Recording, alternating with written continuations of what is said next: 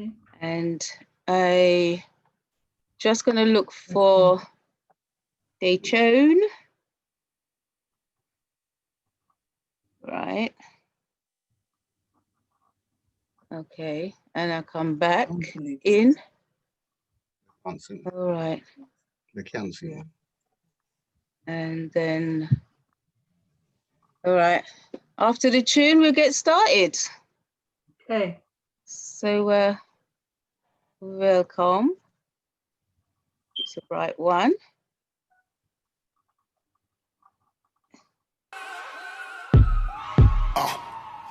Bada. Hey yo, no matter where I go up and down the country, everybody's asking the same questions. After the marching and the protesting, what's next, bada? What's next? Well, all we need is one voice talking. We've been screaming for justice since the slave ships were brought in. Now the world's caught wind of what it's like when the system's racist and you're black and you're caught in it. No matter which patch I go, up and down the country, it's beautiful seeing black businesses grow. The same questions on everybody's lips though. After the marching, protesting, and what's next, father? That's why we need one voice, a nationwide collaboration, and really we got no choice. Cause they love to see us scattered and separated, but we know unity is where power's generated. Trying to line it up for the next lot who's melanated. When we get together, Lord knows we know they hate it. We've been on the ropes like ducking and we're weaving. We can barely cope, but we just keep breathing. It's time to punch back, let's go. I'm flipping everything. Soul's on fire right now, I'm spitting everything. Every black business I know, I'm linking everything. North, south, east and west, on these, let's bring it in. We're frustrated, no doubt, cause up until now we couldn't see a way out. If you really wanna fight to change the system around, this is what Badder's about, only the time is now. One voice, one voice. All we need to sow these seeds. One voice, one voice. We'll be marching through these streets, these streets. One voice, one voice. I swear this pain runs deep. One voice, one voice. To all my people. All we need is one voice for the youth. They ain't got many options if we're really gonna speak the truth. We're quick to say they're rude, but if you listen a little closer, there's pain in his attitude. My younger, you ain't gotta fight your brother. Let's take that energy and both fight the government. Young sister, you ain't gotta be no IG model. Don't you know the crew got you, sister? Give her a cuddle.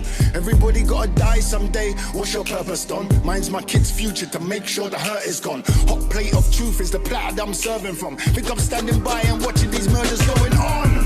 Look, so all community leaders, all public speakers, all master teachers, anybody with influence, chat to your people. Malcolm X was the preview, this is the sequel. By any means necessary, fight for my people. Look how much Marcus Garvey did without no streaming. Then I'm steaming, ancestors no more dreaming. We gonna unite the whole of our people with one voice, one voice. All we need to sow these seeds. One voice, one voice. We'll be marching through these streets, these streets. One voice, one voice. I swear this pain runs deep. One voice, one voice. To all my people. One voice, one voice. All we need to sow these seeds. One voice, one voice. We'll be marching through these streets, these streets. One voice, one voice. I swear this pain runs deep. One voice, one voice. To all my people. It's time to start having them uncomfortable conversations. Time to take the initiative. Time to lead the way. It's all about coming together. One voice, one momentum, one people. Time to start the conversation.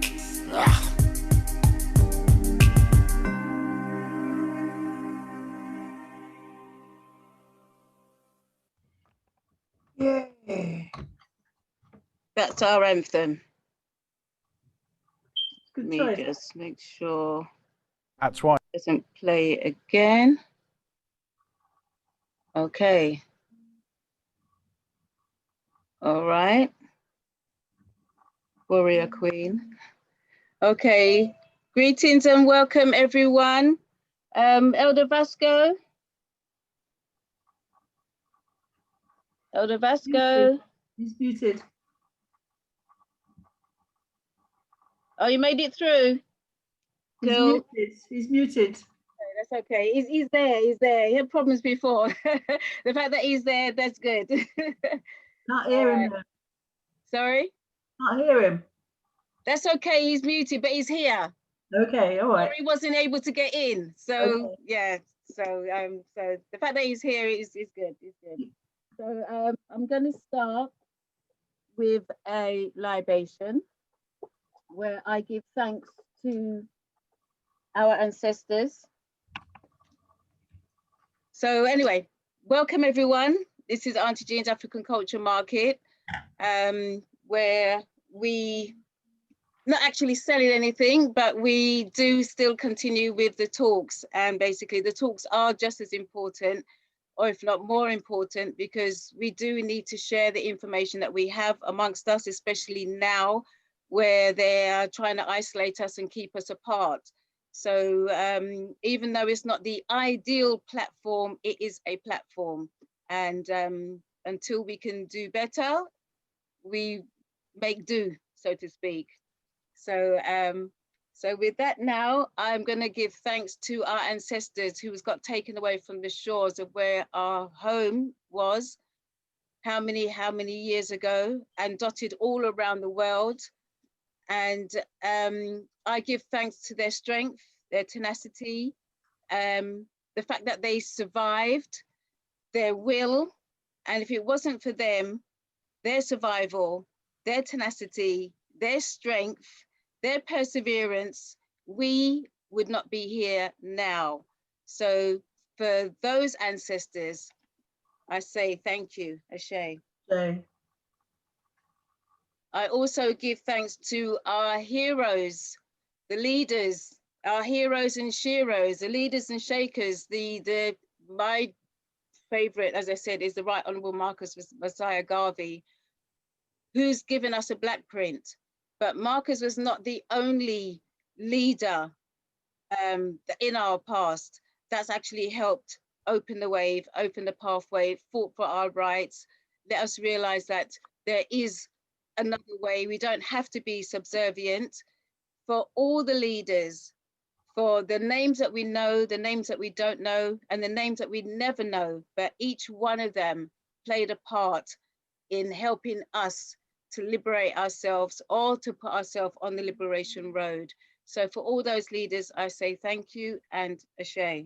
Ashe.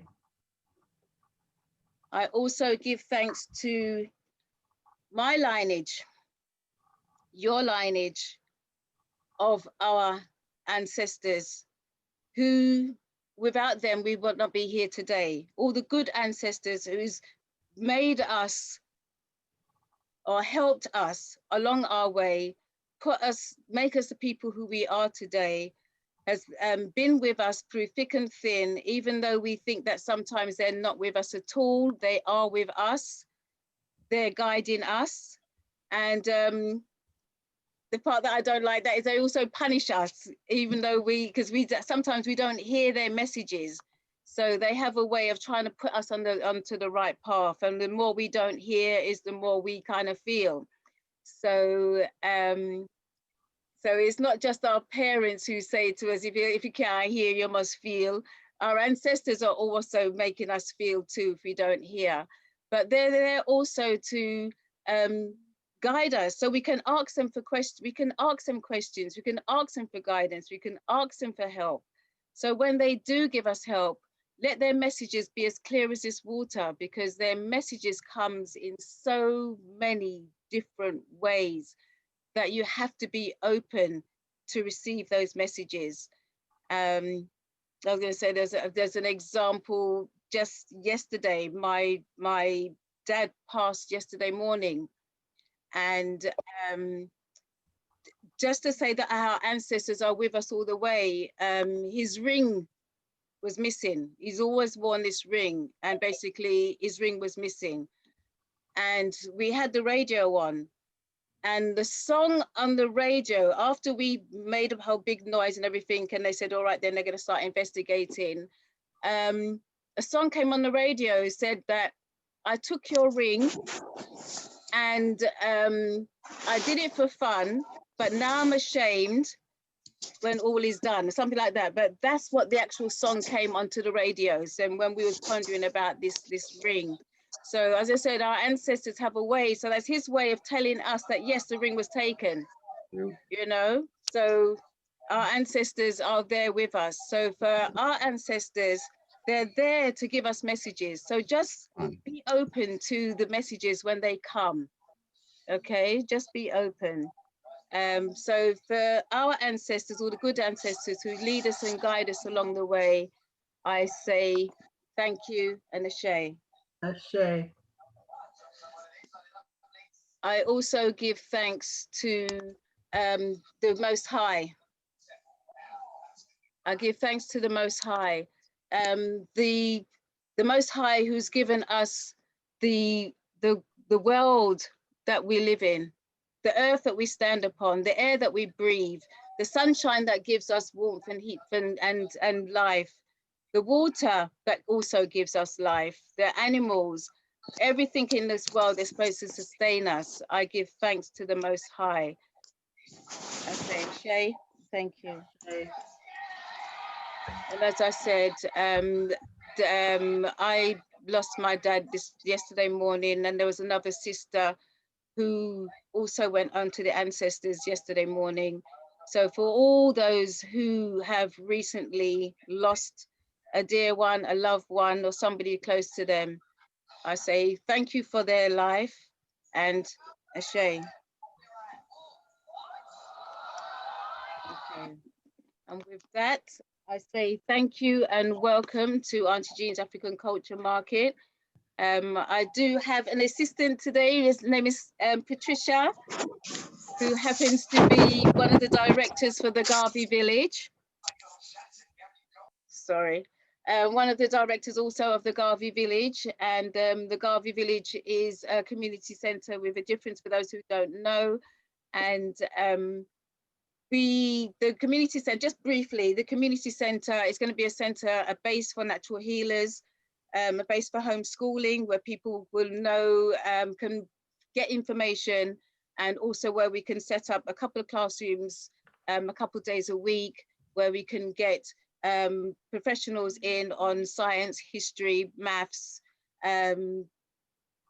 whatever, so that the children can sort of like get the extra curriculum in. Also a base for Saturday school, after school, and also training programs for the youth coming out of school and the youth coming out of prison. Because when I left school, we had, the girls had sewing, the boys had woodwork, we had cookery classes, the boys had metal work, so that when they actually left school, they could actually go in to do something and actually earn some money straight away or go into an apprenticeship. Now there is nothing. They have to go to a college or something to learn. So we want to bring back the basic skills so that people can actually sort of like be their own bosses and give them a little start. Also a place for social activities for the elders and social activities for the youngsters, and bring the youngsters and the elders together. And one of the projects that we like to bring the youngsters and the elders together is to get the youngsters to document the stories and the life stories of the elders, because a lot of our elders are actually dying with all their knowledge. And when they die, it's like a whole library's gone with them. You know, it could be health remedies, it could be, you know, different things that our elders, the experiences our elders have gone through, that needs to be documented.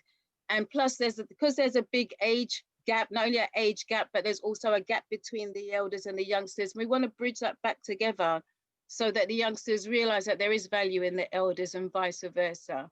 So that's just a little bit of the Garvey Village. So with that, I'm going to move on to our first presentation with our Elder Vasco Stevenson. And Elder is going to be telling us about the current affairs that we're going through now. So he'll be giving us updates and information that we need to know. So Elder Vasco Stevenson, are you ready? He's muted, Jean. Can you unmute yourself, Elder? Unmute yourself, Elder Vasco. Yeah. Can you hear me now? Yes, Yep. we can hear you now, but I can't see you. Oh, right. You've got a choice then. Can you, do you want to see me or hear me? Which one? We want to hear you. Okay. The, So mi- how the we minute, gonna I, s- the how we minute gonna I s- type, the minute I typed in unmute, the video stopped. Okay, so it's one or the other. All right then. I mean, not unless you got something to show us. Well, the thing about it is that I'm Oh, we are there. You done it. We can see you. We can see you. You was just more tricking by- us, more by- really, weren't you? more by accident than design. Okay. The ancestors All right. are with us. Absolutely, absolutely. Yes. And my condolences to you, Auntie Jane. You know, but your dad is still here, as you rightly said. Although Yes. he's joined the ancestors are in us and we in them. Yes. Totally correct. Yes. Thank Right. you. Now, forgive me, but I cannot show you anything this evening. So, Okay. because that is on the computer and I'm doing this on the telephone, right? Right. Now, what I want is for you and the audience, everybody else, to listen very, very attentively to what I'm going to say. And what I have to say is up to date. A lot of it came in on Friday, right? Which is 2 days ago. So you can't get more. I love your hot off the presses. Yes, it is still steaming. You don't you see me moving the steam from in front of my face. And this, no, and this is only a bit of what is going down. So it looks as though I may have to do a number 3 and a number 4 because events are moving so fast. Wow. And things are becoming so dangerous that we have to be very aware of how it's playing out and how it's likely to affect us. Okay. Everybody heard that? Yes, yes. Good. So pay very close attention because I'm going to be reading this off the PowerPoint presentation I was hoping to make. But as I said, because I'm speaking on the phone, I'm going to be reading it off the computer. Okay. Now, what is interesting, I don't know if you've noticed that wherever you go now, streets are being closed off. Yes. Right.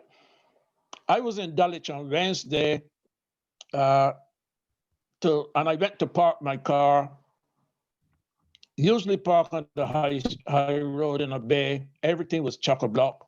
And when I looked around, all the side roads that I usually park in had these iron bollards blocking the roads.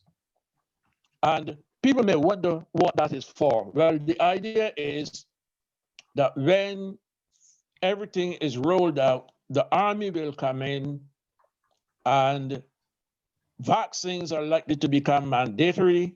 So they're trying to ensure that people cannot move around. They'll be Okay. contained by the army and forced vaccine. Okay? Right. Right. Now, so let me get on with the presentation and I will give you some ideas as to what is really going on behind the scenes. Okay? Let me begin by quoting perhaps the best naturopath in the world, and he's also an allopathic doctor, Dr. Joe Mercola. And this is what he put out on the 28th of October, which was Friday, yeah? Right. Friday, Thursday? Right, anyhow. Okay. Thursday. 28th was Wednesday. I was it Wednesday. I'm Thursday. wrong as well. Okay. Right, okay. This is what he said. COVID-19 is a false flag to reset the world. Because you may have heard me mention that there's a great financial reset taking place behind the scenes, yes? There's a lot of Right. talk about reset. Yes. Right. What you need to know about the Great Reset. The agenda has nothing to do with health. So this COVID agenda has nothing to do with health and everything to do with a reset, which is designed to control you like a drone via technical surveillance while the world is run by self-appointed elitists. That's what Dr. Joe Mercola said, okay? And in October on October the 16th, a journalist called James Corbett broke down this new social contract, which is known as the Great Reset. And it is a contract, a social contract that ties us in through an electronic ID linked to your bank account, your health records, and something called a social credit, which is up and running in China. Okay? And this social credit ID will dictate every aspect of our lives. While the COVID pandemic is being used as a justification for the Great Reset movement, the agenda has nothing to do with health and everything to do with a long-term plan to monitor and control the world through digital surveillance and artificial intelligence. And really, at base, he said, the Great Reset is nothing more and nothing less than a great propaganda marketing rollout campaign for a brand new would-be global elite who are trying to shove down the public's throats its new world order agenda. You understand that? So this Great Reset is just the new name for the old, for the global world order, the new world order. Okay? Yeah. Can everybody hear that? Yes, we Yeah. did. Right. So just communicate a little bit with me to know that let me know I'm getting through. Okay. All right. Yes. Now I'm going to give you a quote, and I'm going to ask you who said it because I want you to interact with me because there's no visual as such. Our digital strategy, embedded within the wider industrial strategy, sets out the 7 pillars on which we can build our success. And inside that fits our 5G strategy, like a set of Russian dolls.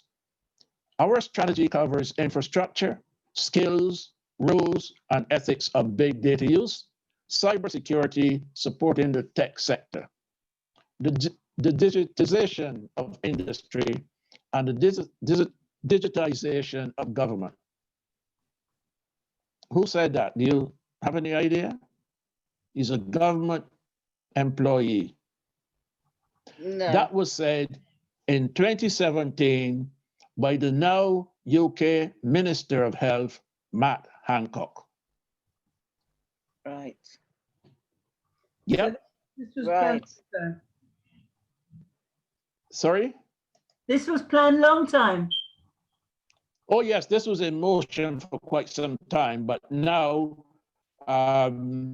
there's a very narrow window, yes, and I'm going to touch on that at the end of the presentation about this narrow window of Yeah, because I was opportunity thinking, what to get out can of we this. do? Yes, we need that. All right? Yeah. Now, part of this, you remember the one world government, the one world cashless society, yes? Yeah. And one world army, one world religion, and the elimination of all people of color. Right. That is still the agenda. Okay. And it's very much like a snake going behind the bush, shedding its skin, comes out with a brand new shiny skin, and you forget it's a snake and you go and hug it up because it looks bright and shiny. The basic characteristics don't change. Right. The animal remains the same. Okay? Yeah. The government here in the UK plans to legislate to protect cash. That's what it says. And as part of this, the Financial Conduct Authority could be given a beefed up role in overseeing cash. And this comes from the consumer magazine, Which. And it supports the idea that the Financial Conduct Authority should be given that opportunity. So here in the UK, they're not talking at the moment about a cashless society. But what they have done so far is taken all these government institutions and quasi-institutions like the organization that oversees betting, for instance, traffic wardens and all of those different people. And they've given all these organizations authority to be able to enter into your house at will. They've also given them authority to commit crimes at will, even to murder people at will, if it forwards the agenda they're trying to implement. Wow. That last bit has actually gone through the House of Commons. It went and is now, through. I'm sorry? That went through. Went through the House of Commons and is now in front of the House of Lords. Crazy. Well, you Right. name it. That's a mild term for it. Right? Mm. And people are going into Revolution. places, people are going into Yeah. places to buy food, right? Yeah. And a lot of places are saying, no cash, we only take cards. That's true. Yep. That's true. Right. Yeah. Okay. And Which magazine also went on to say that they heard from a fellow called Andy Fisher in Beverly, who said, I was told by one shop assistant that cash was a thing of the past when I tried to buy some stationery, which made me feel uncomfortable and patronized. I feel that coronavirus is being used as an excuse to get rid of cash, but lots of people locally still need it, such as the elderly or vulnerable. Right. And this was posted by Yahoo on the 28th of October, only a few days ago.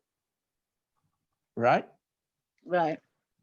And they're covering all of this up by saying, oh, we really want to get back in harmony with nature. That's a Yep. joke. Well, to say it's a joke is putting it mildly. Now, lockdowns, according to the New York Post and other media outlets, lockdowns are a failed experiment, especially from a health perspective.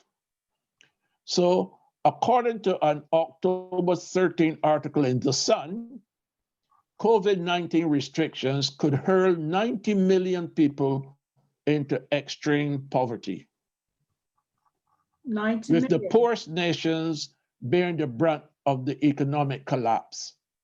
The New York Post also went on to say that COVID-19 lockdowns were a risky experiment that failed and have proven deadlier than the virus itself. Believe that. Okay? Right. Yeah. Now there is another issue here, and this one I entitled the coronavirus fraud. And there is an organization that has been set up. It's an international network of legal experts and health professionals, and they are preparing to launch the largest class action lawsuit in history against all of those people responsible for the global lockdowns, from local policymakers to the World Health Organization and everyone in between. So these barristers and health professionals have started a lawsuit against those responsible for COVID. But a lot of those lawyers and doctors are turning up dead. Are they? No. They started them already. Yeah, a lot. No, well, doctors and doctors, especially those practicing natural remedies, have been killed. This is going back in time. Yeah, Yes? yeah, Back yeah. in time. This is not something new, all Mhm. right? So we have to bear in mind what's going down. But so many people are beginning to speak out against it now that they're not killing people at this point in time. This happened quite a few years back. Mhm. But there's a groundswell of opinion. Scientists. I think somebody's probably messaged him or called him.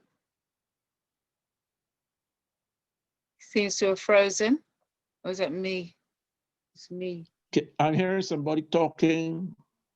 I thought you were asking a question. No, I thought you froze, but I think it was me who froze. All right, okay.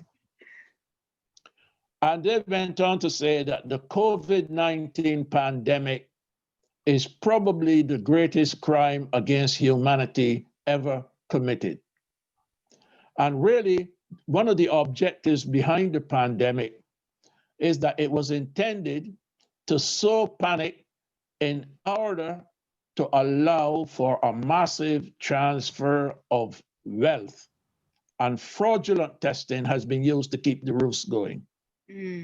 So there's been a massive shift in wealth to the globalists and those who are their foot soldiers. And do you not think that it's not just wealth, but it's land? Land is wealth. Because when poverty is a weapon, when a lot of people die out in an area, who will then go in and have ownership to those lands? Yeah, this has been going on for quite some time. Extortionate money lending, and then when you can't repay that, they come and they seize your assets, yes? So they create money from thin air, which is fiat money, which is not real currency. They lend that money to you at exorbitant rates for you to buy a tangible asset, a real asset.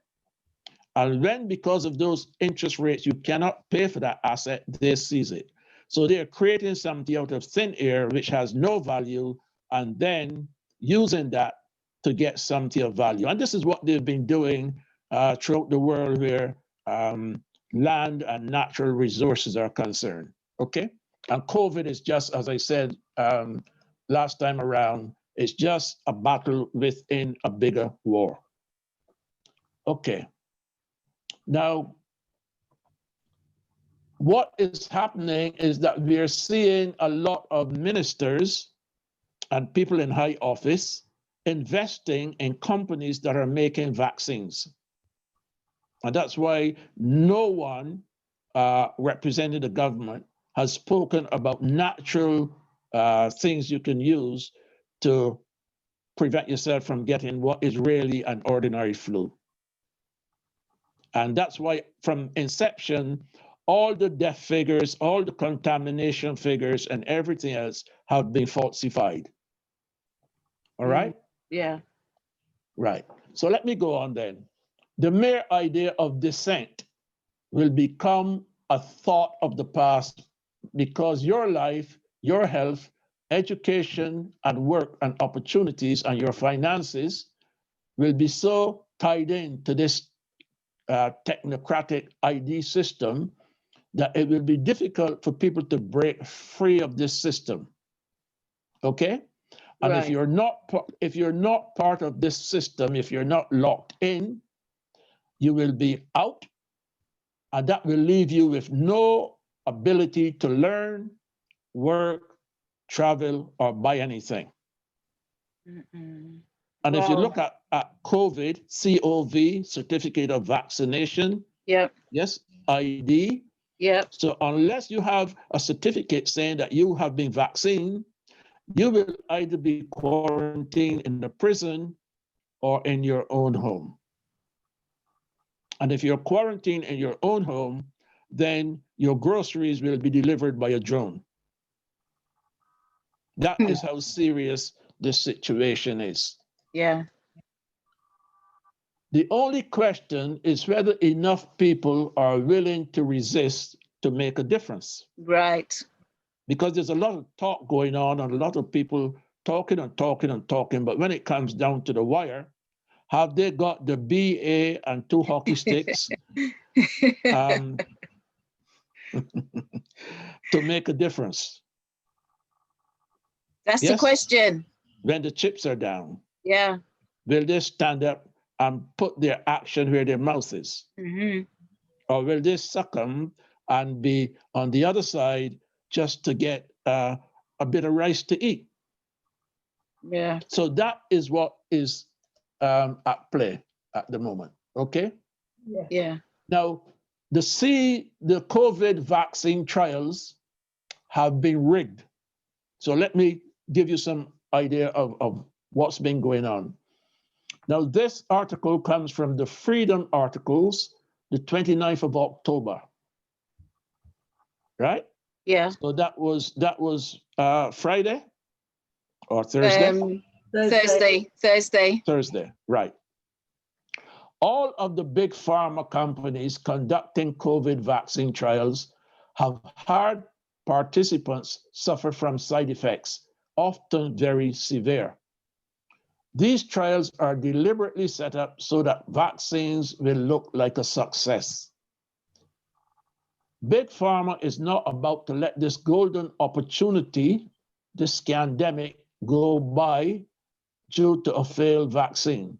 And what will happen is that these vaccines, normally which take about 7 to 10 years and longer to come into being, are being rushed out.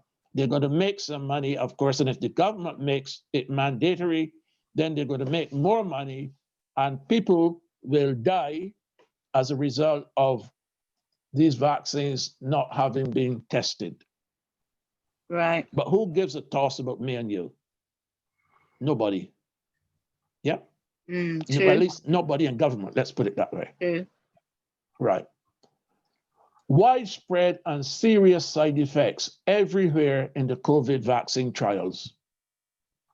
And there's one being developed by a company called Moderna, which led to a participant developing a fever of more than 103 degrees. Wow. And later fainting in his home. In their phase 1 human trial, 100% of the volunteers in the high dose group suffered systemic side effects. Systemic side effects. That means that their organs, their system, yes, crashed. So they suffered from fatigue, chills, headache, muscle pains, all kinds of different problems, right? And this vaccine has a 20% serious injury rate. Okay? Yeah. And one guy went home and said that he felt the sickest that he has ever felt in his life after he took the vaccine, right? Were these people voluntary? Yes, these were volunteers, yes. But most of these volunteers are students or people out on programs. Yes, yeah.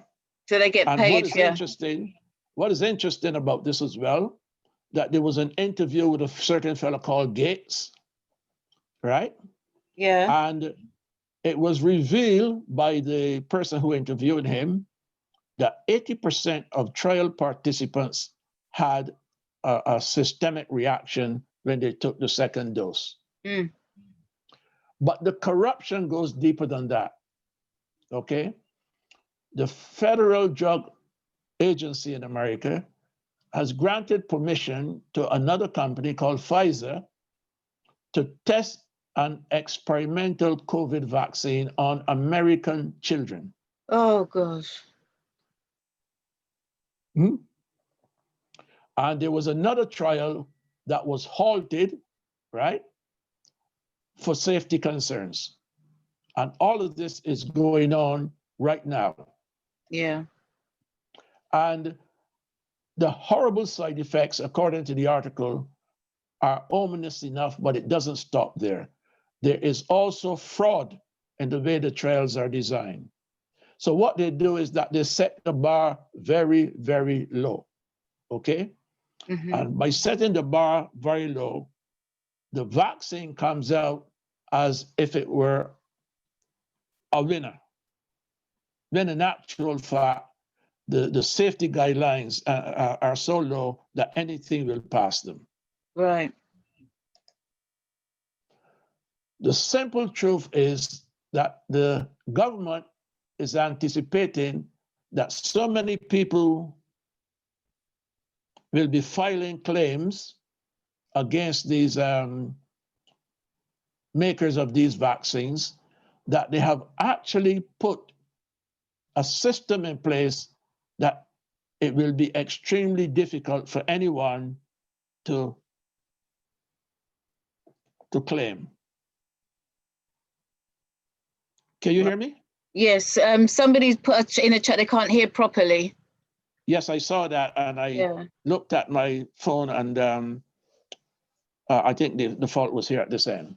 Okay. So the idea is that they have put legislation in place that if you claim against any of the companies making these vaccines, it is going to be extremely difficult for that claim to be successful, because you have so many hoops and everything to go through, so many different avenues to go through, that you'll probably die before you actually get to the end, Wow. of your claim. All right? Mm-hmm. Right. Now, in June, scientists who are doing at the Center for Disease Control in America made 2 admissions. They admitted that the virus is, listen to this, the virus is a computer-generated fraud and not a real entity in people's bodies. Mm-hmm. It's just a flu. Yeah. Yep. But they hyped it up, and everything is a computer-generated fraud, right? And they went on to say, by their own research, it doesn't infect human tissue. Really? Yeah. And as I said earlier, this is all designed to cover up the Great Reset, which is taking place. And this second wave of virus, because the talks that are going on behind the scenes with this Great Reset broke down when they were expected to come to a positive conclusion. And that's why we're hearing now about a second wave of virus coming in, because the talks have resumed again. And they need the virus to cover these talks that are going on behind the scenes. Right. Right? Yeah. Right. The shocking thing is that using their own methods, the virologists found that solutions containing SARS-CoV-2, even in high amounts, were not effective to any of the 3 human tissue cultures they tested. So people were not becoming infected by anything they put out from the lab. And in plain English, this means that they prove that their new coronavirus is not infectious to human beings. Yes? Okay. The virus itself is fear, F-E-A-R. That's right. That is the virus. Okay? So the next time you're on a bus or a train and somebody tells you about a coronavirus, I would suggest that you could get hold of some of this data and give it to them and ask them if they themselves do read this alternative information that's coming out. And that's part of the reason why the government is trying to increase the fines, all done to intimidate people. Oh, I can't afford £200. And if you travel on Anglia trains, it's £1,000 if you're caught without a mask on. So you may not be able to afford to pay the government £1,000 every time you're caught without a mask.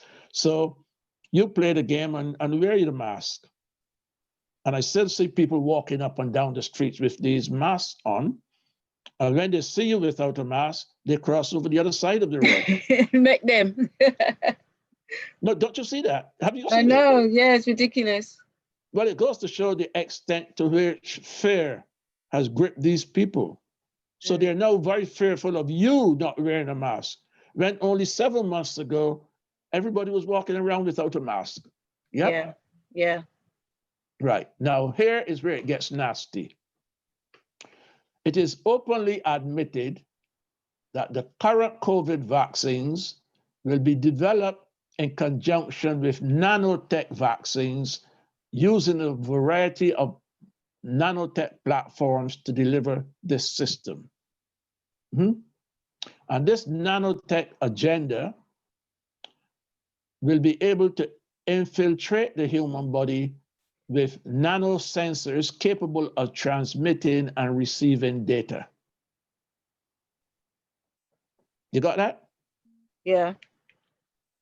Nanotechnology is where they're going with this, but it wouldn't be a vaccine for COVID. It will be a vaccine that will implant in your body nanosensors capable of transmitting and receiving information. I mean, Boris Johnson Right. even said that, didn't he? He just like said it in a matter of fact kind of speech, but it seems like it's gone over everybody's heads. Well, you can tell whose heads it's gone over because they're still wearing masks. Yeah. Yeah. The coronavirus is working hand in hand with nanotechnology. All right. And there's a fella, I mentioned him earlier, and he wrote an article, and this article was entitled Hydrogel Biosensor, Implantable Nanotech to be used in COVID vaccines, right? And what it is sensors in your body. They're going to implant these sensors, and then hopefully they will use them with the 5G smart grid that they were rolling out. Yep. Yeah. Right. And what is also planned is that a lot of people living in urban areas, in towns, yes? How easy is it to spread a virus in a town? Especially when you have high-rise buildings cheek by jowl with each other. It's quite simple and easy. Just release it in the air or send over a few drones and drop it. And then what they can also do, because you're in an urban situation, they can cut off your water supply. They can cut off your food supply. Yes, they can cut off your electricity supply quite easily and keep you under control. Am I right or wrong? Yeah, you're right. Okay. Right. Right. That's why I fear those people in the tower blocks, because you know they've put the doors on that you got to get the a code thing so the doors open. Yes. Because my mind from years is saying that when they're ready to lock people in, you're locked in. That's right. You're not going to be able to get out. That's right. Now listen to this report that came out in 2017 from Italy. And it goes by a long name, New Quality Control Investigations on Vaccines, Micro and Nano Contamination. And it details an astonishing array of nano contaminants in vaccines, including, listen to this, particles made of lead, cadmium, cerium, iron, titanium, nickel, zirconium, hafnium, strontium, tungsten, gold, silver, platinum, antimony, bismuth, and aluminum. Now, how the devil is your immune system going to cope with all this foreign, alien, non-human stuff in it? Well, what's likely to happen is that these things are likely to sink deep down in the cells of your body. Right. Your immune system is going to try to remove them. Yes. It is not going to be successful. So what will happen is that you will have what they will call, what do you call it? Autoimmune disease. Okay. You will have a permanent autoimmune disease because your immune system will be constantly trying to get rid of these contaminants without any success, and it will keep on trying all the time, which of course is what an autoimmune disease is. Okay. Right? Yeah. So that is where they're going with this. Can I ask a question, please, Vasco? Is our melanin in any way helpful towards this? Because I thought it was the radiation from the 5G that is stifling the immune system. So does our melanin have any pros or in this? Well, that is a very important question, a very, very good question. And it is something that I've been trying to get information on for the longest time. But most of the information we can get about our type of melanin is very superfluous. There's nothing, no depth to it. All of that has been hidden. Yes? Can you hear me? Yeah. Right? All of that information about our type of melanin has been hidden. You'll notice that when they talk about the pineal gland, they talk about 3 hormones that it produces. They never talk about melanin. Right. They're always talking about melatonin, serotonin, and DMT, but they never mention melanin. Yep. They Right. keep all the information about our type of melanin secret. I was Because we listening have to Dr. Sorry? Sabi talk. I was listening to Dr. Sabi talk about the immune system and our melanin, and the fact that we reboot a lot quicker than they do. Yes, but if something is deep down in your cells, no matter what kind of melanin you have, and melanin is right in your cells, not just a skin pigmentation, your autoimmune system will still try to get rid of it, but without success, if this goes ahead. Yep. Okay, so what is happening, what I want to introduce to you now is the similarities between this COVID-19 and what happened at 9/11. Yeah? Right. You remember 9/11? Yeah. Right. Inside job. Right. So there's I've been able to come across something like about 16 different coincidences or relationships, if you like.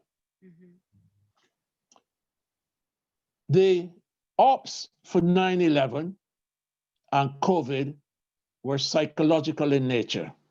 Agreed? Right. There's a pattern of manipulation. Yeah? The people were manipulated Yeah. to see, to bring out what was going on. But here is something else now. It says that many nations around the world, including Canada and Australia, are making moves to roll out the next phase of the operation, which involves digital identities, biometrics, and digital vaccine certificates or immunity passports, just as Bill Gates foretold all those months ago. And wherever you go, you see this character turning up. Even in Jamaica, he's turned up. More than Right. once. More than once. Now, here's the first similarity between COVID and 9/11. Mainstream media and governments rev up fear with incessant coverage and propaganda. That's true in both cases, yes? Yeah. Because the mainstream now, all you can hear is about COVID, COVID, COVID. It is not telling you about people across the globe who are rising up against their governments. Nope. It is not telling you about the yellow vests in France who are in their 2nd year of protests. It is not telling you about the number of children who have been freed from pedophilia and sex slavery right across the globe.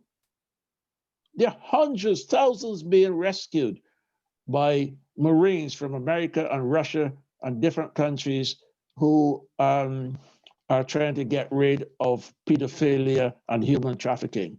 But you would think that that would make news in the media.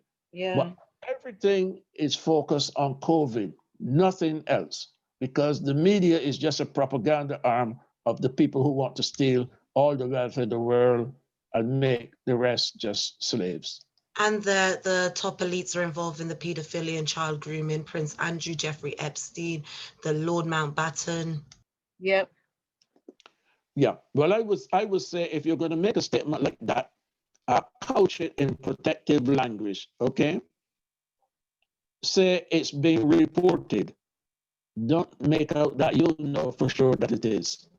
Otherwise, somebody listening in or hearing about it can come and sue you and arrest you for slander or something like that. Be very careful, okay? Am I right? Yeah, she put a thumb up. Yes, yes, yes, you are. Yes. Yeah. Okay. Always quote a source. Yes. Right. Now listen to this. The World Health Organization, which is owned by Bill Gates, according to this writer, predicted an infection fatality rate of 3.4%.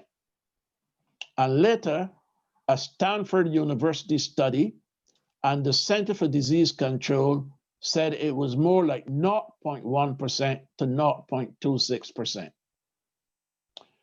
The Gates-funded Imperial College predicted 2 million Americans would die when only around 225,000 have died.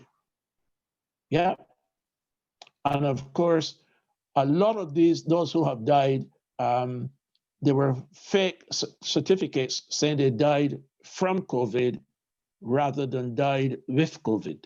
Yeah. So all the figures have been manipulated and, contorted to suit their agenda, right? Yeah. Now, the second similarity is that the reaction by governments kill more people than the event itself. What governments do, lack of activity, lack of correct activity, have actually resulted in more people dying than should have died. And that happens in both cases. Right or wrong? Right. Now, 9/11 was the onset of the Third World War, which has been put out as a war on terror, but in actual fact was a war on humanity. Yes, which is where we are at the moment. Yeah. Now, 9/11, which was a war on terror, according to them, actually resulted in 1 million people in Iraq being killed. Wow. Women and children. And I saw a recording of the then American Defense Secretary, a woman called Madeleine Albright, and she was being interviewed, and the interviewer said to her, "But Mrs. Albright, your actions killed 500,000 children in Iraq. What do you think about that?" And the answer came back, well, if I had to do it again, I would. Wow. Heartless. And these people are walking around free. Yeah. People are walking around free, okay? And we have something similar here with COVID. We were told that the lockdown would be for 2 weeks, and once the curve was flattened, yes, Yeah. everything would go back to normal. So it's now over 7 months. And we still haven't achieved herd immunity. Right. Well, there's a school of thought that says we will not achieve herd immunity now. Yep, that is being called into question, right? And everybody knows what herd immunity is. Sorry. Everybody knows what herd immunity is. Yeah, when you go out amongst each other and basically, you Experiment News, groups, yeah.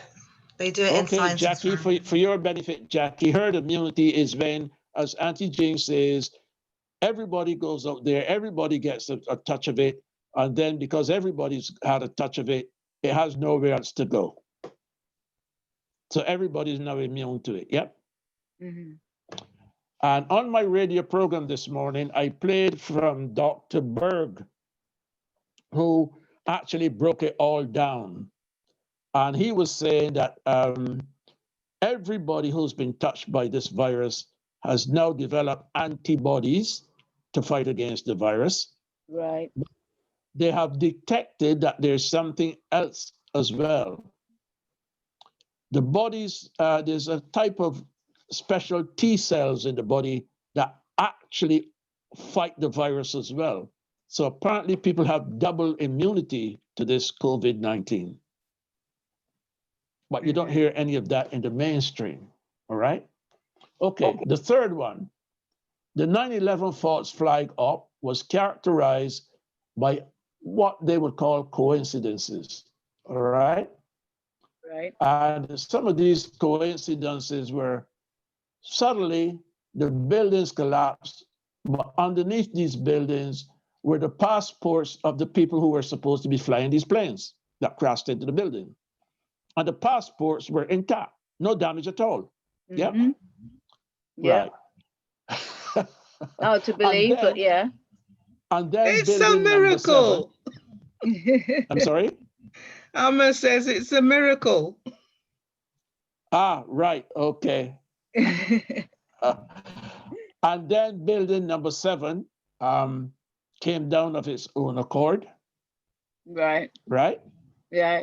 And then we had pilots and people who make airplanes saying from the angle that these so-called planes went into the building, Mhm. even professional pilots of jet planes couldn't make those maneuvers that took those buildings in. So it was all a hologram, Yeah. but the dynamite and whatever they used, explosive to bring the buildings down, had already been planted. Yeah. Yep. It is a demolition because they just went straight down like, demolition. Yeah, a controlled demolition. yeah. All right. But what was also intriguing about it is that certain people got telephone calls that they shouldn't fly on certain planes and they shouldn't be in that area at the time. Yeah, or even in the one of the twin In the towers. building. Yeah. Yes. Yes. In fact, there was a gentleman in there who ran an insurance agency, and he was a friend, I think, of the president. And he got a telephone call, and the week before, he moved his whole business out. Mm. Yeah.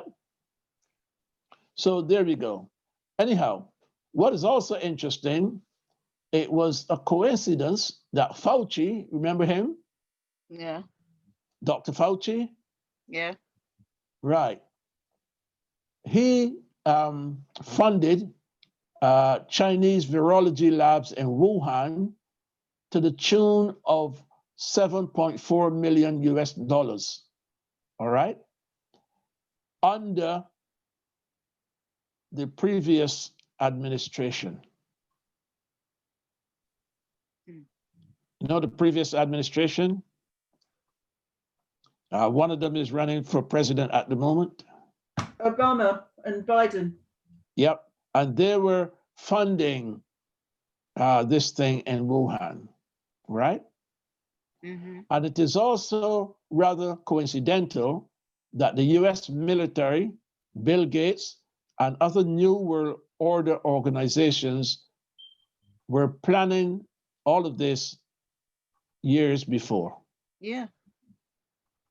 Yeah. So who do you trust? Hmm. And this goes on and on with all these comparisons, right? And here's one. Just after 9/11, on the war in terror, there was an enemy, and that concocted enemy was Osama bin Laden, an Islamic terrorist. Okay? Right. And now, in the post-COVID world, there's a war on bioterror, and the concocted enemy is an invisible virus. Mm-hmm. Yes? Yeah. Yeah. And in both cases, we were told that the enemy could be lurking anywhere and everywhere, and only increased governmental surveillance and control could save us. Yeah. Yet we can't see these enemies. We can't see ISIS either. ISIS is hiding from Corona.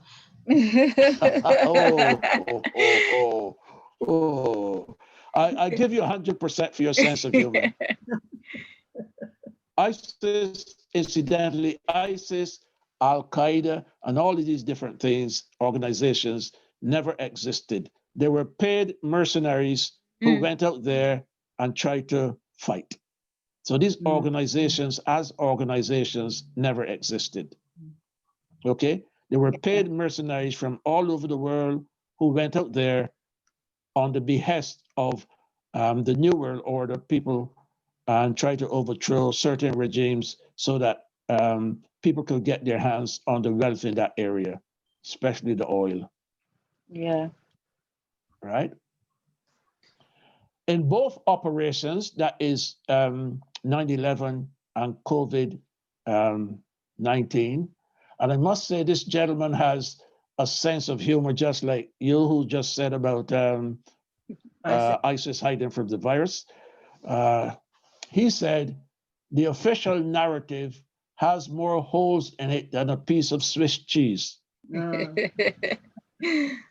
the 9/11 operation, we were supposed to believe the terrorists managed to fly planes into the building with such skills and maneuvers that even that the laws of physics say were impossible, right?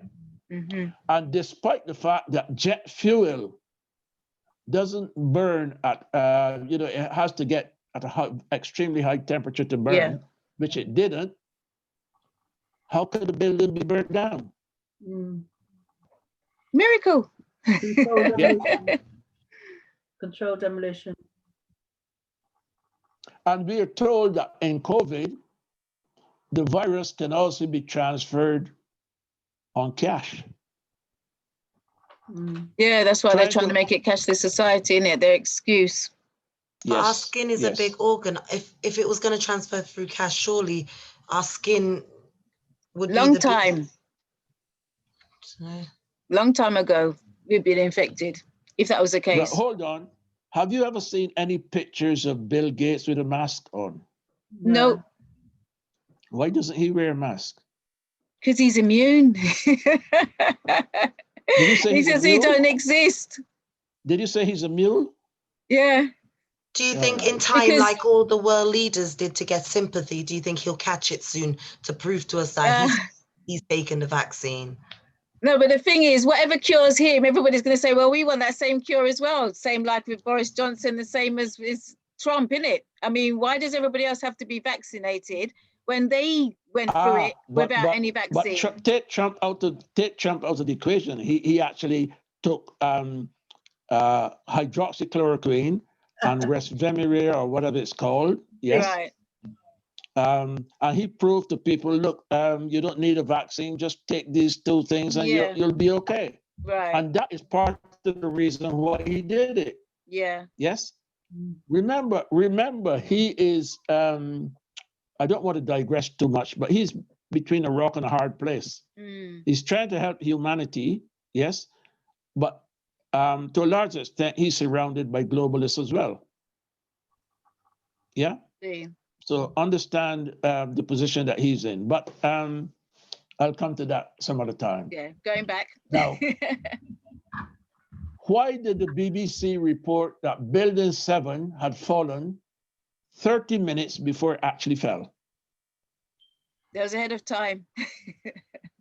And I actually saw it. I saw the BBC reporter, a before female. it actually happened, yeah. Yep, standing there saying that the Twin Towers have been blown down, and the towers are standing up behind there.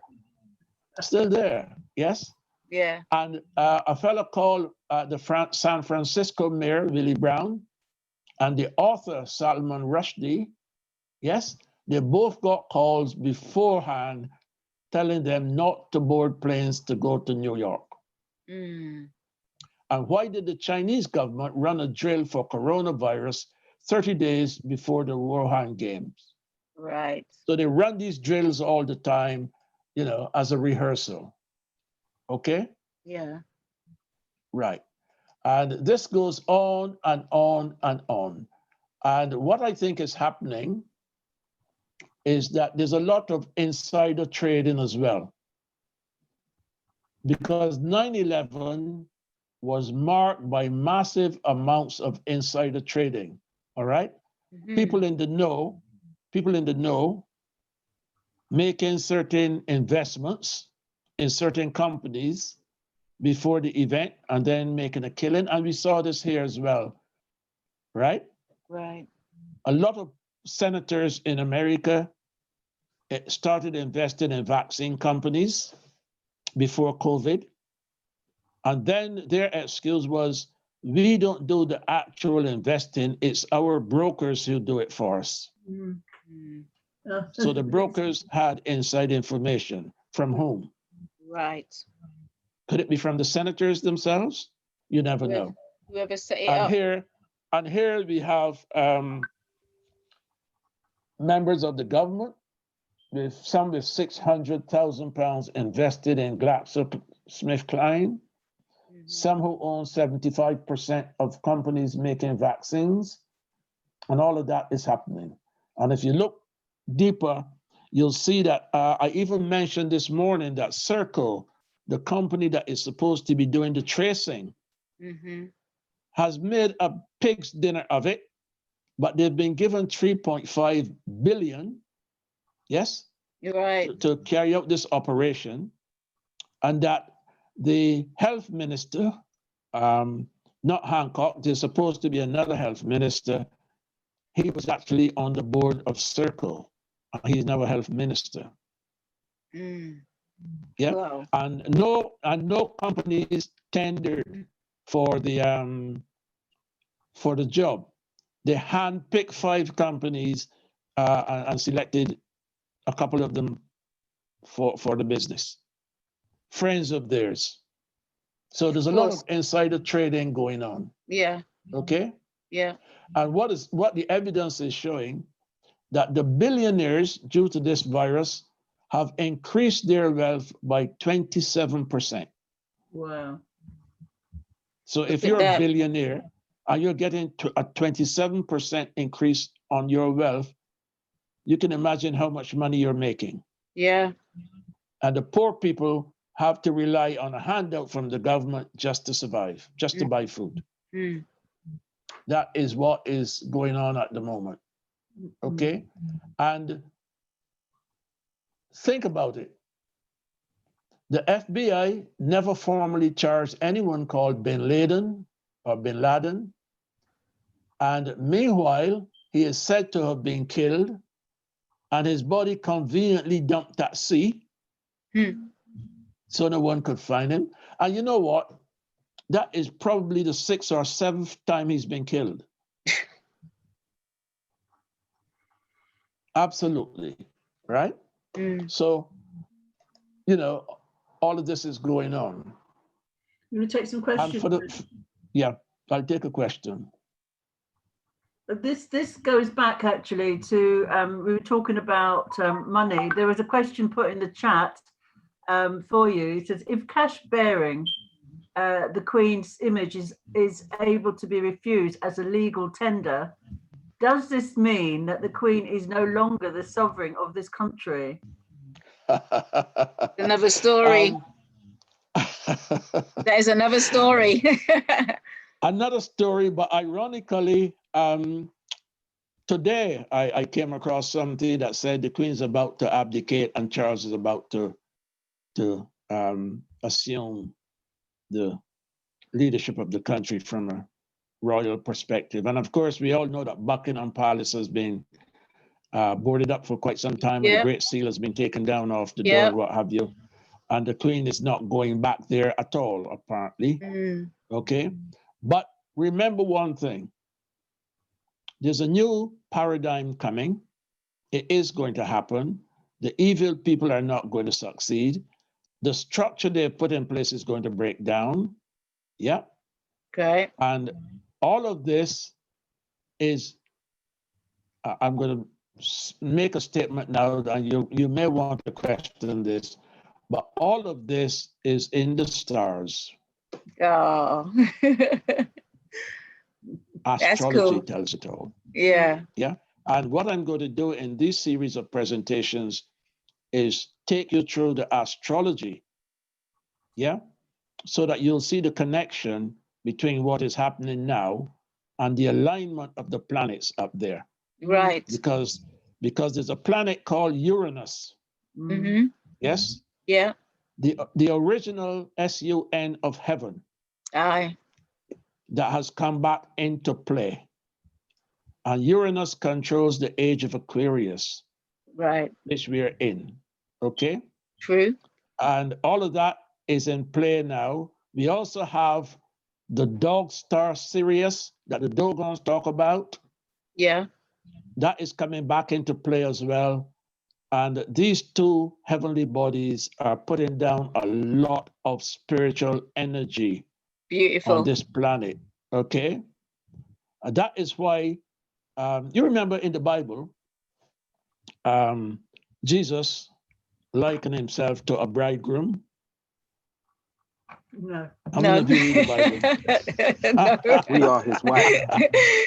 Yeah, and we are his wife. No, the Yeah. earth is his wife. The earth is his wife. Gaia, Gaia. Yes, Gaia. Yeah. Yeah. So Gaia, Jesus was supposed to be the bridegroom, and Gaia is the bride. No. All right. Right. So let me just tie this up for you, because I know other speakers are waiting to come on, and it's just gone 8 o'clock. So let me tie it up for you by giving you a little bit of astrology, just a touch to whet your appetite for when I come back to do that presentation. Hopefully, I'll be able to show you some beautiful slides, which Okay. I've got. The mythology goes like this. Uranus was the original sun of heaven. So if you go to the Bible, every time you see the word son, cross out the O and put a U. And you will see that the Bible is astrology from Genesis to Revelation. Okay? Right. Even in the books of Job and Amos, the Bible mentions Orion, the Pleiades, and Mazzaroth. Mazzaroth is just another name for the zodiacs.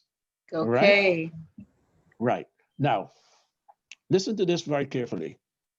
Uranus was married to Gaia. The planet Uranus was married to the Earth. And they had some children.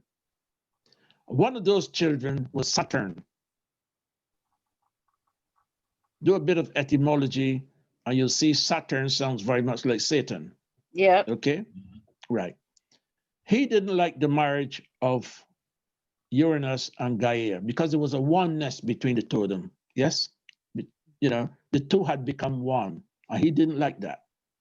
So he got hold of a sickle, and this is the mythology, and then I'm going to show you the astrology of it. He got hold of a sickle and castrated Uranus and took Uranus's place as the son of heaven. Right? Right. Along comes Venus, representing love. Yes?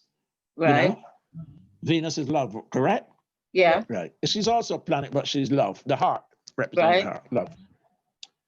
And she was working in tandem with a cyclops.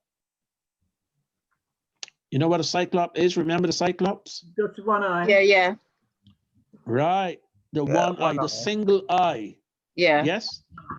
And they were able to throw Saturn out of his usurped position and reinstate Uranus in his position. Okay. Right. What has happened astrologically is that Saturn, representing the age of Pisces, is no longer in play, and we are now under the control of Uranus, representing the age of Aquarius. And Uranus is a planet of disruption. Uranus doesn't like the status quo. He's into individual freedom. He's into spirituality, and he controls the age of Aquarius, which is where we're at the moment. Okay? Could you rewind? Sorry? Could you rewind and just say all that bit again, please?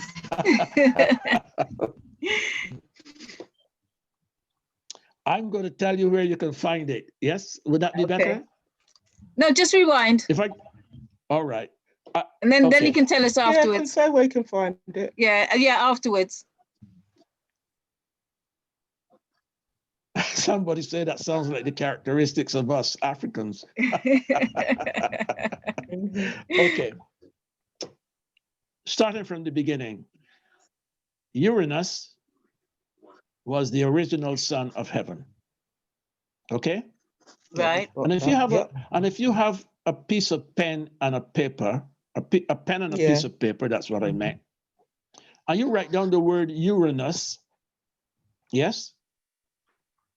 Mm-hmm. And put a hyphen between the U and the R.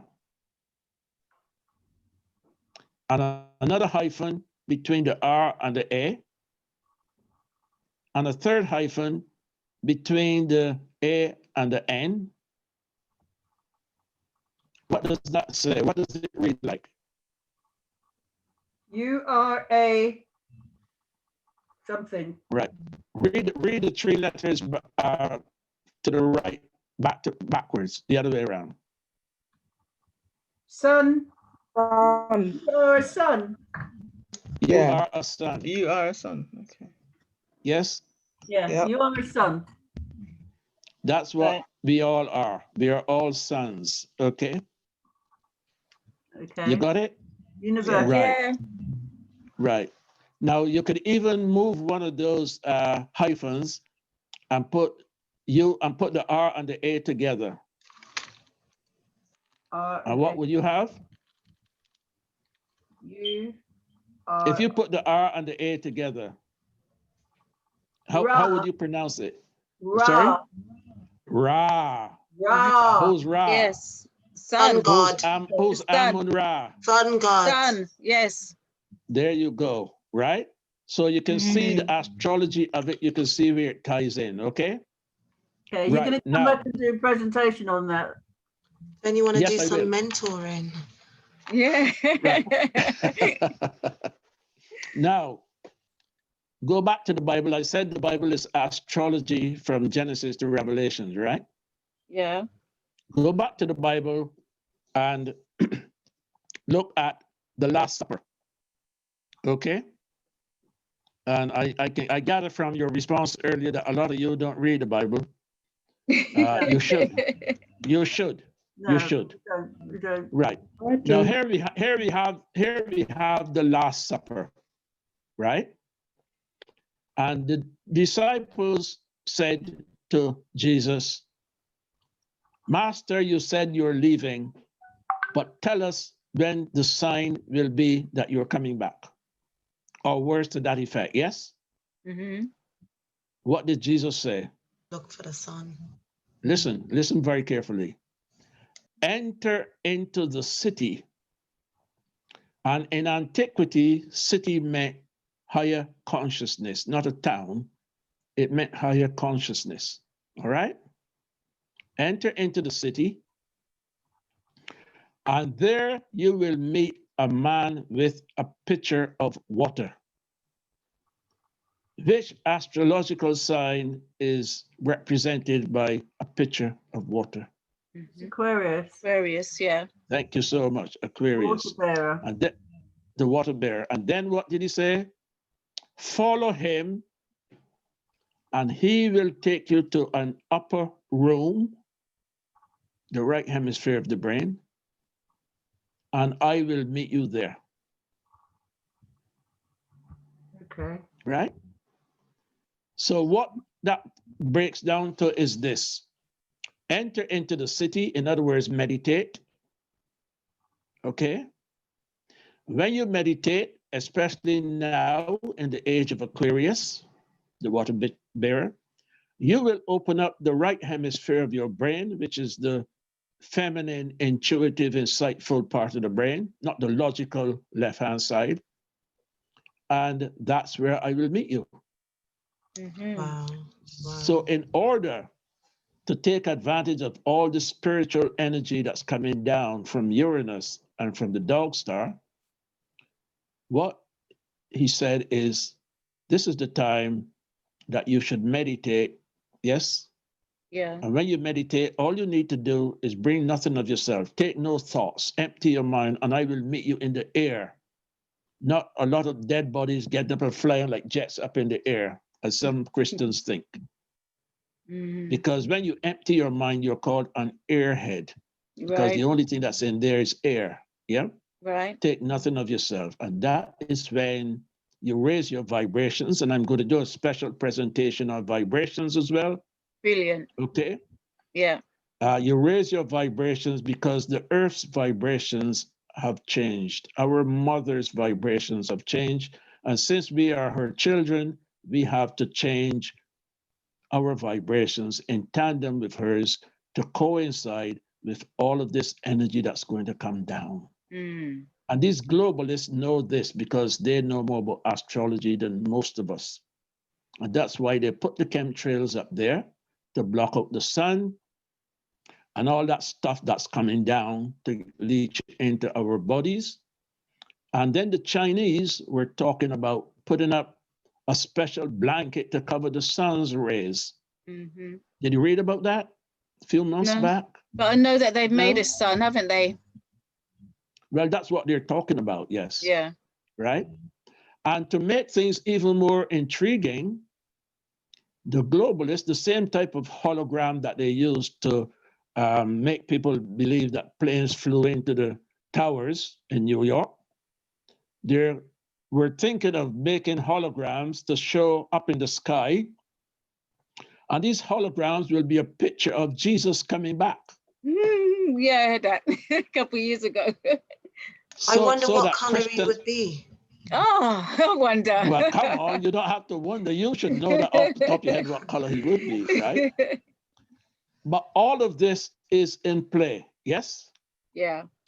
And what is also happening, if you follow the astrological chart of a certain gentleman, you will also find that astrologically, it is no coincidence that he is here and that he's in play. Who Who's am I that talking certain about? gentleman? Mm-hmm. Who am I talking about? Trump? Donald John Trump. Okay. The All right. person who is trying to save mankind, who has been vilified in the press from the day he decided he was going to run for president. Yeah. Mm. Who is going to win by a landslide, and who has taken the globalists and practically destroyed them, because this coronavirus was their last serious attempt. Okay. Now, he has had 25 attempts on his life in the 4 years that he's been there. And he's done a lot for Black people that the media is not telling you about. He's released 4,000 Black people from prison. His predecessor only released 40. Okay? He has just set aside 500 billion to be spent entirely on projects for Black people. And so many wonderful things he's done. And he hasn't even taken 1 penny of his salary. He's given it all to charity. And the Bible tells you, about when the last trumpet sounds. I think people find it difficult to believe that because he's so vilified by the media. Absolutely correct. Absolutely correct, Patricia. Just like we are. Yeah. But I've always admired his honesty. Oh, He yes. doesn't hide his agendas. No. As in, you've had many white men come before us and they hide their agenda. He says it so plain and straight that you could only look at him as ludicrous. Yeah. Real talk. Right. Real talk. And I will tell you something else that came to light today.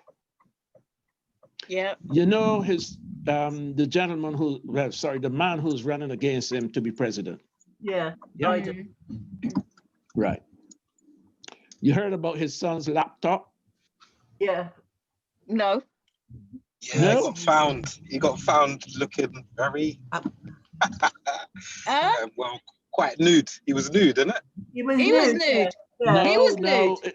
Listen, it's worse than that. Oh.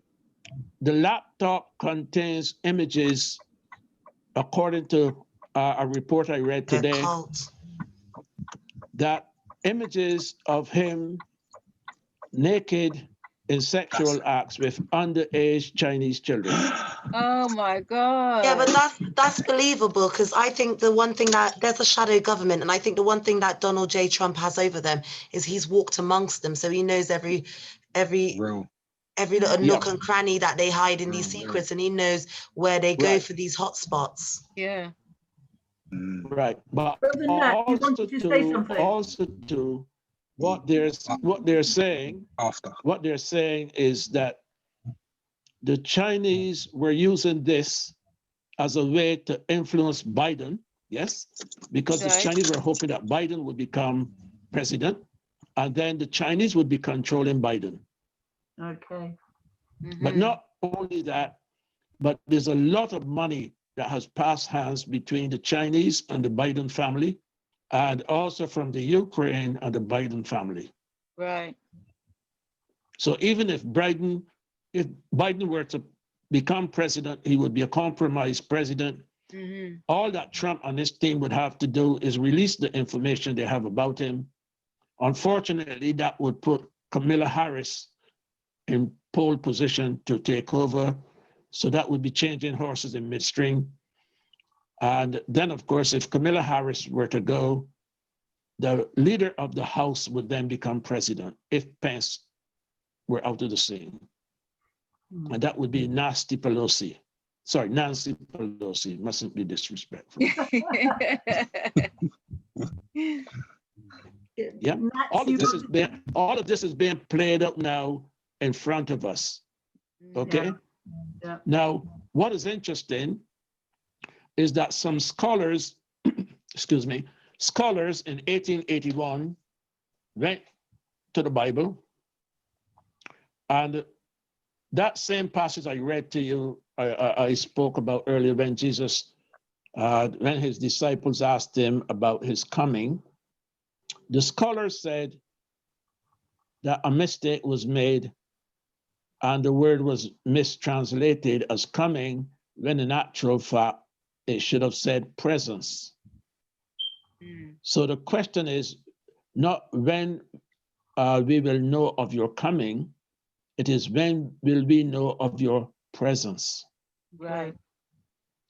And what happened is that on the 21st of December 2012, our sun crossed what is known as the galactic equator, ushering in the age of Aquarius. So Jesus is not coming, as Christians always say he's coming, but never arrives. Jesus is already here. And I'm going to give you the real name of Jesus. Yeshua. Because we know that Jesus, sorry? Oh, can you hear me? We know that Jesus is a concocted name. Yes? Am I missing something? No, carry on, carry on. We know that Jesus is a concocted name, yes? Yeah. Right. Now, based on what I've said about Saturn, Venus, Uranus, and all of that, what would you think the name should be? The person or whoever is back to save mankind. Sister M should know this. Sorry? Sister M should know this. Sister M Queen. Sorry? You've missed Just the say trick. Sister M Queen should know this. No, she said she doesn't. She said she doesn't. Is she there? Sister Yeah, M she's Queen? Well, who was the original Uranus. SUN of heaven? Didn't you say Uranus? That is what people call Jesus, the planet Uranus. Thank you, Nats. Nats. Yeah, no, that is your astrological Jesus.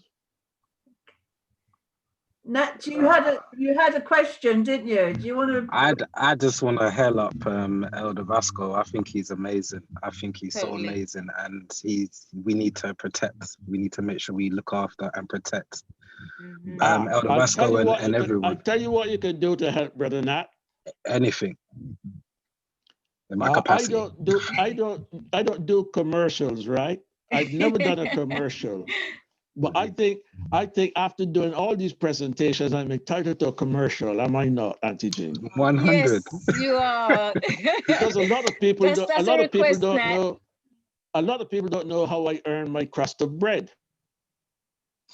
Well, I have scanning machines that scan your body, very portable machines, and these machines will tell me how your organs are performing. And then I will write a protocol for you telling you what lifestyle and dietary changes you need to make to get your body, which is your temple, into a pristine condition to help receive some of this powerful energy that's coming down. Beautiful. That's what I do. You don't have to ask. I've got your number already. I shame on myself for not connecting with you. And of course, I'll spread that to the whole of Galaxy, all of the presenters. It's never a shame. Nothing happens without due time. So you're a presenter on Galaxy? Yeah. So we'll get you in. But again, I'm sure you've been. But also sorry, with all respect, I think you may have a problem. Oh, it's okay. You may have a problem. I don't mind you have to do it another way, Nat. Okay. Yeah. We'll talk. Yeah. But the thing is, one thing, obviously, to give thanks. But I agree with what Sister Sasha touched on from earlier, which has escaped me now. But it's with regards to the fact that we are all, the way that it's been explained, and the Bible being almost like a historical text that we can just find out about ourselves, led me to go on to look up Atum or Amen-Ra, and look up the whole. And I've sent a post in there, and I'm just wondering whether the ancient Egyptians, African Egyptians, nailed this on the head. Did they figure this out? Astronomy. Well, let's. And sorry to open it up again. No, I make 33 different presentations, okay? And one of my presentations is called The Christ Within, right? The Christ Within. Because people associate Jesus and Christ and say Jesus Christ, yeah? To my understanding and my reading, they're two separate entities. Because the Christ Within, if you go back to Kemet, and you mentioned ancient Egypt and Africa, let's give it its proper name, Kemet, right? In mythology, the word Egypt meant confusion, okay? So when people left Egypt, as the Bible will say, and crossed over the Red Sea and entered into the promised land, no people ever left a country in Egypt, in Africa called Egypt. All right? Egypt simply meant a state of confusion. The red, anytime you see red in antiquity, it means emotions. So what it comes back to is the human body. Everything comes back to the human body, the human being. So if you are in a state of confusion and you can get your emotions out of the way, you will enter into the promised land. Okay? And then what falls from the sky is not little wrapped up bits of hovis. It is spiritual knowledge, manna, spiritual knowledge. Okay? So all it's saying is meditate, yes, get out of a state of confusion, because when you meditate, you become calm and composed, right? You know who you are and what you are. A spirit occupying a physical body. You then make the connection, get over your emotions, yes, get over your five senses, and you get into the promised land. And that's when you will get the spiritual energy to understand who and what you really are. Yes. Right. And let me put a little joke in now, if I may. Do you know why Moses didn't get to the promised land? Tell us. Yeah, why? The burning bush of Moses. All right. The so-called children of, the Israelites, yes, so-called, were out in the wilderness. Yep. and they were thirsty and needed water. And God told Moses to speak to the rock, but Moses disobeyed and hit the rock with his cane, yes? Yes. That's what the Bible says, right? He got fed up with his people. And when he heard God coming, he went into a cleft, which is a little cave, a little opening in the rock, and he hid. And God, according to the Bible, God told him to come forth, right? And he came fifth and got disqualified.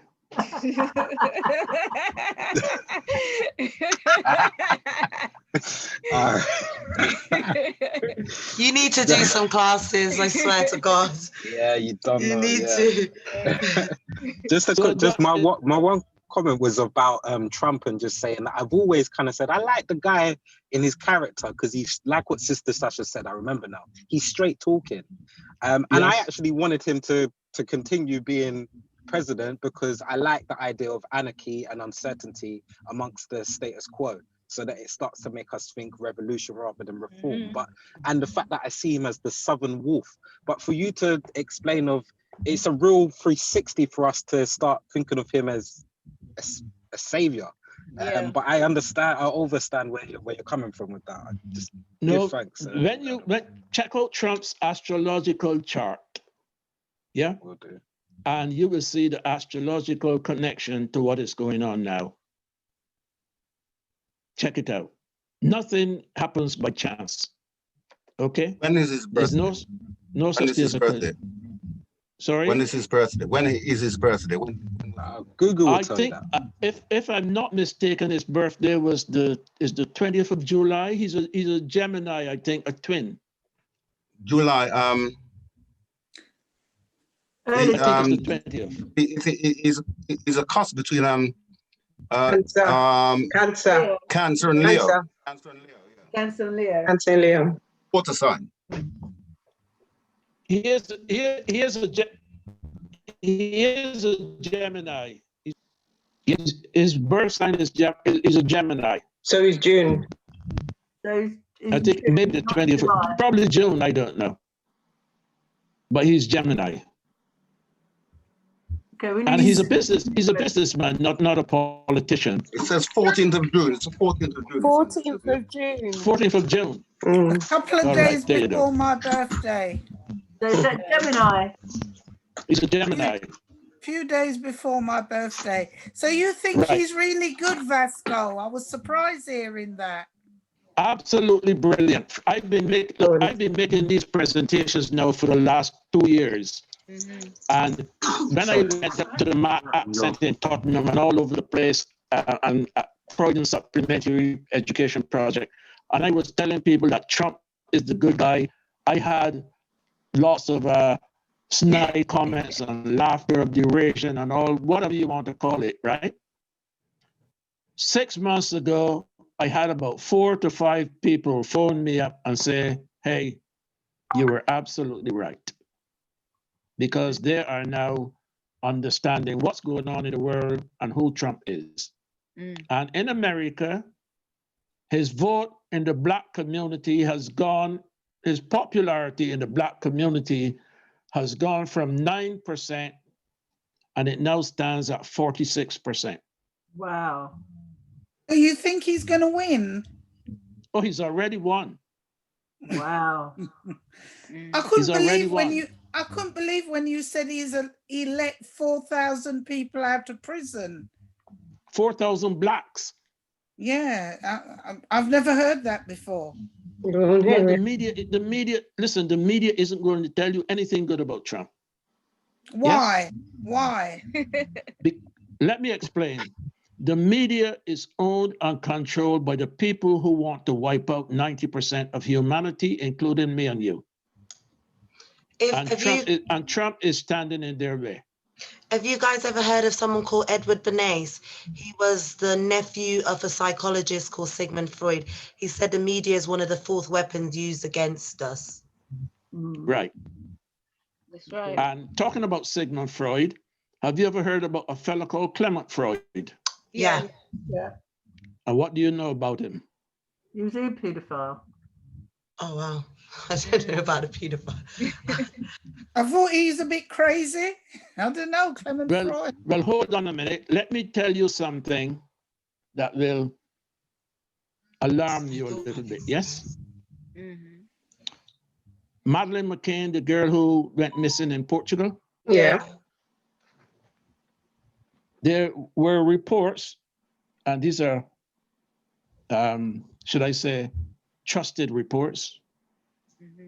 And the Mirror, the Daily Mirror of that time, carried two photo-fit pictures on the front page.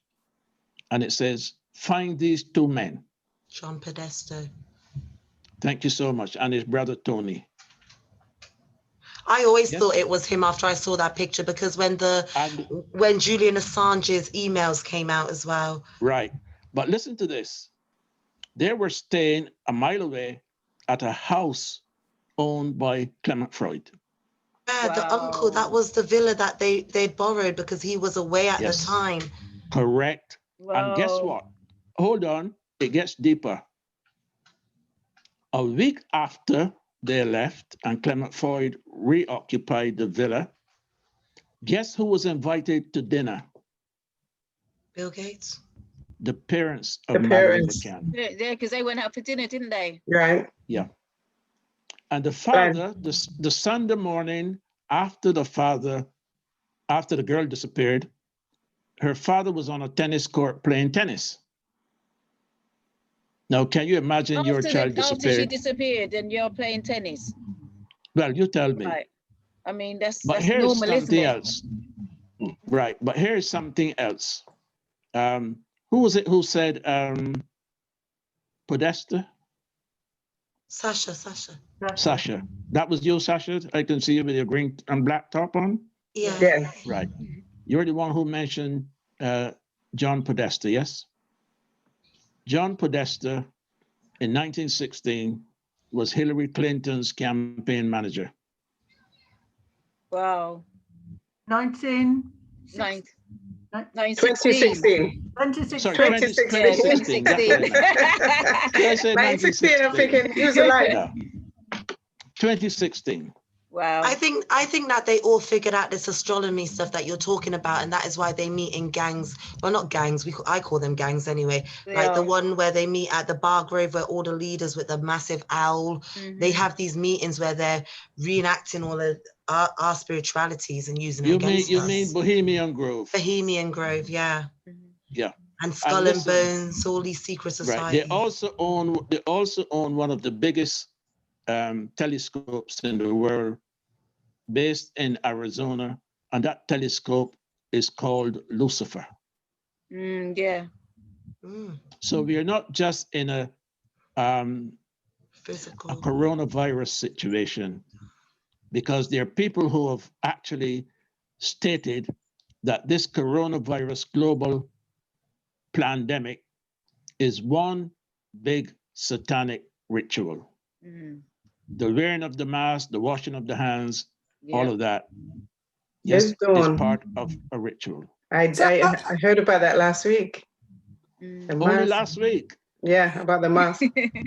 Hold on. Are you saying that Clement Floyd has something to do with the little girl, the McCain girl? We don't know. I didn't say he did. I'm confused. I'm really confused. No, he's saying that the property was loaned to the Podesta brothers and then was visited by the McCain family after their daughter had gone missing. And it was owned by Clement Freud. Yeah. Okay. And he was a known pedophile. So make of it what you will.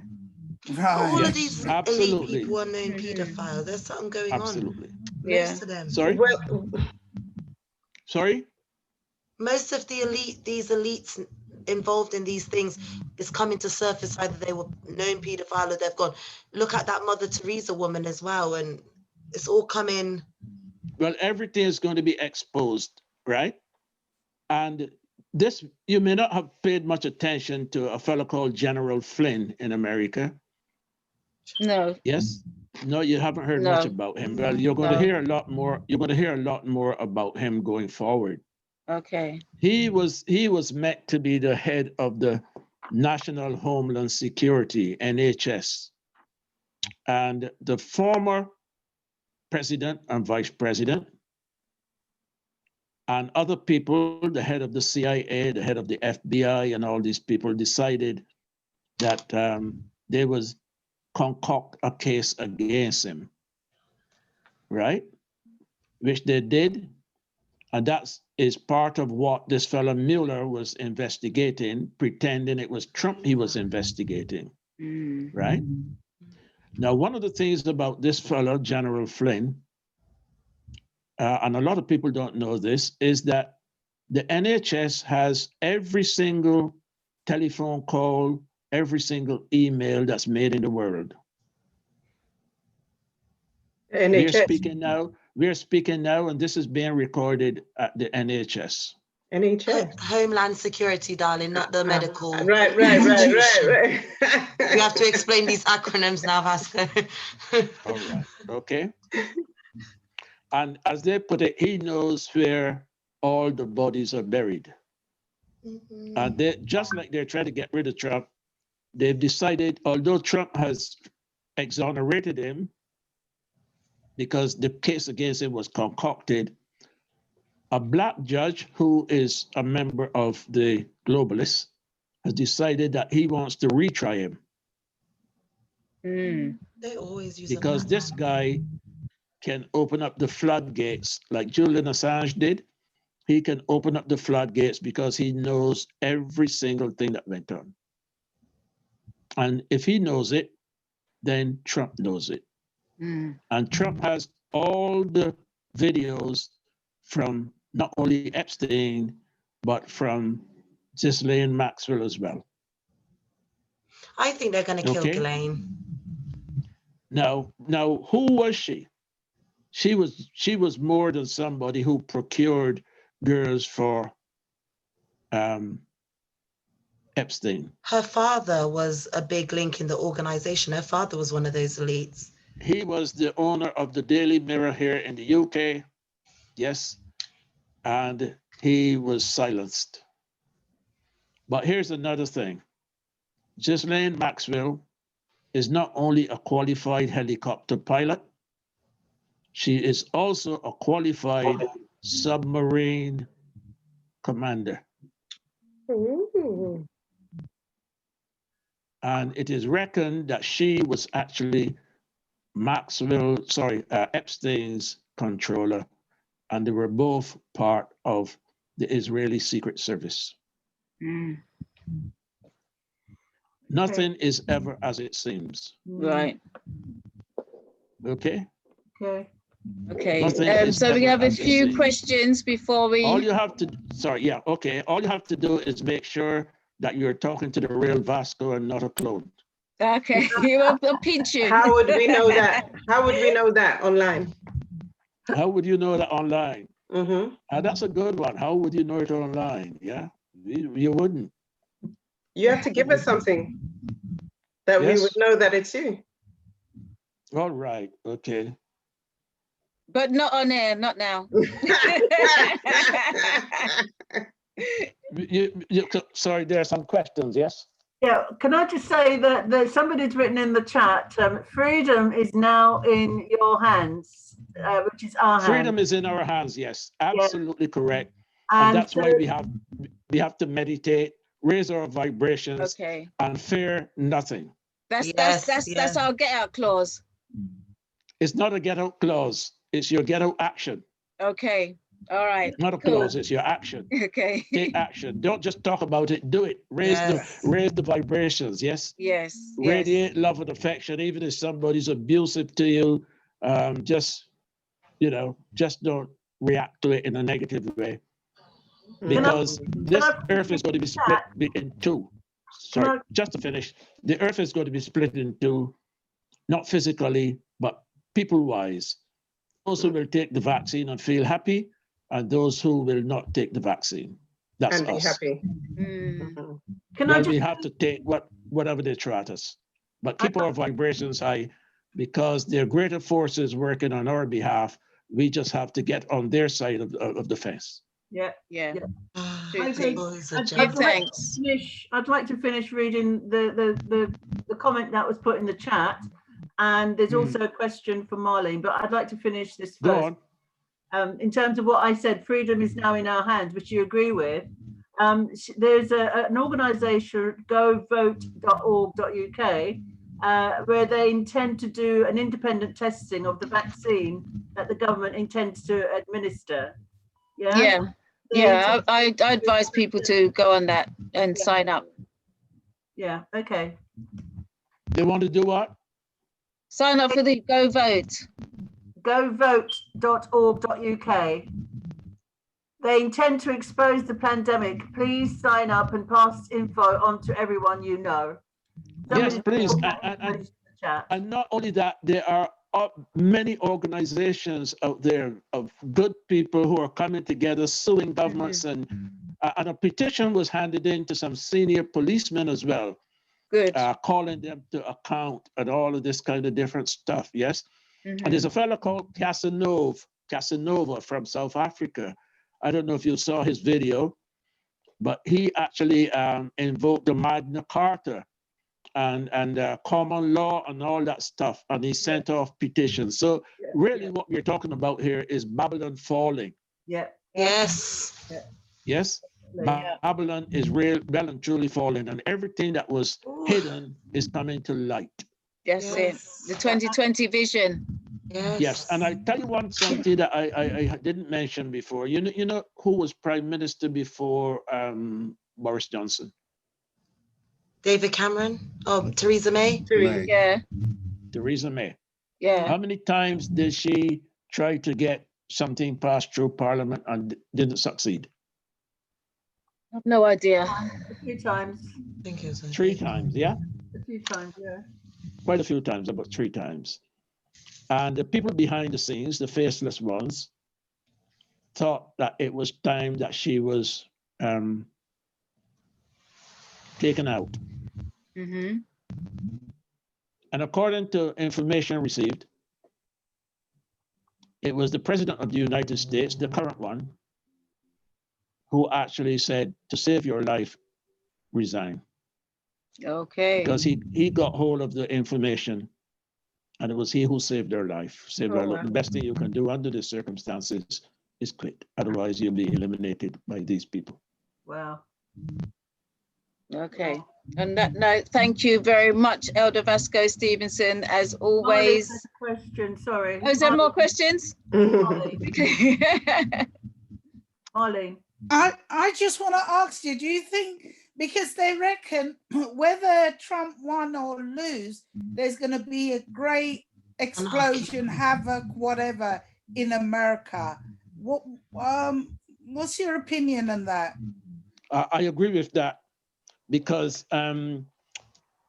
Hillary Clinton has told Joe Biden, never concede. If you lose the election, don't concede. And Biden has got a team of 600 lawyers in the wings waiting to contest Trump's winning of the election.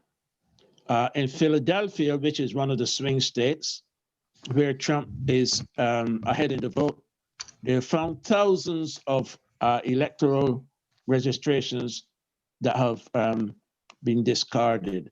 And some judges in the Supreme Court, unfortunately, have just made a decision that the results from Philadelphia can be withheld for 3 days and be announced on the 6th of November rather than the night of the 3rd. And if it's the other way around, if Trump was to win? That is if Trump wins, yes. But you're saying if Trump loses, what is like the likely outcome? Yeah, and if Biden wins, then what will? Well, Trump loses, Biden wins. Well, I'll tell you something. If Biden wins, I will simply say to you, it's been nice knowing you. Wow. Gosh, that's a bold statement. So no, that's what we're headed for. Everything that is bad will suddenly manifest and be actually in place. Oh, if So by this is not just a battle between Republican and Democrats. This is a battle for humanity, for me, you, and everybody else on this world. Yep. And it's a spiritual battle that has to be fought that way. Quick question. Apart from your opinions, apart from what you gave us the opinion, the other information, where did you get the information from? You was reading a letter. A lot of What the letter was that? information that I have read out here is not my opinion. It's the information I gleaned from sources that these are extremely reliable sources that send me information. Okay, that's why there are people who are way ahead of me, and I get what they put out, right? But if you want to understand the connection, the astrological connection to what's going on in the world at the moment, there's some very good people to listen to, and one of my favorites is a fellow called Bill Donahue. So if you write that down, go on YouTube. He's not one of the people they've taken down, because all of the insiders have been taken down by Facebook, YouTube, Google, all of them. Heavy censorship, yes? This fellow, Bill Donahue, and his organization is called Hidden Meanings. And in particular, look for one, Uranus in Aquarius. And that will explain what is happening now. Thank you. Got it? Yeah, thank you. Bill Donahue, his organization is Hidden Meanings. And when you find that, key in Uranus in Aquarius and watch that video. He's a pastor of a church, but he's not your conventional pastor of a church. Sorry, Yes? it's called hidden meaning, and then when you find it, you go to where? You go to in Aquarius. Uranus in Aquarius. Uranus in Aquarium. Thanks. Uranus. Okay.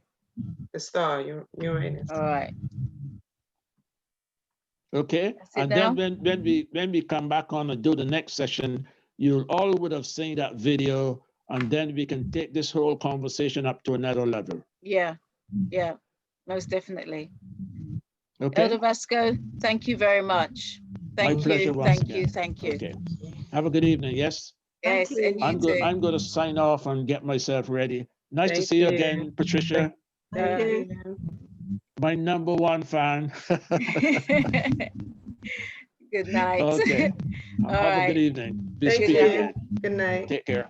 And with that, we move swiftly on to our next presentation from Winston Trew. And Good evening.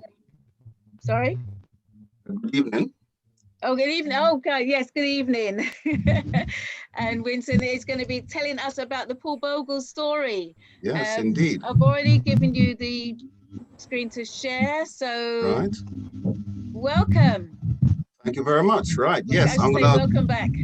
Yes. I'm gonna go straight ahead with this thing. Let me put my screen up. Okay, lovely. Here it is. Hang on a minute. Have you put your screen up? Hang on a minute. I think I can see that. Let's have a look up.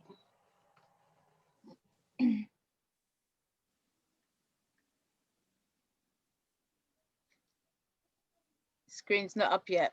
Trying to get it to go. It won't come up. And there it is. Lovely. Right. Okay. Can you see the screen? Yes, the image is small. Could you open it up a bit? Or no? Is that all right? Did it get bigger? Zoom? Can you click on Zoom? Review? Yes, is that it? That's yes, it. thank you. Okay. Yeah. If you click on read mode, then it comes up as the whole screen, I believe. Say that again? If you click on read mode at the top left corner, then it will come up as a whole screen as well, rather than seeing all of the... Okay. Did you hear that, Elder Winston? Where am I looking? Click on read mode. Yeah, that's it. Warm, hot. Yeah.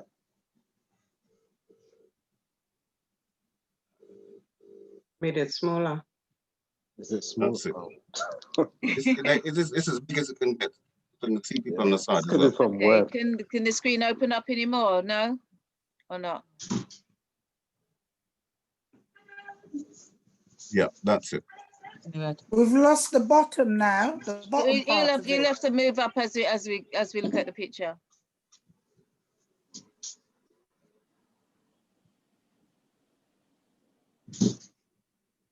You see the picture now? Yes, Yes. yes. Perfect. Okay, let's go. Right, this is a scene, 1865, at the Martin Bay Courthouse. You can see stand outside the courthouse and the You're volunteer fading, militia firing on them. your volume is fading in and out. Ah, let me come close to the screen. Yeah. Not now. Yeah. Yeah. Okay, right. This is a scene outside of the Martin Bay Courthouse. I'm gonna collapse my talk into about 1 hour, hopefully. Right. Your It's called voice is Jamaica fading Rebels. again. Hmm? Your voice It's fading is fading again? Yeah. Oh, goodness me.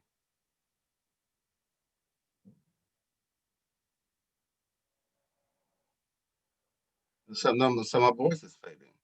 Can you hear me now? It comes in and out. It comes Comes in and out. Yeah, yeah. Carry on and see if it's corrected itself. Can you hear me better now? We can hear you now. Okay, that's fine. Right. Okay. We go straight into the drama. Right. Anyone heard about what happened in Jamaica in Martin Bay in 1865? With Paul No, Bogle? your voice is breaking up. Do you have any headphones? Not. I can't. Okay. All All I have right. no idea how to get my voice to. I can hear him loud and clear. It's not Can you hear me fading in now? and out. No.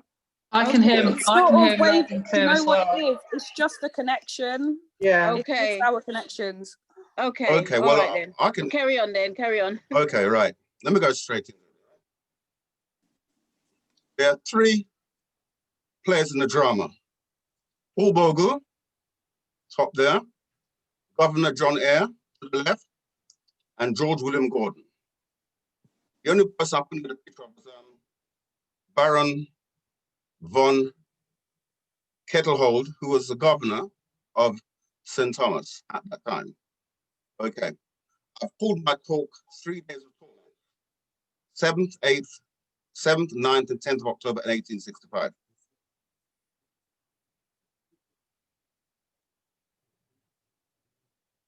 Some of you are muted, some of you are muted, that's why you can't. Paul, that's muted.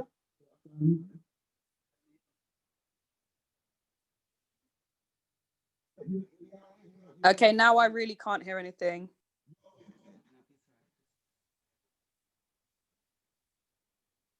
You've muted us, so that's why you can't hear. No. We're muted so that we can be quiet so you can speak. Okay, right. Okay. Right. You're fading in and out for some unknown reason. It's not clear. Yeah. Oh, so it's not just me then? No, I no. thought it was just my system. No, it's happening now. It's fading in I and out. don't know. But carry on, maybe it'll get better. Yeah, stay as close to the laptop as possible.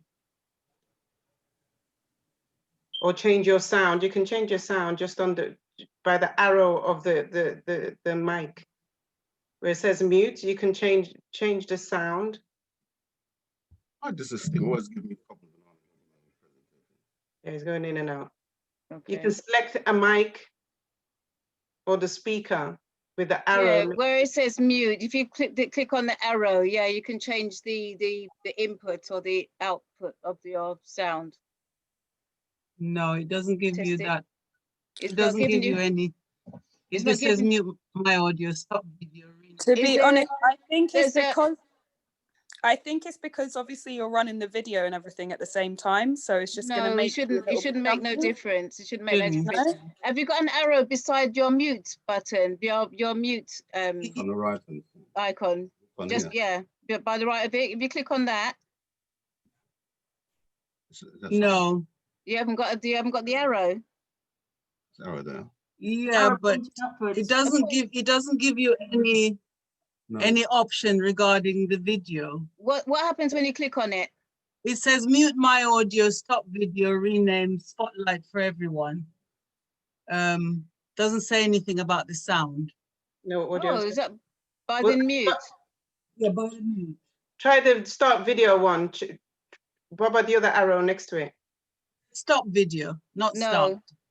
No, you want the one near the mute, because that would say, that would come up with, let me see when I click on mine.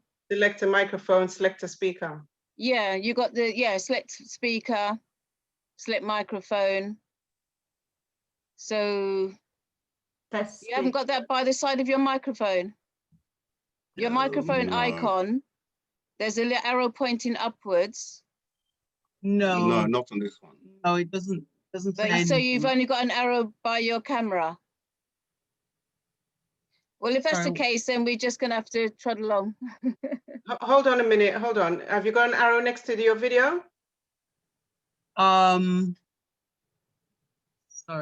No. Right next to your video where you put it on and put it on and upside down V. Upside down V.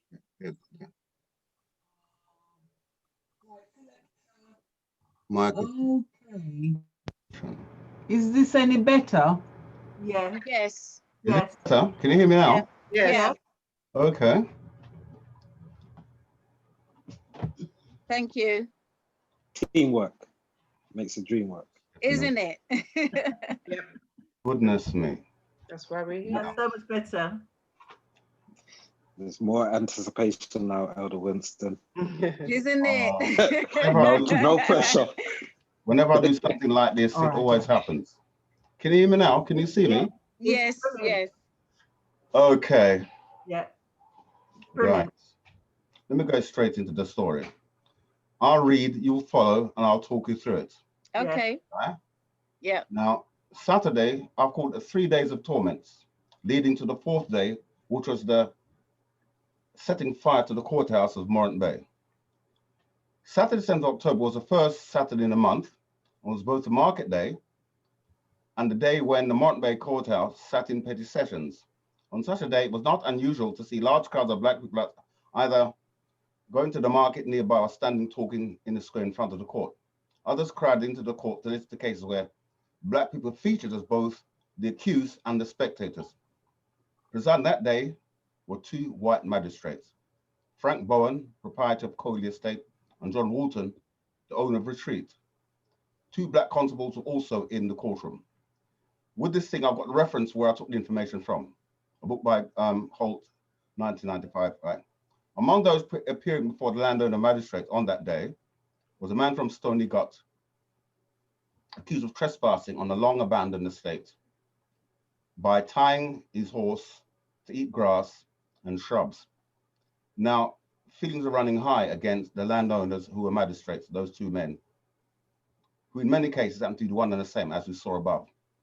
Saturday, 10th October would be no exception.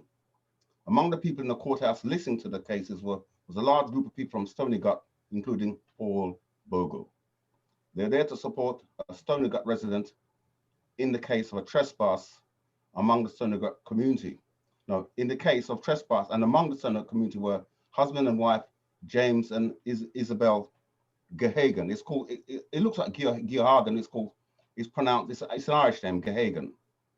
The first case was that of a boy charged with, found guilty of assault and was fined 4 shillings. Gehagen urged the youth to pay the fine, but not the cost. His objection was based on the fact that in St. Thomas, court costs were added to the fines, which paid the clerk's salaries. This amounted to 12 shillings and 6pence, much more than the fine itself. When Magistrate Walton ordered James Gehagen out of the court, he protested, and the crowd of black onlookers murmured. When ordered that the black constable arrest him for disrupting proceedings, and on hearing this, spectators moved to leave the court while others moved to shield him from the policemen. Now, this is a colonial society. You and I find black policemen arresting black people. White people did not do jobs like policemen or act as police constables. In the confusion of the scuffle, James slipped into the crowd, leaving the courthouse with the 2 black policemen close behind him. Isabella Gehagen, another woman from Stony Gut, led the taunting of the policeman. John McPherson and John Burnett, as they were bundled down the steps and then beaten with sticks and stones into the courtyard outside. Now, women, black women played a very important role in this uprising in Stony Gut. You could imagine some of the names women called the two black policemen when they're leaving the court. They're called all sorts of names. They got a good beating, sticks and stones. Now outside the court and into the square in front of the court, outside the court and into the square in front, a crowd included people from Stony Gut successfully rescued James from the police. After routing the policemen, the crowd members felt emboldened by the fending off an illegal arrest because they knew that constables had no power to arrest anyone outside the court without a warrant being sworn against them. So the two black policemen were ordered by the two white magistrates to conduct an illegal arrest, an illegal act. Okay. Now that was Saturday. Sunday, 9th October passed peacefully, and Paul Bogle and the Stony Gut community and the Stony Gut congregation gave thanks to God in the Baptist chapel for success that day. Right. Monday, the second day of the torment.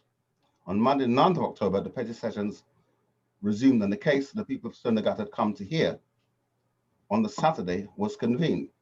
Now, Lewis Miller from Stony Gut was being tried for trespassing on Middleton, an estate adjoining Stony Gut.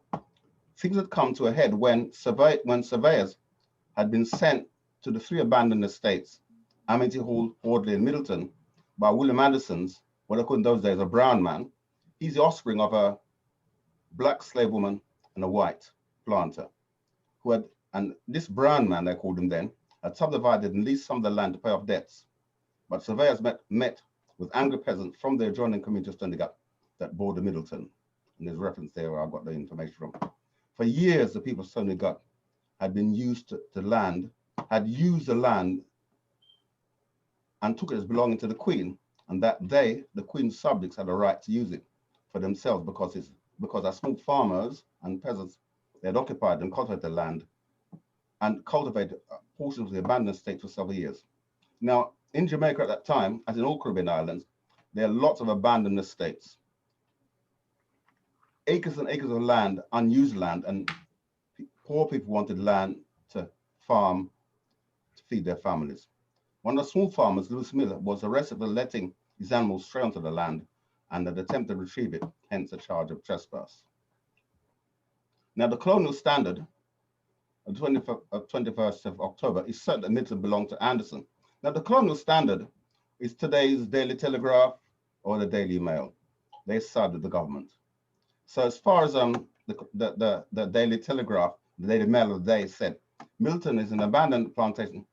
It's claimed by Mr. Anderson, the present agent of immigration, but it's totally disputed by people of Stony Gut, as they have been for years under the impression that no one had a right to use the land. Hence their appearance in the court and interest in the case. When the case of trespass was called, the same group who rescued Gehagen from the police the previous Saturday moved into the courthouse, and after the magistrate convicted Lewis Miller on his own plea of guilty, he was ordered to pay the landowner magistrate a fine with costs. Again, as on the Saturday, his supporters from the Stony Gut community told Miller he should pay the fine but not the costs. And as the issue of land occupation and injustice were amongst their grievances, members of the crowd murmured, as they did on the Saturday, protests against injustice of the trial, and the sentence of fine with costs for trespassing on disputed land.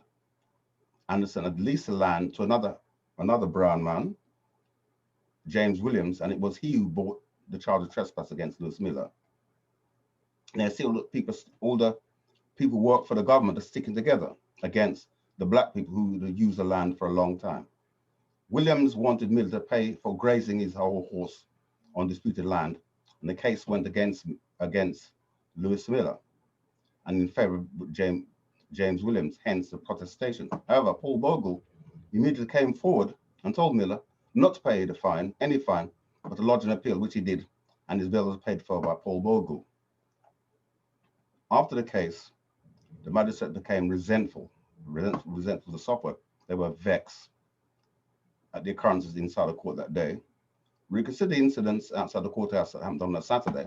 On a Monday, John Walton correctly signed warrants and issued warrants for the arrest of Paul Bogle on the 27th for riot and assault on police on the previous Saturday. This way things get rough. Tuesday, the third day of the torment, armed with the arrest warrants, the following morning, Tuesday, 10th October, 6 to 8 black policemen and special constables went up to Stony Gut to arrest those named in the warrant, including Paul Bogle. They were, however, surprised when hundreds of people surrounded Paul Bogle and prevented his arrest and the arrest of the others. Policeman William Fuller and Royal Constable Jonas Foster testified to Royal Commissioners that when they tried to execute a warrant to arrest Paul Bogle and the others of Stony Gut, on finding Paul Bogle, he insisted that the charges be read to him. After the charges were read, Paul Bogle said he's not going with them. And when they tried to hold on to him, he cried out, "Men, here, help, turn out men." Captain Grant, one of Bogle's men, called "Troops out," sounded a shell, and suddenly over 300 men and women came out of the cane piece, armed with cutlasses, sticks, and lances. Well, the policemen got frightened. In a show of force, another of Bogle's men, Colonel Bow, ordered the men to drill, and 3 columns of men turned out with drums playing and shells blowing, conch shells. 3 policemen were handcuffed and beaten. They got a severe, and after the beating, they had the oaths of the ministers unto them. And they were given each a dram of rum and gunpowder drink. Now, that's a ritual where people swear an oath and they're given strong white rum, gunpowder, and I told him to drink it. He was told that he was given a choice. Because he was a black man like them, it was skin for skin. And he had a choice. Either he took the oath or he'd lose his head. Paul Bogle insisted. They both insisted administered the oath and had them swear in a Bible. So help me God, after this day, I must cleave from the whites and cleave to the blacks. The policemen were released with a message to take back to their colonial master in the parish vestry that Paul Bogle and his followers will be coming down from Stony Gut to the courthouse the following day, next on Wednesday, to continue to press the demand for changes in the distribution of land and the system of justice, and in the justice system. Paul Bogle then sat down to write a letter to Governor Eyre protesting about the conduct of the justices and the police at the Moreton Bay Courthouse on the 7th of October, and the visit of the policeman to falsely arrest him on Tuesday, the 10th of October. A letter from the group of Stony Gut residents, courteous but firmly gave their account of the incident that prompted the policeman's visits.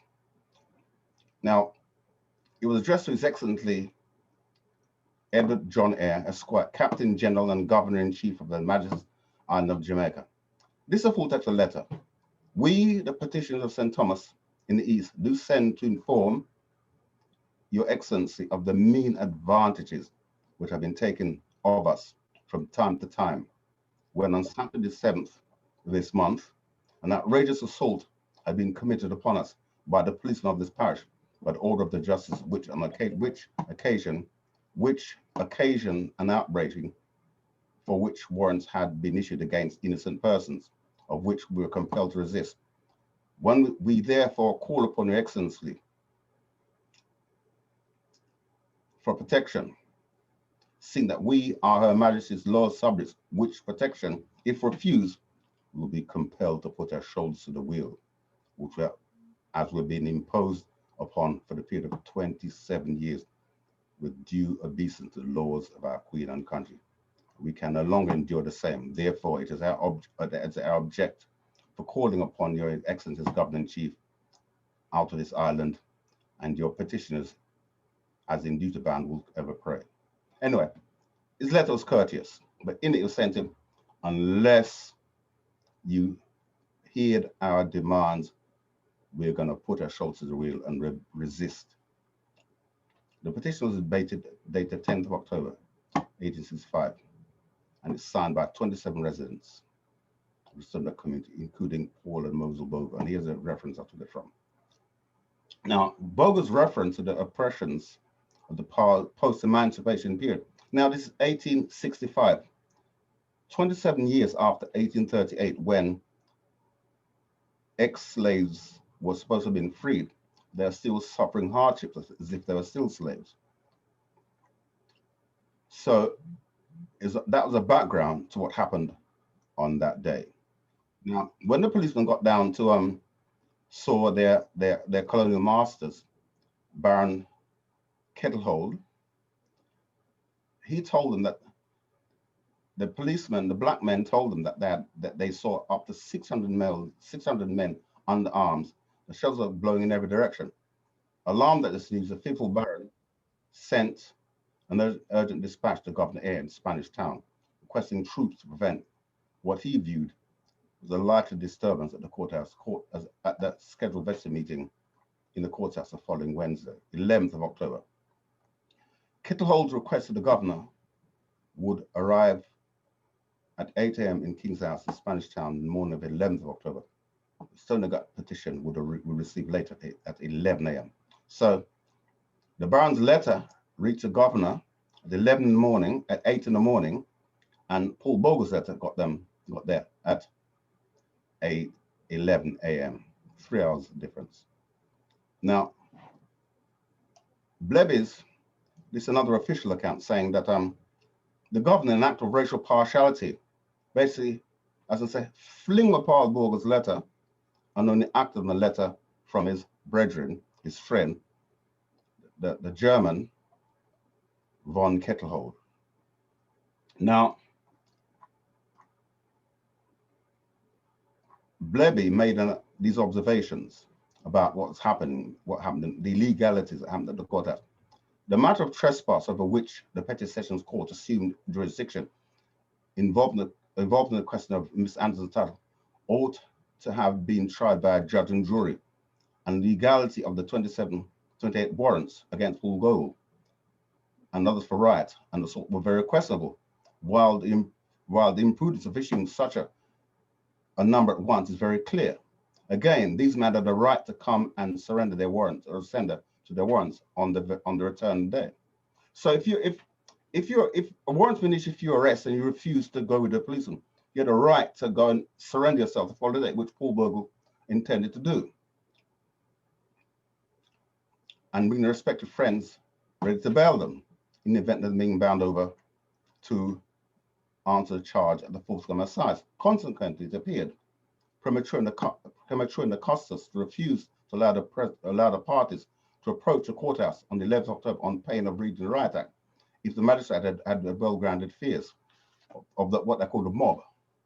If the magistrate had well-grounded fears of the mob, common prudence required that they should have adjourned the meeting, which they might have done previously, to 4 o'clock, and which the so-called mob appeared. Technically speaking, it comes to a question whether the order of the volunteers of fire was not an illegal act. If it was illegal, then the rebellion was a fiction, as they only savagely resisted illegal force. Surely, the civil courts of Jamaica are sufficient to deal with such felonies as they occurred, and where the accused would have had fair trials. The government had the power to order special sessions in the criminal courts, and they might have dispatched a business with nearly equal celerity, quickness, as a court-martial. That the case would have been presided over by judges learned in the law instead of the prejudiced military office, unless the prejudiced military officials and the subalterns in basically, those two men should not have sat in judgment over the question of land, because they were landowners, and they would side if people were landowners. So Bleby's account appears to be in agreement with this reading of the events of 7th and 11th October. He explained that the two planter magistrates could not have been competent judicially to meddle with a case that involved questions of land occupation and other matters upon which planters were unlikely to give a fair and unbiased judgment. It being well understood that planter magistrates would help and would favor each other and hold on to planters' interests in all questions of issue between laborers and the employers. For some cause never explained, decisions of two magistrates failed to give satisfaction to the black people who filled the courthouse in numbers, and they expressed their discontent, according to their views, inaudible murmurs. This gave offense to the magistrate, to the magisterial dignitaries, who ordered that the murmurers should be taken into custody by the police. On hearing this order given, the people immediately retired from the court. They were totally retired from the court.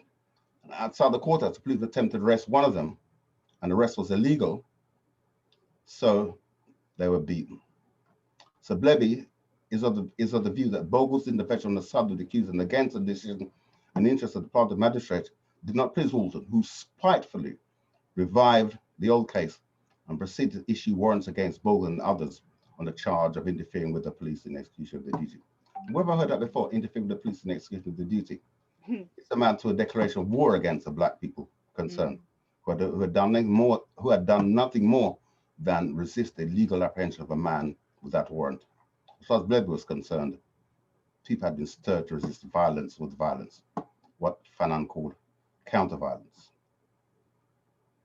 So 3 days of torments. This is a day when everything, as I say, everything broke out outside the courthouse. Fetch, trash, and fire, ending the stream of torments. Wednesday, the 11th October, was another market day, and Paul Bogle and his followers started out early that morning from Sunigat for the walk to Moreton Bay to attend the regular vestry meeting with local colonial officials to air their grievances. They had taken oaths before marching to cleave to the black and leave the white, and oath taking being an African tradition to promote group solidarity internally, and prepare for combat. He was accompanied by about 200 supporters from Sunigat and joined along the way by another 100 or so people from the surrounding district. And Mr. Randall Brown, one of his friends, marched with a group of protesters in another column from Torrington, a large settlement north of Sunigat, and they marched to Moreton Bay. People from Bath joined Bogle's column from Sunigat, spreading the group to about 600 residents of St. Thomas. Now you've got 600 black people marching, beating drums, singing and dancing and singing. As Paul Bogle and his large group followers neared the town of Moreton Bay,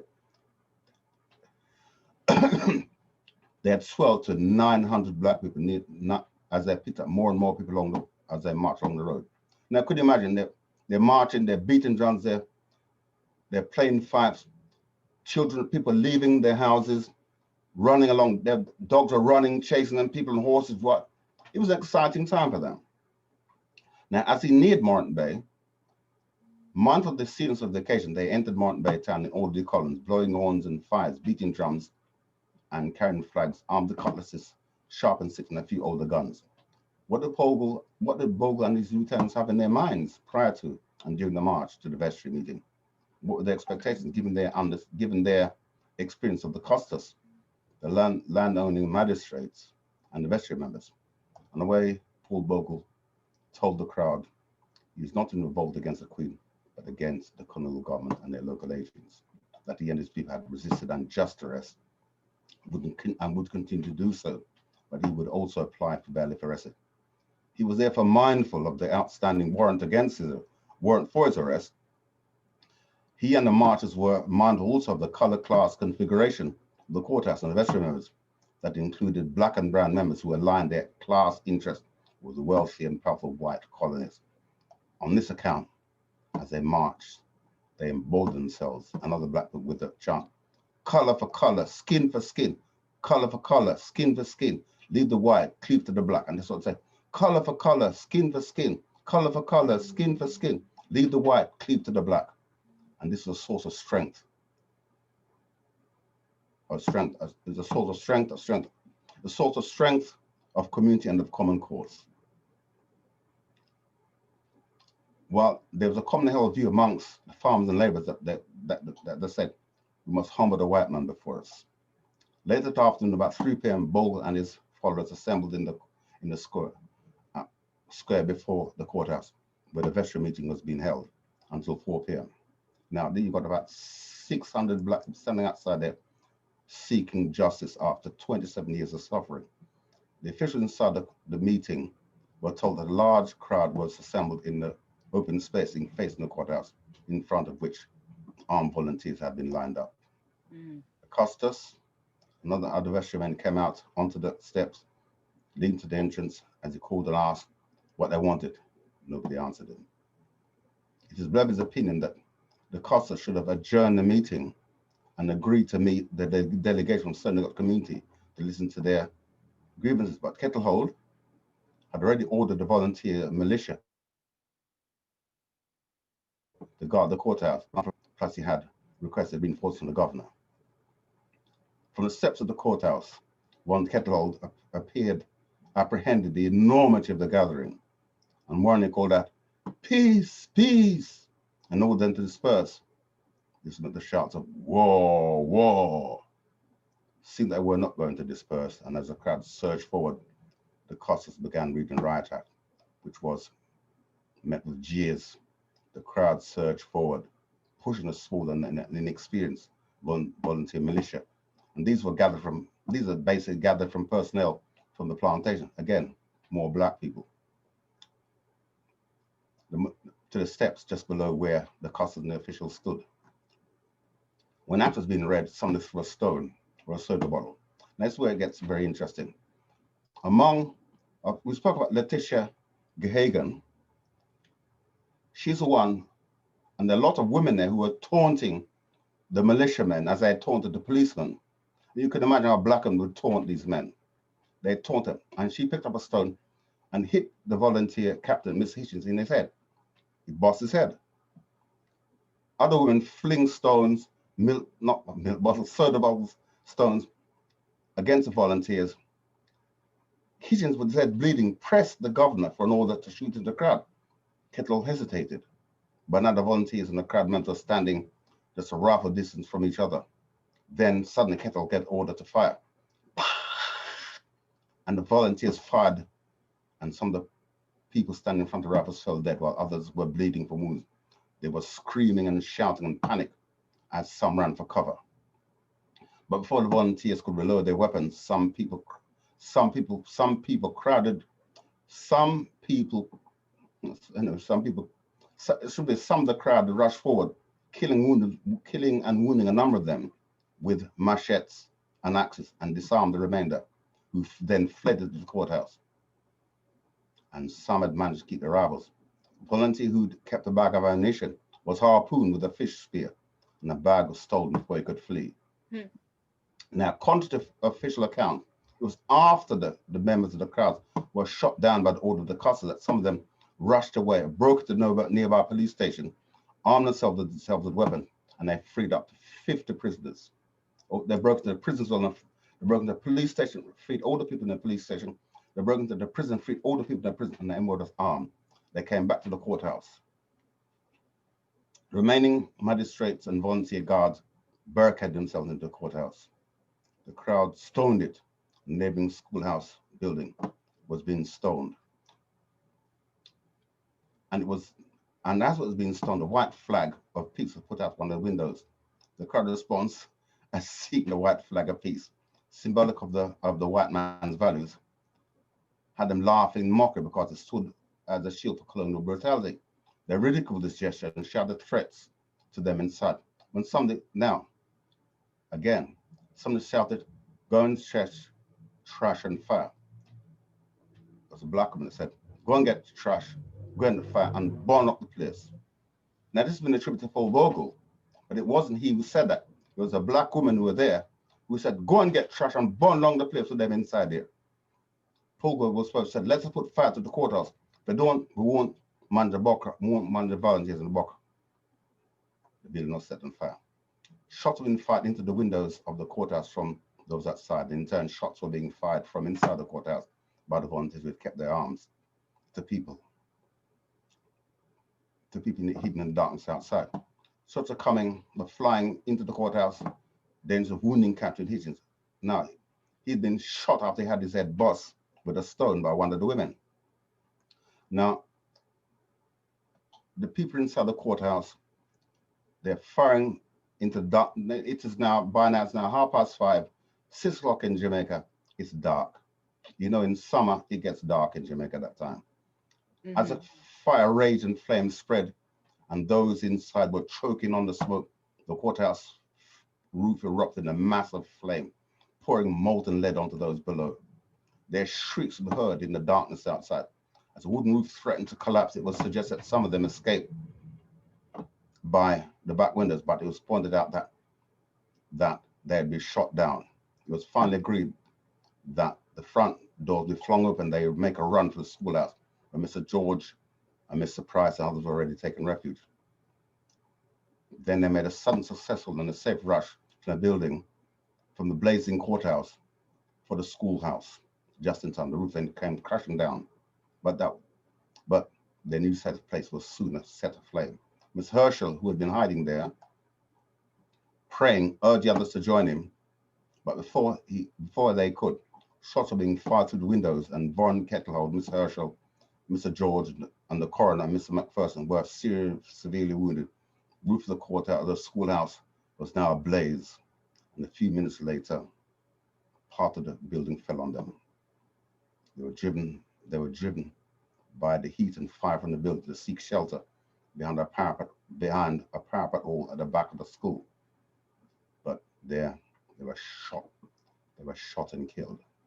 The remainder, Baron von Kettlehold, Baron Reverend Herschel and Lieutenant Hall were spotted hiding, were quickly surrounded and beaten to death with sticks. Their screams and cries for mercy competing with the hissing of flames and the sound of rifle shots. Captain Hitchens, who had his head bust, died from his numerous wounds.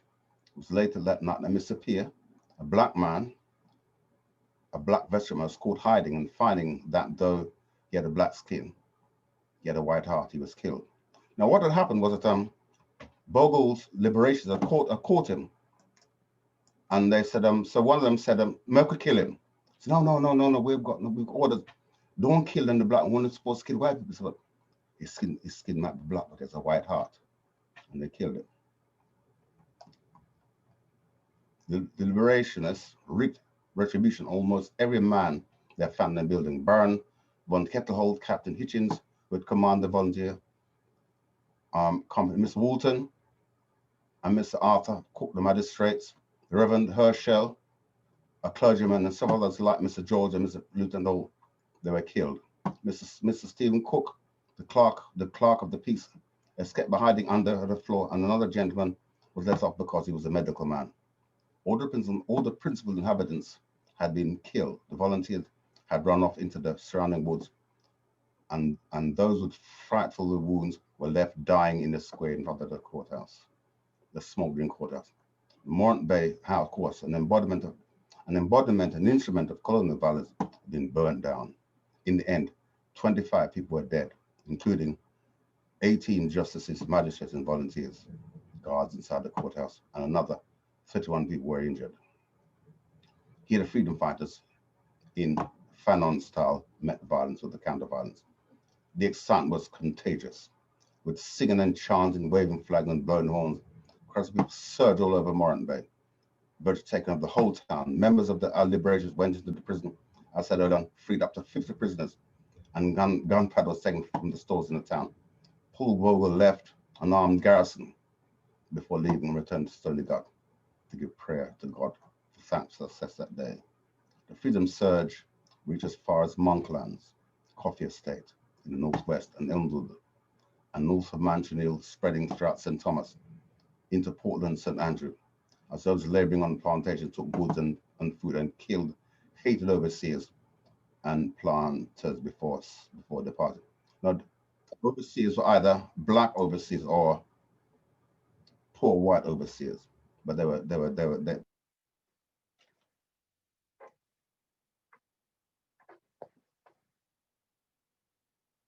You're muted.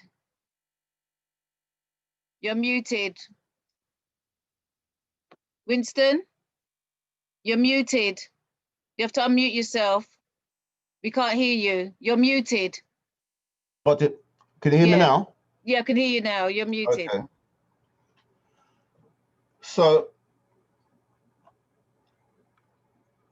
Now, as the freedom surge, as people surged across St. Thomas, it's reported, for example, that Mr. Cochran, the bookkeeper, was killed at Blue Mountain Estate, some 7 miles northeast of Mont Bay, on the morning of 12th October, and Mr. Hire was killed and several others left for dead at Amity Hall, 20 miles east of Mont Bay, the night of the 12th of October.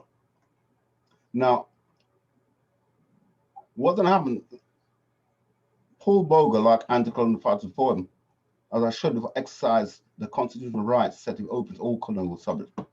It was when actions and the inactions of the governor made it obvious to him that he and the people he represented did not have the same social and political rights. In other words, they weren't white to have access to these rights. Paul Bogle accessed extra institutional and extra earthly powers to write his story. Now, what Paul Bogle did, which I didn't mention, he the week before the 11th of October, he'd marched, walked away from St. Thomas to Kingston, took the train from Kingston to Spanish Town to meet Governor Eyre. The governor refused to see him. They took the train back from Spanish Town to Kingston. They walked from Kingston all the way back to Stony Gut. When they went back to Stony Gut, they said, what happened? They said, they refused to see us. He then wrote a letter to Governor Eyre again, telling what had happened. What did he do? Fling the letter in the bin. Well, if that had been at that time. And he acted on the letter by his white friend, the governor, the Baron von Kettelhold. But he couldn't save him. They burned up inside the place. Now,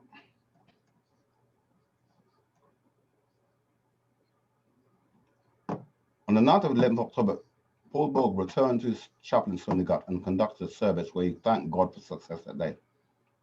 On the night of October,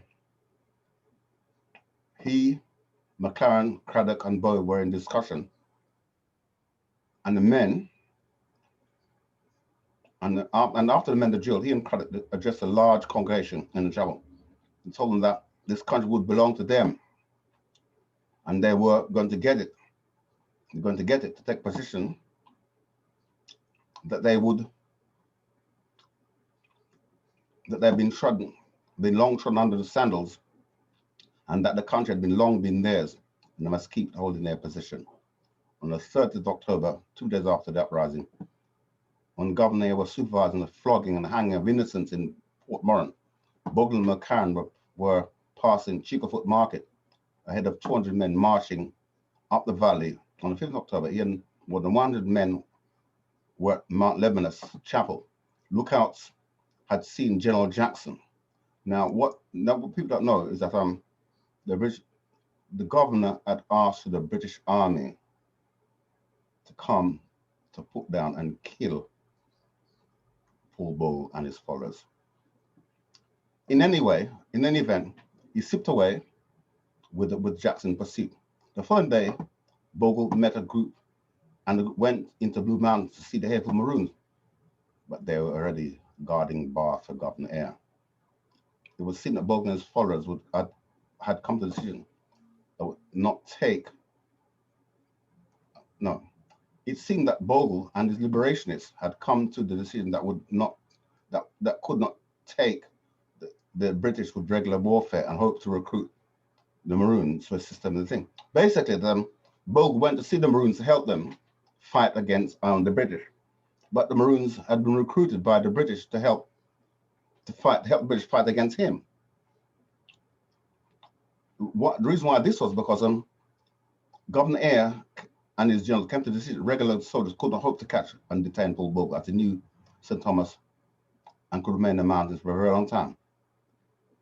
So what he did, and a training tactic engineered by the generals, the Maroons were recruited to help hunt him down and bring him bound to the colonists.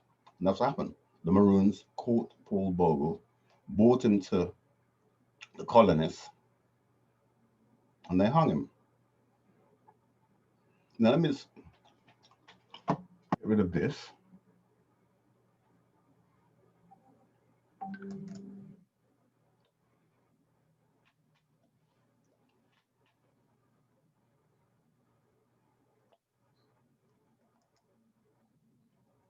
Can you see me still? Screen share has been paused. Yes. Okay.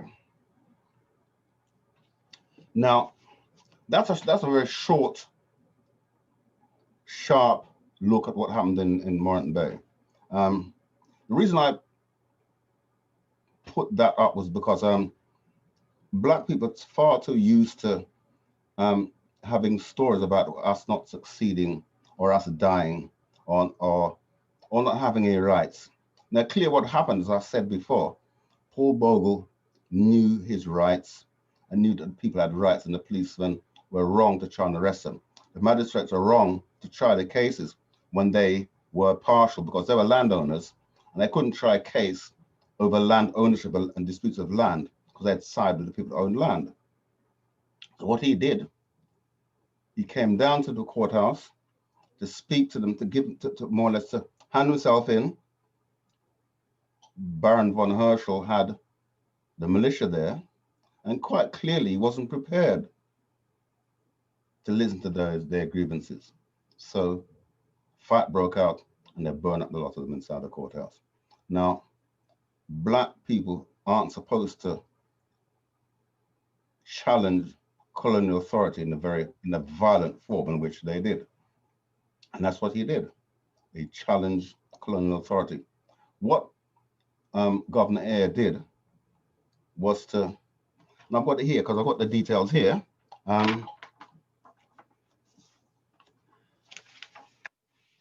Let's say something about the women, because I mentioned women. Women are raped, they were beaten, they were hung, they were flogged. Let me give you their names very quickly, okay? Rosalind Finlayson told the men, she's one who said that they must get fire and trash and burn on the courthouse. That was Wonder Woman, Rosanna Finlayson. Elizabeth Fidd, with a cutlass in hand, swore vengeance against volunteers for shooting her man. Letitia Gehagen, who threw the first stone at Burst Coalition's head, she was tried and hung. Anne Galway from Manchester was whipped. Charlotte Scott was stripped naked and whipped. Cleo Monroe was raped by a soldier so brutally that she said she couldn't pass the water for days. Wow. Esther Williams was pregnant and her house set afire by soldiers. Charlotte Carr, pregnant, was detained and flogged in the street. Now, these are just some of the things I could actually speak in public. They commit some horrific crimes against people. Yeah. And what they did was to try to break people's spirit by acts of violence. They rape women, they rape girls, they beat. There's one boy who was coming out of the cane piece, saw the soldiers and he ran. They shot him down. Now, he's a young child in the cane piece, looking at a piece of cane to eat, came out of the cane piece, saw the soldiers run, they shot him down. Well, that just left his body in the road there to rot. You see? Now, one of the persons I spoke at the beginning was George William Gordon. Now, George William Gordon was in his house in Cherry Gardens in Kingston, and they came for him. Now, on the 12th of October, Governor Eyre declared martial law in all of St. Thomas. Because he didn't like George William Gordon was what they call a brown man. His mother was Black, his father's white. But what he did, he didn't side with the planters, he sided with Paul Bogle. He had Paul Bogle baptized into become a deacon. Paul Bogle could vote. Paul Bogle was intelligent. He knew the law.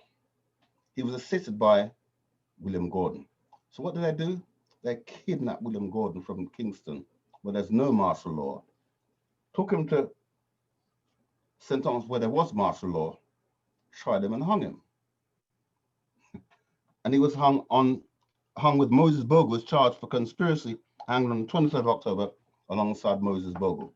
And those who know that song that cultures sing, that they hung him with his glasses on. That after they tried, took him out and hung him. The Maroons caught Paul Bogle. Paul Bogle was captured by the Maroon militia and taken to Moreton Bay was put in trial and hanged on the 24th of October outside the modern day courthouse. They said they're going to hang him in outside the courthouse because they burnt the courthouse down. Now, the real number of black people were killed officially is seen as 439 were killed by troops and 454 were arrested and later executed. It was more than 1,500 people were killed by the soldiers, and about 1,000 houses were burnt down. Even people's dogs were killed. As I'm saying, kill him dog, him post, and kill him cold, kill everything. They destroyed everything. They teach them a lesson that you do not rise up against the colonial government, because you're nothing but slaves. Even though you're free, you're still slaves. What then happened was they had a Royal Commissioner's report. The Lord Commissioner sat and they said, yes, Governor, it was wrong to use brutal force, but the black people were wrong to burn down and kill those justices and magistrates inside Moreton Bay Courthouse. And so that was a very important event, because what then happened was that after the Moreton Bay Rebellion, the Jamaican Assembly voted itself out of existence, and Jamaica became, well, no longer was ruled by a governor, it was ruled directly from Britain, direct rule. So that's what happened. That's how terrifying the Moreton Bay Rebellion was for the colonial government, because they didn't want Jamaica to be another Haiti. They heard about what happened in Haiti, that the enslaved had taken over the whole land. The Haitians defeated the French, the Spanish, and the English. Drove them off Haiti. Haiti became a free black republic. That's why Haiti. What did France do? France, the French, and the British and the Spanish surrounded Haiti and basically said they're going to starve them out. They're going to pay reparations to the slave owners for losing their wealth by the enslaved liberating themselves. Now imagine that. You free yourself from slavery, but you got to pay your slave master money for you not being a slave anymore. Now, we all know that what happened in the Caribbean was that the British government paid planters for loss of earnings after the abolition of slavery, and we're still waiting for our reparations. Yeah. You see, these are things that are happening. So this is just a very quick snapshot of what happened. And I said it's important for us to talk about the victories that we've scored against colonialism, rather than, you know, these number of people have died, and number of people have been killed, murdered, raped, all these things. Yes, these things did happen, but we fought back. And it's important for us to show when we fought back, how we fought back, and our triumphs. And triumphs aren't always 100%. That was a triumph because it changed the way in which black people saw themselves. It also changed the way in which English saw black people. That's why since that day, the colonials are frightened of Jamaicans, because as that woman said, fed trash and found bond on the flipping place. And so that's a very quick run through of the Paul Bogle incident. There's much more you can read about yourselves. Just put in Paul Bogle. Just one more thing. The image I showed you at the beginning, that isn't Paul Bogle. Now, it's a man they called, what's his name? His name is Thomas Jennings. Okay, his name is Thomas Jennings. The picture that you see of Paul Bogle is not Paul Bogle. It's a man called Thomas Jennings, an American, right?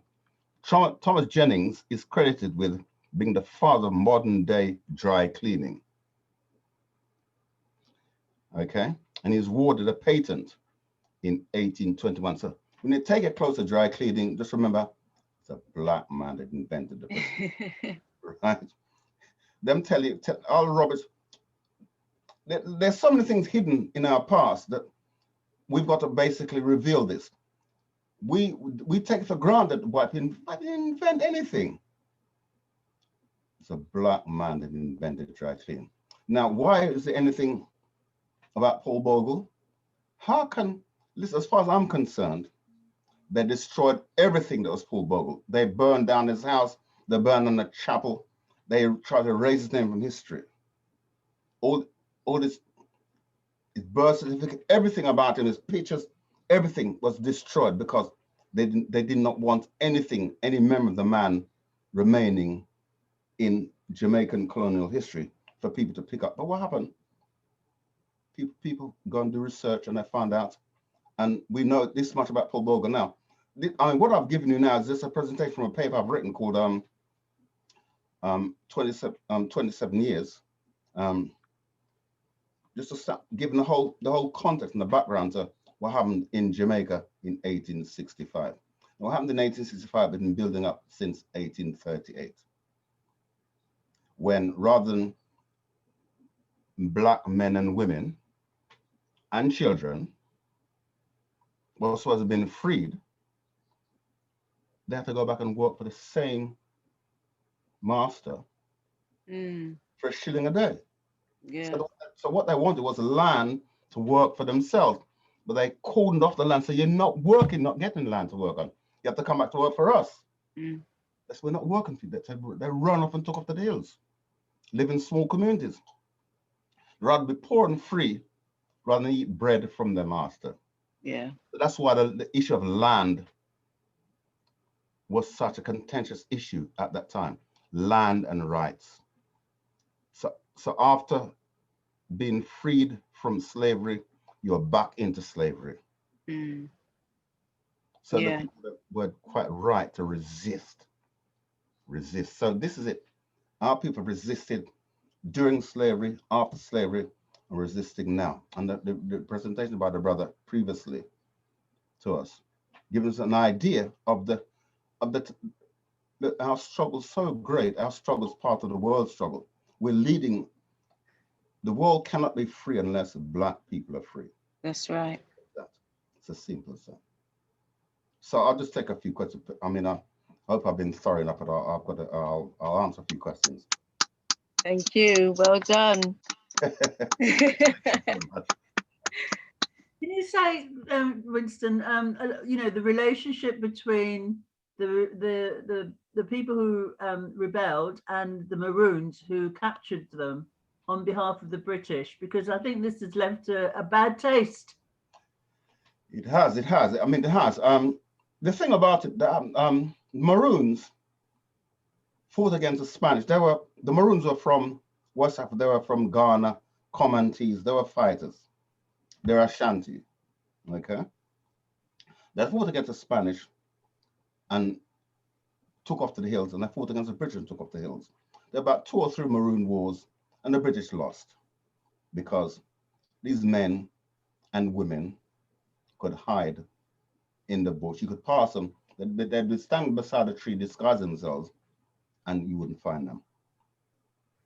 So the thing about the problem that we have now is that we're living in the 20th century.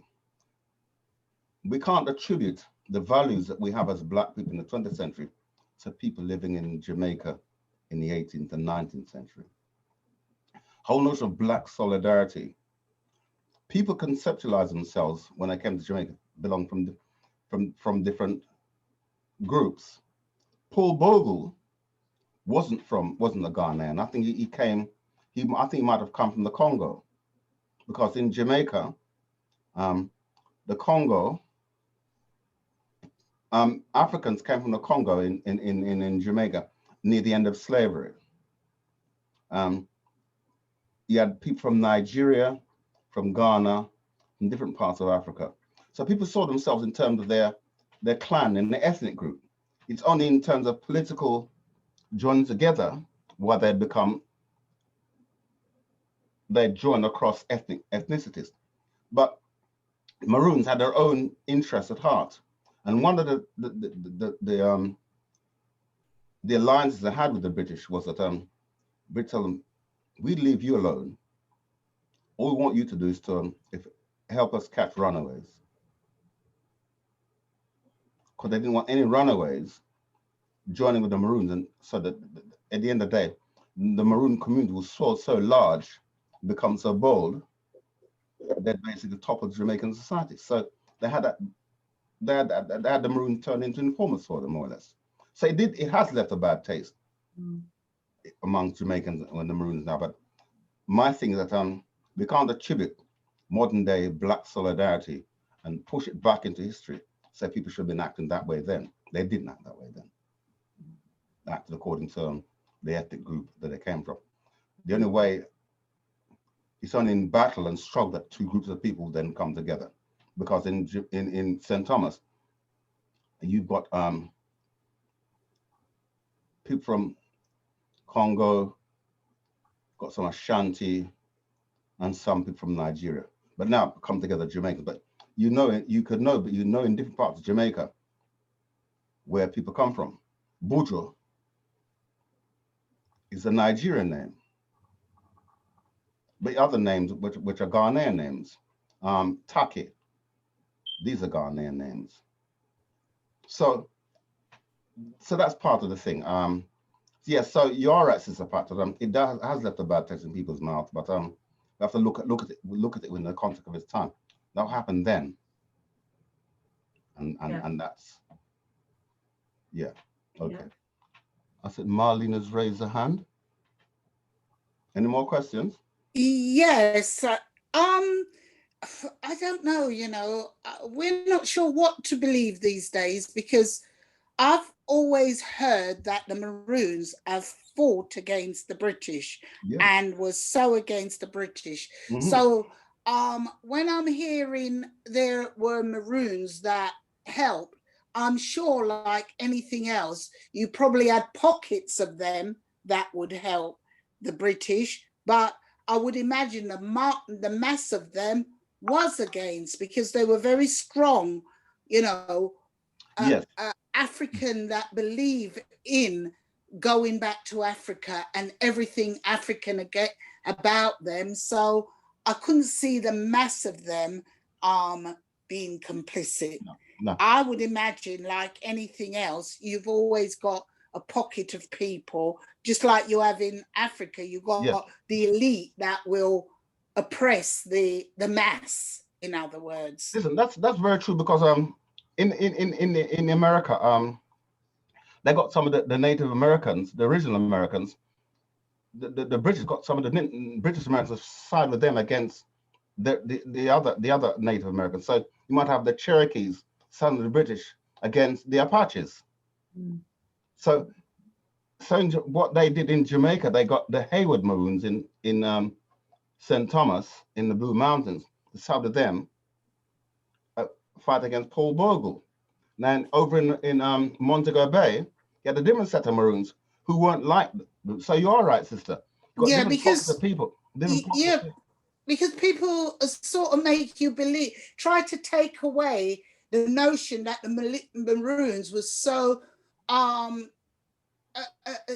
the power they had, they were betrayers, and I think that's probably, it doesn't apply to the mass. I would imagine it applies to a pocket of them, but the way a lot of people are trying to tell certain stories now is like all of the Maroons sided in with the Britain, and I really can't see it that way, because you're right. I've heard stories completely differently. No, you're right. You're right.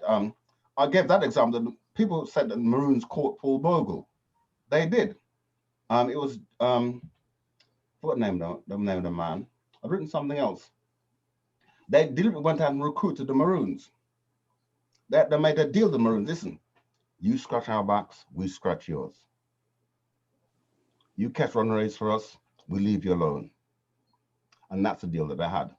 And well, just like what they've got with the elite Africans now, and the elite leaders of the Caribbean now, you know, in you Nigeria, look after us, in Jamaica, they got we, their own elite who are siding with them against the people. you look after us and we'll leave you alone. Your mass will survive somehow. Yes. And it's been going on throughout generation, throughout people.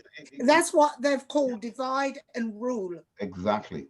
That's a tactic of colonialism. all forms of government that want to oppress people, divide them first, turn one against the other. We look at the thing in early on with Sankara, Burkina Faso. They got, again, they cannot, they're talking about police in this country. In our Black Power movement, we didn't allow white people in the movement. So what they did, the police then had black people join the movement to report back to. Same thing in America. So whenever they want, they can't get access to you. For example, Marcus Garvey's meetings in America were only black people were allowed. So they got back from the FBI to infiltrate the meetings, to pass information back to the FBI and Marcus Garvey. They couldn't send white people in there. This is a tactic. It's a well-tried and successful tactic of infiltrating you. So the same thing happened in Jamaica with the Maroons. They asked the Maroons, help us find Bogle.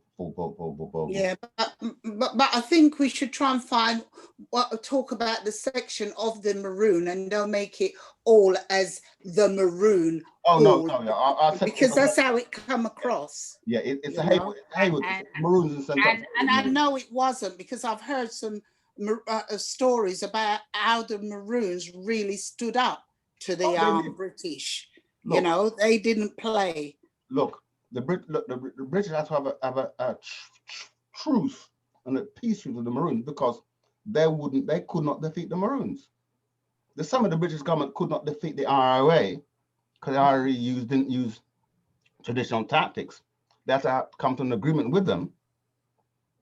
The same way they have to come to an agreement. Yeah, I just want other people to have that aspect of it, and not us all going away with the idea that the Maroon just betrayed us all. And because without the Maroon, I don't think we would have got our freedom from the British, because I think they fought hard and strong against them. So that's what I want other people to be aware of. No, well, I think people listening to this presentation will have got that, because your intervention qualified what I've said.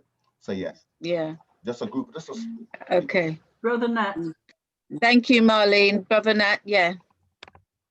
Well, first of all, give thanks, Elder Winston. Really, the first thing that come to mind in listening to it, or what I came to sum it up with, is I done a lot of Sankofa. And there is so much Sankofa in the fact of I could use that part I could use, that part I need to learn from. And what I mean by that is things like when you quoted color for color, skin for skin, and leave the white, cleave to the black. Yes. That is like a code. Yeah. You know, when it said he had a black skin, he also had a white heart. Yes. That I grew up with people like that at school. I'm sure everybody feel like deja vu again. This has happened again in this. But my question was about is there any accounts as to what would happen if you made that oath? You know, when what I just said, where color for color, skin to skin. Yeah. Color for color, Yeah. skin to skin. Leave the black, cleave the white, cleave to the black. Yeah. It's so catchy. So is there anything? Is there any accounts of someone saying that oath and then betraying that oath? Because like that, and what would have happened to them? And just my last comment was just of the way that the English had really played this game of control and rule and divide. It's like they really perfected it, because obviously they would have known their tactics originally from Africa, and like just kind of adapt like how they do today, just with non-violence, and adapt their ways of being able to make sure they keep us appeased and in a numb state. And I'm just thankful that you shared this with us. And my question was, has there been any accounts of people betraying that beautiful oath? Oh my gosh. I'm aware of okay. It's an original thing. The reason I'm using that, I belong to a Black Power movement in the 1970s. called off as Simbas. Okay. Part of the account of how Black Power came to Britain was, and I said, he came from America. Well, as far as I'm concerned, he didn't come from America because Black people loving each other and loving themselves for their color. I'm talking about Black unity, color for color, skin for skin, leave the white, cleave to the Black, color for color, skin for skin, leave the white, cleave to the Black. That's a Black Power chant. Black unity, Black solidarity, Black love. That happened in 1865 in Jamaica. Marcus Garvey took that Black is beautiful, love yourself, to America. Malcolm X picked it up. They were picked up by the Black Panthers. Then Stokely Carmichael picked it up, and it came to this country. But we got it directly from Jamaica before it went all the way around. So it's a very important. It's a very powerful chant. And what he did with the Black constables, tell them, you have the skin like us. Leave the white man and stick with us. And he took an oath, made them drink gunpowder and rum. The fire, what they call the Jankrabati white rum. They would have burned up his throat. Jankrabati white rum. Exactly. You know what you're in the same thing.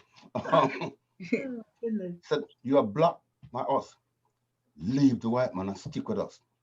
The Black constable frightened as a rock stone. The wrong, master, man, make you rum and gunpowder. Said, we have left the white man and come with. Listen, could you imagine the fear? Black people getting together for themselves, by themselves, is a threat to the Europeans. Absolutely. It's a threat. Yes. That's why they tell us to be non-violent, tell us to turn the other cheek business for man, box it, turn it, make him box it, I get them. And make him kick in the mouth as well. Those days finished with. Those days finished with. It's not happening.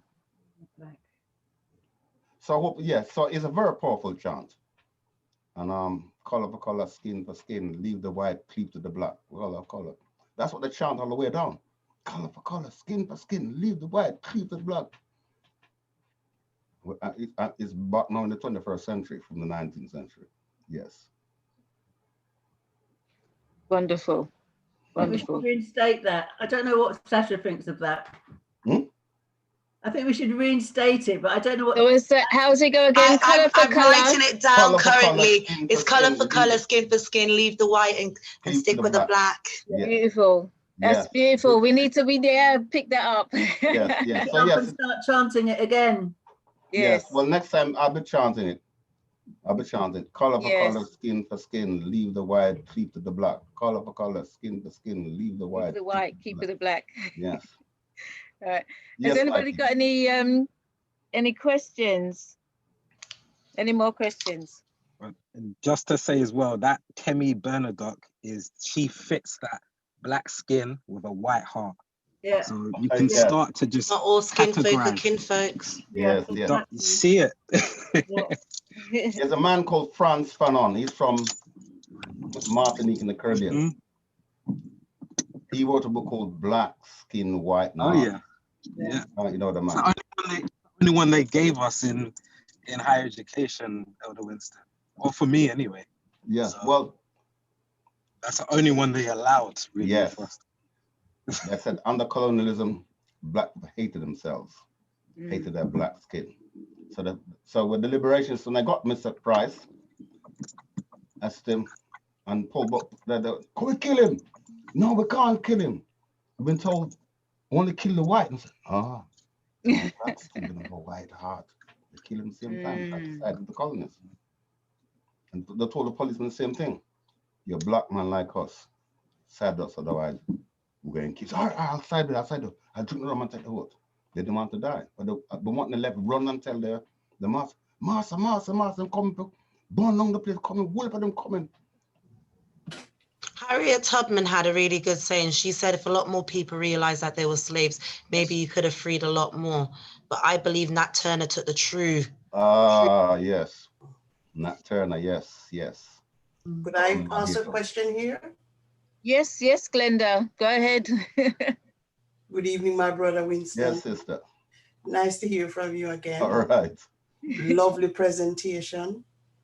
I'd read a little bit about Paul Bogle and Yes. the rebellion, but it was nice now to conclude it into a nice rounded presentation. And the yes. Color for color, skin for skin. Yes. Yes. Cleave to You the know, black. one of the places we're from St. Thomas. Yes. One of the places that the sword is Masha, Somerset, where our sister used to live. Yes, the exactly. The part of Seaport and mash up the place. From St. Thomas. All right, yes. And you know there is a rebels in the house. Okay. Also that there's a exactly. So yeah, we have our own heroes. We have our own. We don't need them to tell us who our heroes are. We have our own heroes that come from us. Anyways, quick question for you. Do you think that the sound of the cry also was littered somehow with Hobia? Do you think any of the people, I'm sure the last of them would have been Pocomanias, and that bonding of the people would have had that undertone as they had in Haiti? Well, listen to me, right? As you know that we are known for that. Well, look, somebody wrote an account of Paul Bogle's uprising, and you mentioned the word Obia, right? St. Thomas is known for Obia. Obia is no evil thing, right? Obia is a spiritual essence of us. It's a part of a communicating with our spirit, from communalizing, meeting amongst ourselves. One of Paul Bogle's, his name was Arthur Wellington, is a farmer, a sawyer, and an Obia man. Wow. Right. Obia is a way in which Taco and Ashanti in the previous century, 17, I forgot when it was, organized a rebellion. And how the rebellion was successful, that they got people to make an oath. Now, Black people are fond of secret societies. Africans love secret societies. These secret societies, the whole of the Caribbean is full of secret societies. Lodges. Lodge, yes, okay? So every lodge has a ritual and involves Obia. Rum, dirt, blood, and most famous, the cotton tree. Paul Bogle, when his Martin made a stop by the cotton tree, did a ritual there, asked for powerful ancestral spirits to guide them, and they went forward.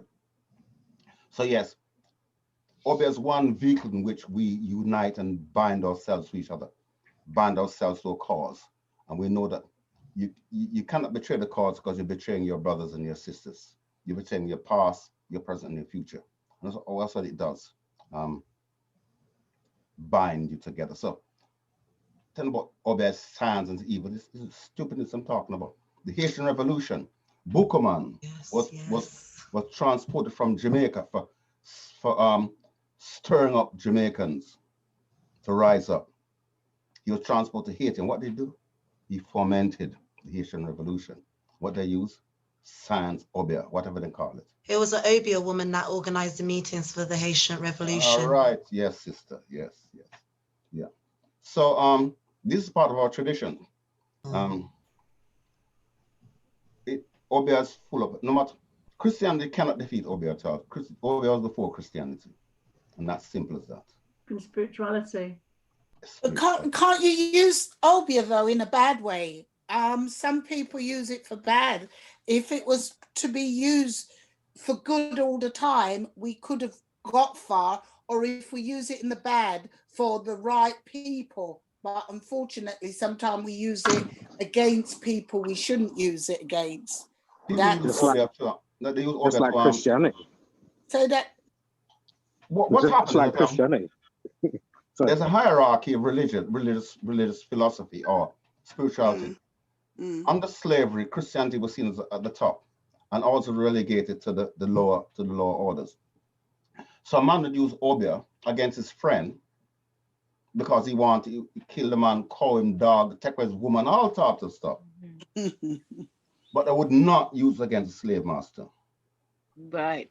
Because the Bible, it's the Bible that did that, taught them to turn the other cheek. And the Bible has obeah in it, the blood, the representation of the body, the blood, all of that is obeah and spirituality. Well, the Nazarite philosopher came and said that then we went to the temple and the people who was using blood sacrifice with the dogs, when they went to mash up the temple, turn over the gambling tables, stop all the blood rituals, and said we're going to deal with the spirit now, not with the blood. Well, you know, in New Orleans, in America, they had the obeah people. What they call it? European don't call it obeah.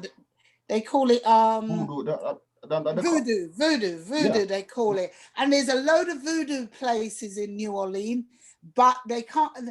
Only certain places practice it now, as if like a fortune telling thing you go to, because it was so powerful there.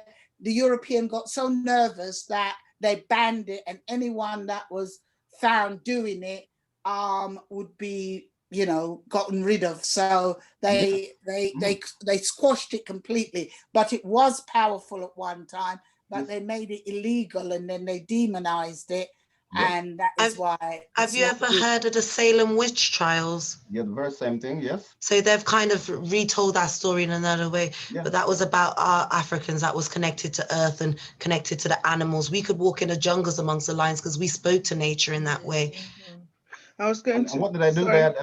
This man called Tarzan comes at Tarzan to speak to animals, and Dr. Dolittle as well. Yeah. Sorry, a lot of things I was a bit in and out. Yeah, sorry, I was a bit in and out of the discussions, but I kept hearing the word obeah. Right. And your topic. And I come from Ghana. I'm from the Akan people, and I'm from Akan, yes. I'm from the mountains, Kropong, Kwapim. And when I heard about the Maroons and some of the words, they still maintain some of the words and languages from Ghana. But one of the things that has struck me over the years is the fact that obeah, our word for woman is obeah. And a lot of what I hear about, some obeah is the women who are the strong opponents of it. They're the ones who hold sort of the matriarchal, the most fundamental part. And the other word that I know some people know it from Jamaica is obroni. And obroni is the word for white person.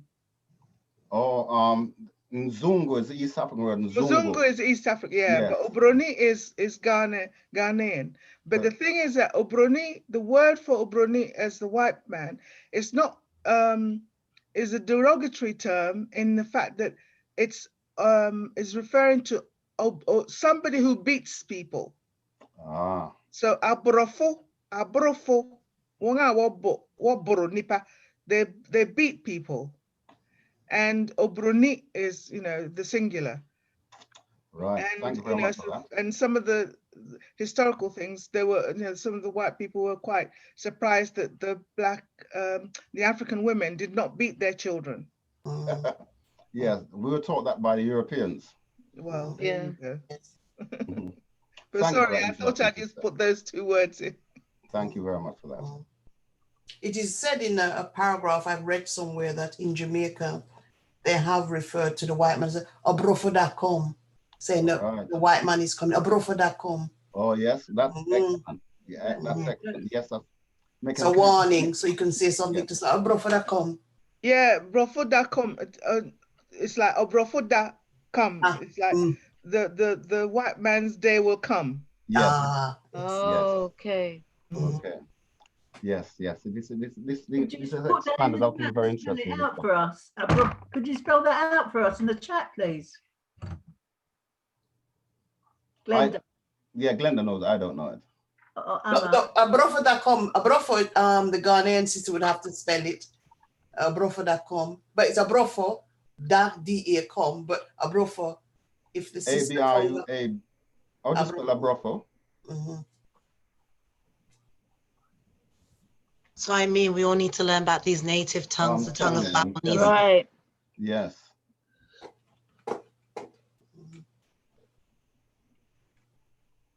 Any other questions? Any more questions, please? Anybody got any more questions? Any questions? Elder Winston, what do you think we should do with this history? How can we apply it? I always have this thing of, okay, the history really does empower and help one to kind of grow and know thyself more, but with application to our current situation. Because what you told us, for me, just told us of how, again, they divide us. You see, not all of the Maroons, as was said, it was a factor, a section, but they're still very good at dividing us and making us deal with our own people, like how, again, Kemi Bernadotte is determined to do so. So what lessons do you think we can really learn? Because in the end, our great honorable ancestor and all of the amazing empresses, the women that I feel were even more integral, were hung, drawn and quartered, so to speak. So what lessons can we kind of, with the Maroons and they just were like contract killers, which reminds me of the mercenaries that were used for Europe as well. Well, look, one thing we must do is we can start using the chant color for color, skin for skin, leave the white. It's an immediate thing you start doing. I said color for color for color for color, my sister. Color for color, skin for skin, my brother. It's an immediate thing. It's real, it's there. Instills about black dignity and black pride. Yes. Right? Cleave to the black, leave the white. Cleave to the black, leave the white. The white man does it. That in your consciousness, right? So these are things we can do. So everything we've heard here on this platform tonight, we can take away and apply it in our everyday lives, in our families, with our friends, people that we meet. One thing we do, these are things that are there for us to build our consciousness, build our spirituality, not for us to share with the gringos or the Nzungu or whatever we want to call them. They're things for us to build our consciousness, build our reality, build ourselves. So yes, and lots of things been said, but their brother before me said lots of conscious things. I said, yeah, I knew that, but I didn't know that. Oh, I see. These are the connections. So we're making connections with things we've heard before. We're now putting them into context. And this is what we must do. Hear things, link them, put them into context, and then use them as part of your everyday lives. And this is the only thing we can do. Yeah, thanks. It's just a shame we have to go back into this, because sometimes I contemplate that I wish Auntie Jean's and all the sisters that are behind this was what we go back to, and then only for a short period of hours we have to endure this toxic, violent, Angamizi environment. So I wish it was reversed. We're gonna make it furthermore. Possible. Don't think you're wishing. It's possible. It's possible for us to make these connections. So yes. Yeah. Okay. Is any more last questions? Just a short statement. Yes, Glenda. The Mount Bay quarters burnt down several years ago, and nobody knew who burnt it down. It's burnt down to nothing. I've seen it, and the fire station is literally 1 minute away. So we can say that somebody was thinking of the rebellion. It literally is just 1 minute away. Well, no amount of water could out that fire on that night, Glenda. No amount of water could out the fire at all. Could imagine. No amount of water at all.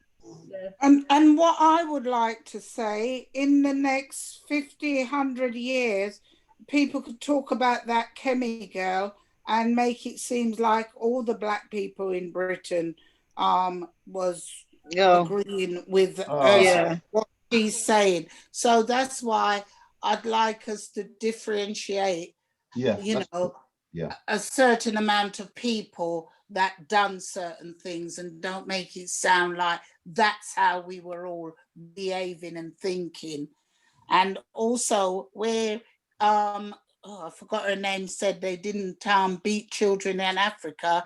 It's such a shame that we were exposed to such beating for us to turn around, and Exactly. that's a part of our culture. That's true. Yeah, That's what I'd like to No, say. thank you very much for that. Thank you very much. Yes, thank you, Molly. Thank you very much, Winston. It's a Thank great you. Okay. Yeah, thank you very much, brother. Informative. Thank you, thank you, thank you, thank you very much. Okay, sister, right? Until the next time. Yes. Until you come with what's it, another month or so. I've got so many things to write. I've just finished writing half of a book. I'm finished writing now. I've got to write another article and then write another article. So but I'll let you know, sister, when I've got some headspace free. Okay, thank you so much. We're looking forward to it. Thank you very much. Okay, thank you. Good night, everyone. Thank you. Good night. Good night, brother. All right. And we're gonna swiftly move on to our sister Sasha Johnson. And Sasha, the screen is now yours. You're welcome. Hi. Hello, everyone. Thank you again for having me. I wanted to come on the platform to do a call out, and I think after hearing all the previous presentations, I think it's the right platform to come on to make this call out. So basically, I rang Auntie Jean the other day, and I was kind of in this panic of this. I wanted things done immediate, and I wanted to speak all these things that was on my mind. And I was protesting with the Nigerian community that was protesting against police brutality and the SARS thing going on in Nigeria right now. But on getting on the ground and boots on the ground and speaking to a lot more of the people, I started to realize that, wait, but it's the same in our country. It's just that enough of us are not having these conversations to know that, oh yeah, we're struggling from the same oppressors or the same oppression. The government, no pension for the elderly, no poor access to healthcare. If you can access it, it's because you're at a certain standard of life, you're living a certain quality of life down there. The fact that our children, our people of diaspora here don't feel safe to return because the lifestyle there or the crime rate there, they don't feel safe to. Our police force are not only at the ends of brutality, but they're actually grooming and impregnating young women within the community. And just looking at stuff like that. And I thought, well, Nigeria's actually kicked off the movement for Black liberation on a whole. And there's some young people, and from listening, this is the generation that is not prepared to just stand back and let it happen just like that. We kind of have the tools and see what they've been doing. And I think talks like Auntie Jean's, talks like Winston's, talks like Vasco's, we have the platforms to make it work. We don't have to wait to go onto a radio. We've got everyday platforms. The same way I see as young people, we would sneak out to go to a party. Why can't we sneak out and do underground schools? Mm-hmm. Stuff like that. We have to start speaking about solutions to these things, because I said to Auntie Jean, I'm scared that it's going to come a time that we could only have Zoom talks, thinking and praying one day we're going to have action. When right now we can actually start taking some actions right now and setting up our own community in ways that will make us self-sufficient enough to carry on and press on, so we can feel comfortable and we chant color for color. Leave the white and stick to black. You want to feel comfortable. And some people are so connected with the Babylon system that they fear it, because you need to be able to cover their basic essential needs. And a lot of us in our community, we're having child poverty. It's here in the UK, no one would have thought that child poverty was even a thing. And now you have to realize, yes, it's a thing. Back home in the Caribbean, we haven't got the needs to keep our young people on the ground the same way we do here in the UK, because those young people, if they do make it into higher education, they're having to go outside the country to work. So that means another country is benefiting from what that young person has to offer. So our own countries are not benefiting. When we come here, we forget so much about, we kind of start to live in the now of being here, and we start to think of our immediate. So our immediate things is work here, bills here. We're so distracted here that we don't think about helping to set up the same infrastructures that we have the privilege of experiencing here back home. I was battling with the idea of setting up a steering committee in Jamaica, the same way that the Garvite Village and the African Culture Market exists. We can form a platform in Jamaica of people in their community that we know. There's a lady I've been watching on Facebook called Donna, Auntie Donna, they call her. She goes around and she does charity work. That's a respectable person in the community. And if we could get 10 Mrs. Donnas, we could make a change on the ground. We know what policies are. We know what bad governance looks like. We have more of it. It's easier for us to articulate it here. So if we could get that education back there to teach the young people there about entrepreneurship, about how to get them connected, try and get scholarships going that we could get some people over here into education, or we could set up education programs on the ground.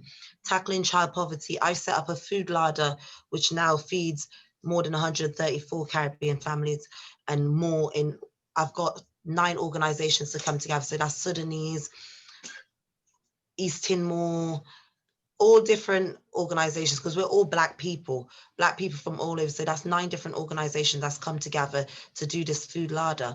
I find that in the Black community, we struggle so much with who's going to be leader rather than getting the work done.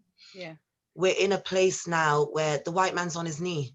Who can't recognize it is still living blind. He's on his knee. The economy is crashing. He's on his knee. This is now our time to stand up and put him on his other knee, so then our children could stand on their foot. And we have to start sowing the seeds. We should start Pan-African schools, not just speak about it, but start it. Ask the pastors in the churches, ask anybody that governs a space that could hold a good amount of people. Ask the aunties. I remember when I was growing up, I was held accountable at least 4 times in my community, not just by my mother, but by the lady next door, by the older stranger that I walked past in the street, by the teacher, by the auntie. Like, I was held accountable. These children now, the system has taken that accountability away from our community and put it in the hands of the white man. And we have to challenge that. We need to start bringing that back about in our community. I went out on Friday, was it? We went out to do outreach work. Went out to do outreach work on Friday. I didn't realize how much poverty was really around and how much Black young people don't know what peace looks like. So even when I was coming to them with a good heart and pure intentions, they didn't trust it because they don't know what peace looks like. We can't keep inviting the white man in to give us the tools. I believe the revolution is now. I feel it in my heart and I know it's now. It's now, and we have to stand for it now. We need to start doing the work, setting up these schools, setting up our own. Partner needs to come back around. Partner is something that should be coming back, because we should trust no white man to hold our finances right now. We need to bring back the trust in our community. People like Patricia, Auntie Jean in our community, we could start partners and actually start owning buildings, start owning things, start actually putting ourselves in a position that now we own things, we're self-sufficient. More people will trust us. When we need to do a census, a Black census in our community. Just like Brother Vasco said about there becoming a digital war, there's going to be a time that we're going to need to keep account of who is on the ground, because they're going to be taking away information, hiding information. The Windrush generation, Theresa May, the Grenfell, the computer got wiped, the lady chucked away her notebooks. There's going to be so much more of this. So as a young person, I'm saying we need to stand now. We need to create a network that we could connect internationally and globally. It's global unity. In their countries, we're minorities, but globally, we are the majority. We're billions folded. We need to teach our young people that Dolce & Gabbana, Gucci, all of those places, and they're not coming to help you. They're in fact putting their money in the same people that are dividing and working against our vested interests, because their money has to go into them, because that's how those policies work in their interest.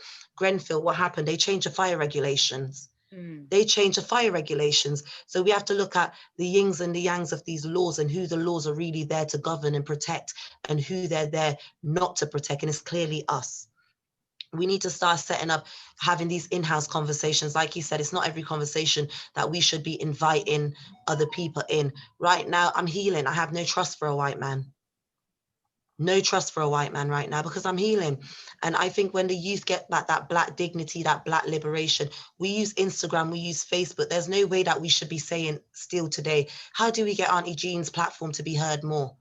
Every day I log on Facebook, that's a way to promote it. We have young people right now that are ready for this fight, but they just need the information. Like hearing how Vasco articulated himself. If I was able to have someone sit down and teach me that and say, be the voice, I would be the voice. Even when I heard a chant, I wrote it down because I'm saying, I'm going to chant it. I'm going to say it because they're scared. They are scared. There's no white man or white woman that feels comfortable right now approaching a black person to talk about the struggles in your community because they're scared. The only thing they're going to do now is befriend you enough for you not to think of them as the enemy. They're going to befriend, oh, I have a black friend. I have black family members. Oh, I'm a liberal. I understand. The true thing is, none of those political parties are made for you and I. We should all hold our votes globally. There's no way that we should be voting anybody in, Trump anybody.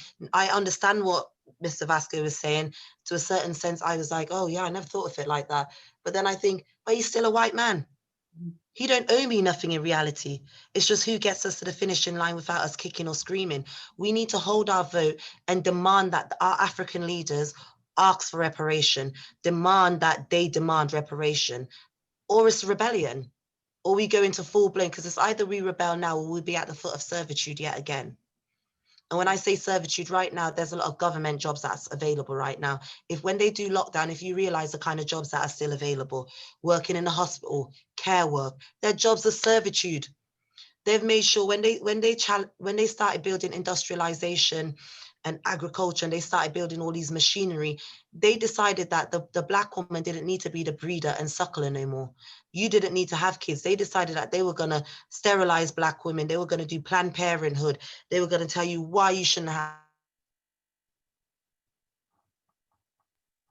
Yeah, she's saying a lot. Yeah. So they done this. Yeah. I just wanted to say, okay, we're gonna do this now because I feel our energy already linked up with many organizations. Yeah, sorry, Sister Sasha, is just they The tried way to they stop did the us. Underground Railway, we can do it with the schools. We can speak to those pastors and any pastor man right now. And this is how I'm a different, not everyone will have this fire though. You'll have to realize some people won't get to it. And that is why I say Nat Turner had a very important, some of them, Kemi, Candice, Dominique, you have to call them out and you have to not be scared when you call them out. I call a coon because a spade is a spade. Yeah. And when a white man sees me, he doesn't call me fair skin, he calls me a nigger. Are you cool? Are you cool? Yeah. So we have to start being clear because if we realize when the West went and said they brought the democracy to the Middle East, they didn't just say that they killed bin Laden, but they said they killed his sons. What they doing to our black men, they're incarcerating them. Our black women are forced to breed with white men. That's what they're going to be forced to breed with. And when they breed with white men and then that child goes and breed with another white child, that's what they did back in the day to wash out our color. 3 generations. Yeah. They know what they're doing, making immigration laws to close the borders to our people while opening it up to Europe, increasing mass incarceration, the mental health warfare, the biological warfare. 1 in 8 black women will die in childbirth. 1 in 8 black men will catch prostate cancer. Then you have sickle cell, diabetes. All of these things are on a rise in our community. Every day we're looking at people are dropping dead. And we're not even realizing that we're losing heroes in a revolution. We're losing people that are fighting in this revolution because our minds are so conditioned that we're saying, no, cancer was going to, if you have stage 4 cancer, you are going to die anyway. We're actually agreeing with them. So we're reconditioning ourselves. Any pastor that won't agree with you standing up in his church right now to declare Jesus a black man and work for black liberation, he's a collaborator and he should be shut down because he's not preaching to a room full of white people. He's preaching to a room full of black people. There's not one church member that's a black pastor that has a church full of white congregation because white people now listen to him. Yeah. White people don't care about him. He can't lead them. But because he knows that he could lead our people, he's there re-indoctrinating. We need to start asking for these spaces. We need to hold these Pan-African schools. At night, when I'm saying, boy, I know 10 o'clock is lockdown, but I got to sneak out to this rave and I know there's a house party. In our houses, have our aunties sit down, leave your child, sit your child down in for them couple hours, come back and get your child. The same money that you would spend in Gucci, all of them, build your own economy, register your own business, become self-sufficient, put back in we see a building, we shouldn't talk about, oh, we need to apply to the local council to give us a building and apply for funding. I waste money on cigarettes. I waste money on Rizla, drink. When you enter a revolution, there's certain things that you have to start to penetrate on certain things. If you really want it and you really say freedom or death, There's just certain things that you have to clarify with yourself and stop making excuses for it. Because a lot of the things we make excuses for, we don't realize that they're excuses. I used to do it. I used to say, yeah, I know my stuff, but I don't want to talk out. I'm shy. Oh, I can't take that pressure. What if my white friends look at me? Then I realized they're going to look at me different anyway, because I'm different from them. There's going to come a time that I'm going to have to be bold and be different from them. So some of us have to start doing the in-house work. When I say in-house work, we need to start gathering our food larder. This pandemic, this second wave is not against white people or working class. True. They put us on the front line the first time, so they're coming back again and they're trying it. Why, when they're saying that these vaccines are coming about, oh, but we're going to try it first on Black people? We need to come together and address these people. We need our African leaders to address these people, and who won't address them are collaborators. And we need to make sure we take the same action. In the Haitian Revolution, they didn't just use opium, my sister, they used poison. Yeah. They poisoned them out. Yeah. Not everybody's going to recover from this. As we can see, I've lost people this year that I never knew I was ever going to lose. Right. Not everybody's going to come. And that is something that we have to cement in our head. And that's one thing they say, is as much as people look at Islam, Islam is the only religion that hasn't been reinterpreted too many times. Christianity, they took out the Maccabee, they took out 72 books, they gave us what they wanted to give us. Now is really our chance to make that pick. We get to choose. Forget Donald Trump, forget Biden, forget Boris, forget all of these people. Hold global unity. Once we can feed ourselves, house ourselves, cater for our own children, they don't want you to know that it's segregation they're going back into, but they don't want to tell us it plain Jane. They're going to leave us with, and excuse my language when I talk, when I say they're going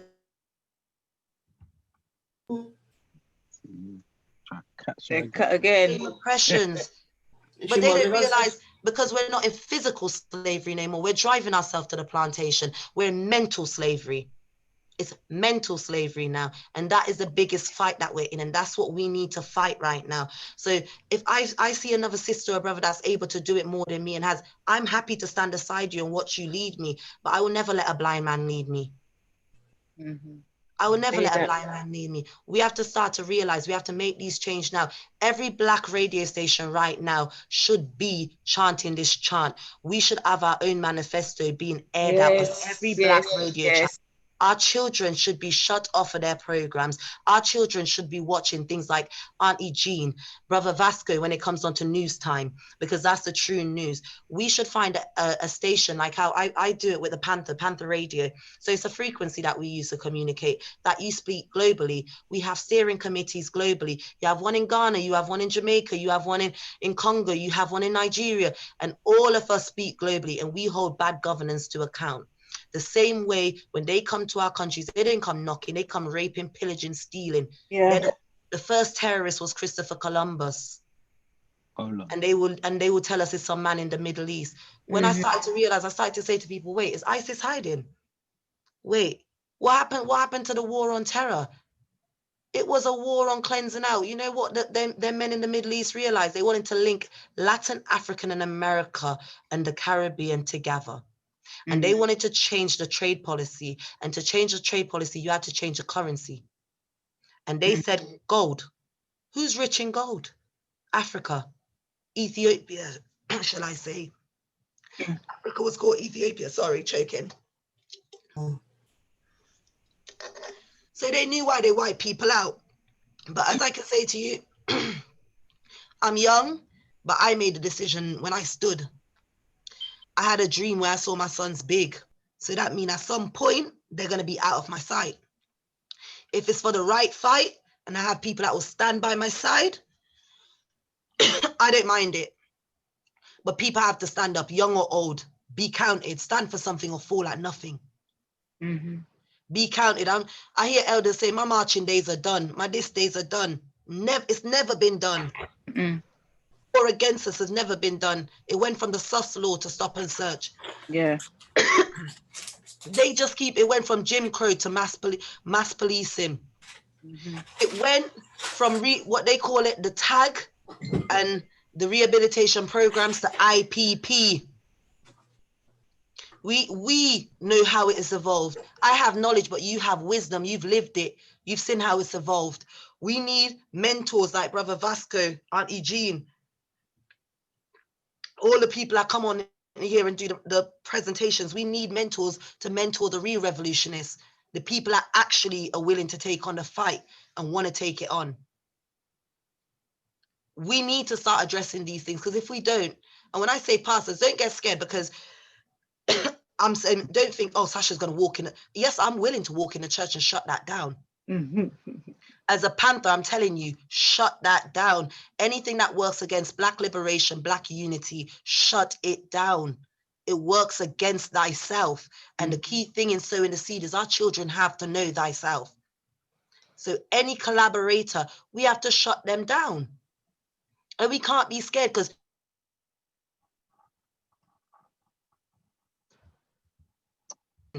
do you see any fear in them? They don't care. When the so-called football fans came out to war with our youths, did you see the fear in them? They didn't care. They came for smoke, not realizing this generation wanted smoke. We've been waiting for smoke. There's a difference in minding the business that pays you and realizing what business to mind. A lot of us go about minding the business that pays us. I've had people say, yeah, I hear you, sis. I'm on that, sis. As soon as I finish work and as soon as I'm outside Babylon hours and as soon as, sis, I'm on that. I made sure when I picked up this fight, I became self-employed. Right. At 26 years old, I own 2 businesses. There's no white man that could pull me or push me in no direction right now. And that is what we need to work on. That's why we need to be able to feed our own people, because you could convince me to drop my white man job if you could feed me until my business is up and running and on the feet. And we could circulate that black pound enough to make sure it's running. But we're not going to convince anyone to stand up for a liberation. And we can't just keep saying, oh, when we ask at the end of the presentation, so what do we do with this? People that come with presentation, please come with objectives. It's not a disrespect thing, but you have to come with action, plan of action. Come with something like that. After you give the talk, give a list of implementation. How am I going to implement what you've just said? How could you teach me what you know? So even if you haven't got the courage right now, I have the courage. And because fear is contagious, you know, it's just like the flu that we're talking about. Fear is contagious. It's a contagious thing. And that is what they work on, is it being contagious. So once they got you, you put it onto me and I put it onto her. And it's contagious. We have to stand solid and firm. Marcus Mosiah Garvey told us we were going to come back again. Yes. He knew we were coming back again. He made sure he sowed that seed, millions around the world. A revolutionist may die, but a revolution must continue. It's a must. The same way how our ancestors used to pass our history down orally, it's a must that we do this. I learned most of what I know and I'm able to do most of what I do because I sat at my grandmother's foot. I sat at her foot like the heavens were at her foot, because it was matriarchal before it was ever patriarchal. Because woman brings life. Certain things that we're condoling, like, oh, we're on Black Power, we're for Black Power and Black liberation.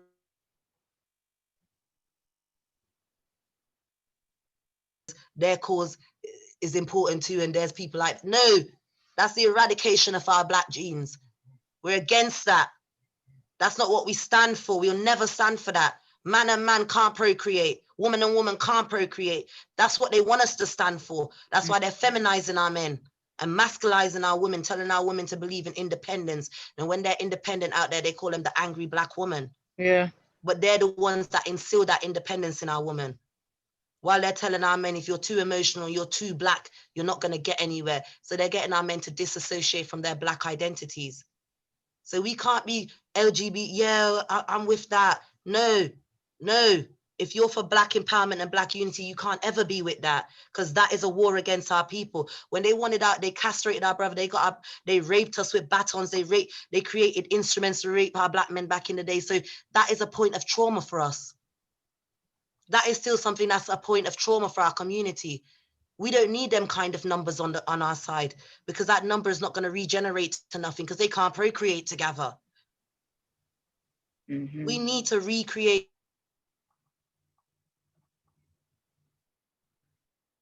to see that love.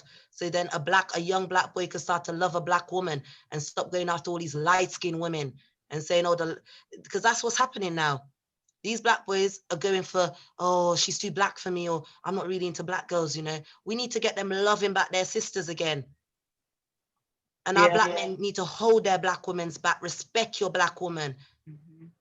Respect her. Even if you're going to practice things like polygamy, do it in a way that everyone's on a respected term, because it was once done in our culture back in tribalism. But it has to be on a term of respect. We have to start bringing about certain things back in our community, and we have to do the work. We can't get the tools. The master won't give us the tools to dismantle his house. We can't keep sitting, begging and waiting. We've got the means to do it. There's black people on here that own house and have the means to get a mortgage. Why don't you help another sister on here that's private renting and you know it's killing her? There's black people on here able to get loans. We can't red eye each other. We can't green eye each other, because when the Asian man has a shop beside the Asian man don't green eye him. He tells you, go to my brother over there. He's got it. Salam alaikum. Go over there. Go get what you need. Us, I'm like, don't go. In the black community, we're like, don't go over there because she set up the same thing as me and it's my idea first. Not one idea come from one person. Ego is something we have to get rid of. Yeah. And our pride. Sometimes we're too prideful to talk out when we need help. We're too prideful to talk out when we're wrong. Some of those things we have to start doing. We have to start helping each other. If you have 2 loaves of bread in your house, you're wasting it because you're only going to eat one or half of the one. Give the other one to somebody that needs it. We have to start setting up our own food larders, because they're not going to want to feed us after a while, because they have so much machinery that's going to do the jobs that we used to do, that there's no need to feed us. Right now, we're working on a survival base. We're working to keep the body going. Keeping the body going, because everything we work for, the tax man gets it back. You pay TV tax, council tax, bin tax, or you're paying it. You buy a sweet in a shop, it's tax. You buy your milk, you're paying everything back in tax. So all you're doing is feeding your body to make it strong enough to go out there and work again for their system. Why don't we start pushing that money and building our communities back home? So when it's time to leave their cold ground, we're not buried in their cold ground. We go back to sun. I'd like to say thank you. Anybody that is interested, you could reach me at the new this is capital NBPP UK customer service at outlook.com. That's the new Black Panther Party UK chapter at outlook.com. I really want people that are serious and are willing to start the work immediately. And I'm willing to help financially as well as boots on the ground. Anybody that's on here that gave a presentation that's willing to do mentorship and teach me the history that would be important to make mention of now when I get out there and protesting, and the things that we need vitally in our community and how we could get that unity. Anybody that knows somebody in another country or in another field that could help set up these steering committees, if you know someone on the ground, and we could start that as soon as possible. Anybody that's in a position that you could start a partner and you could justify the income or holding that much money, get in touch. Let us actually start implementing our conversations, because the time, even as a younger, I'm seeing that the time isn't there. And I brought 2 sons into this world and I'll be dead. I say freedom or death, because I'd rather be dead than watch them become slaves or watch them give heed to a system that works against their vested interest. I teach my sons Black power. I teach my sons Black dignity, Black liberation, Black economics, Black unity, because everything else in this world they might have in common with a person, another white person. You might have eyes, you have ears, you have head, but the one thing that you won't have in common with them is your Black skin, that weapon. They weaponize your Black skin before you open your mouth. So we need to be on each other's side. We need to love each other. Okay. Genuinely. Sis, put your things in, put your details in the chat. Nat, you've got a question? No, just the fire is... It's there, it's burning. Yeah, you know, I mean, because look, Sister Sasha, I'm 34, so a few years, but I think females mature quicker than men anyway, it's proven. But I hear what you're saying. I break it down, I try to make it very simple. So I hear what you're saying. Nation build or freedom fight, and freedom fight. Both hand in hand.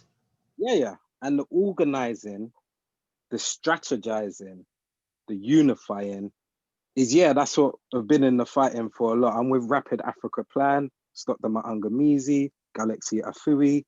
I've heard of the Taking the Initiative Party, and I was thinking, is this the same sister or?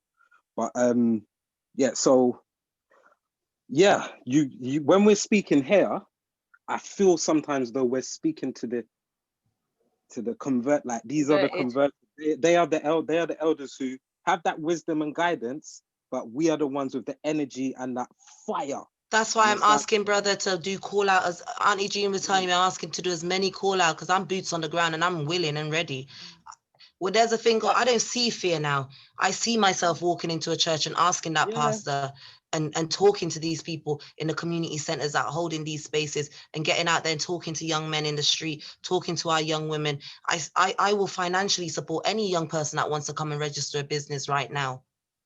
what I've found with being around a lot of elders, is that they will say they know what you're talking about and they've been there. And now it's a time of where they've learned of how you pick your battles, how you strategize and go about things to reach your goal. So I hear your fire. But a lot of them I found since speaking as well, a lot of our elders find themselves at times, they're firing the revolution at first and they become collaborators.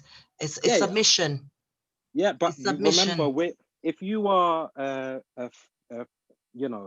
fish that's taken out of the ocean, put into a fishbowl, and you're in dirty water trying to survive, so that's our experience. Then look, I know you're not saying it like we all have choice, but they do.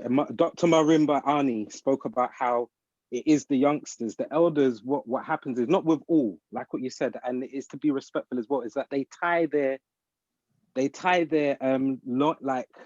get tied up into the system because it's pension, it's things that are there. And like you, the same. I broke out of the NHS on pursuit of my own businesses, or I have 0 hour contract where I can just say, no, I'm not working today. So I feel what you're saying. It's getting to these young people. Anyway, I feel like I just have a one-to-one. I just want to make sure, you put your link in, but I think I've got your number already. Yeah, you've got my mobile. I think for our elders, what I would like to say is, it's now. You won't have choice. You don't have choice. And if you don't see it already that you don't have choice, it's only when it personally infringes on your liberty, meaning you have a personal experience, is when you come to realize that you don't have choice. But we don't have choice. Now we have to stand. It's almost like they've been poking the bear so long. Now the bear has to turn around. As a panther, I only act when I'm backed up in a corner. And right now I feel like I'm put in a corner. And it will take a sacrifice, yes? Any revolution that you could name that we haven't had bloodshed, tears, death. Sasha? Well, we've had it. Had it. Could I ask a question to Sasha? Of course, Sister Glenda. I like your fire. It sounds as though it's getting stronger. You're in the new Black Panther Party, yes? Yes. Is there a large group of you, or it's sort of spaced out? Internationally, that there's a large group internationally, but as in here in the UK, I think that you might be aware of Captain Rambo, Brother Huey. They also identify being new Black Panther Party representatives. But I think since being out now, the more of the youth are being interested. Like since I've been out lately, I've had a lot more youths come up to me and say, I want to get involved in Black power, Black dignity. It's when they see someone doing it and being strong in it. Like you said, you could feel my fierceness coming on. So when they see you actually doing it, they see it happening. I want to show you a video that happened. You want to screen share? Hang on a minute. Let me get onto this video first. When I get it up. We need to bring you into Galaxy. Yes, Nat. Definitely. Yeah, the sister has a voice. I know that. Yeah. I mean, I know it's going out also on live on Facebook. So it is going out to a wider audience also. So you don't know who will be picking it up. So hopefully it will be some more youngsters, more recruits. I think the sister's moving in the right direction. Oh, most definitely. I think that she's to harness all these young people who she's meeting up and making sure that they have their underground meetings, as she's saying, because there's no reason why they cannot meet up. And I think this time is now just right. Whether lockdown, lock in, or lock out, This is That's the right. best time to go underground. It is.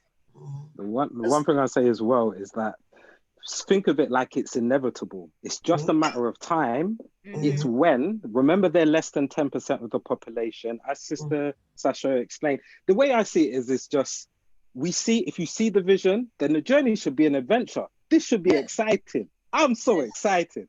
So I can't wait. So you lot know when Brother Vasco was talking earlier and he was saying about the laws that are changing to prevent us having our human rights. If you could share screen now, Auntie Jean. Yeah, you can do that. Your co-host. Okay. Have a look at this one.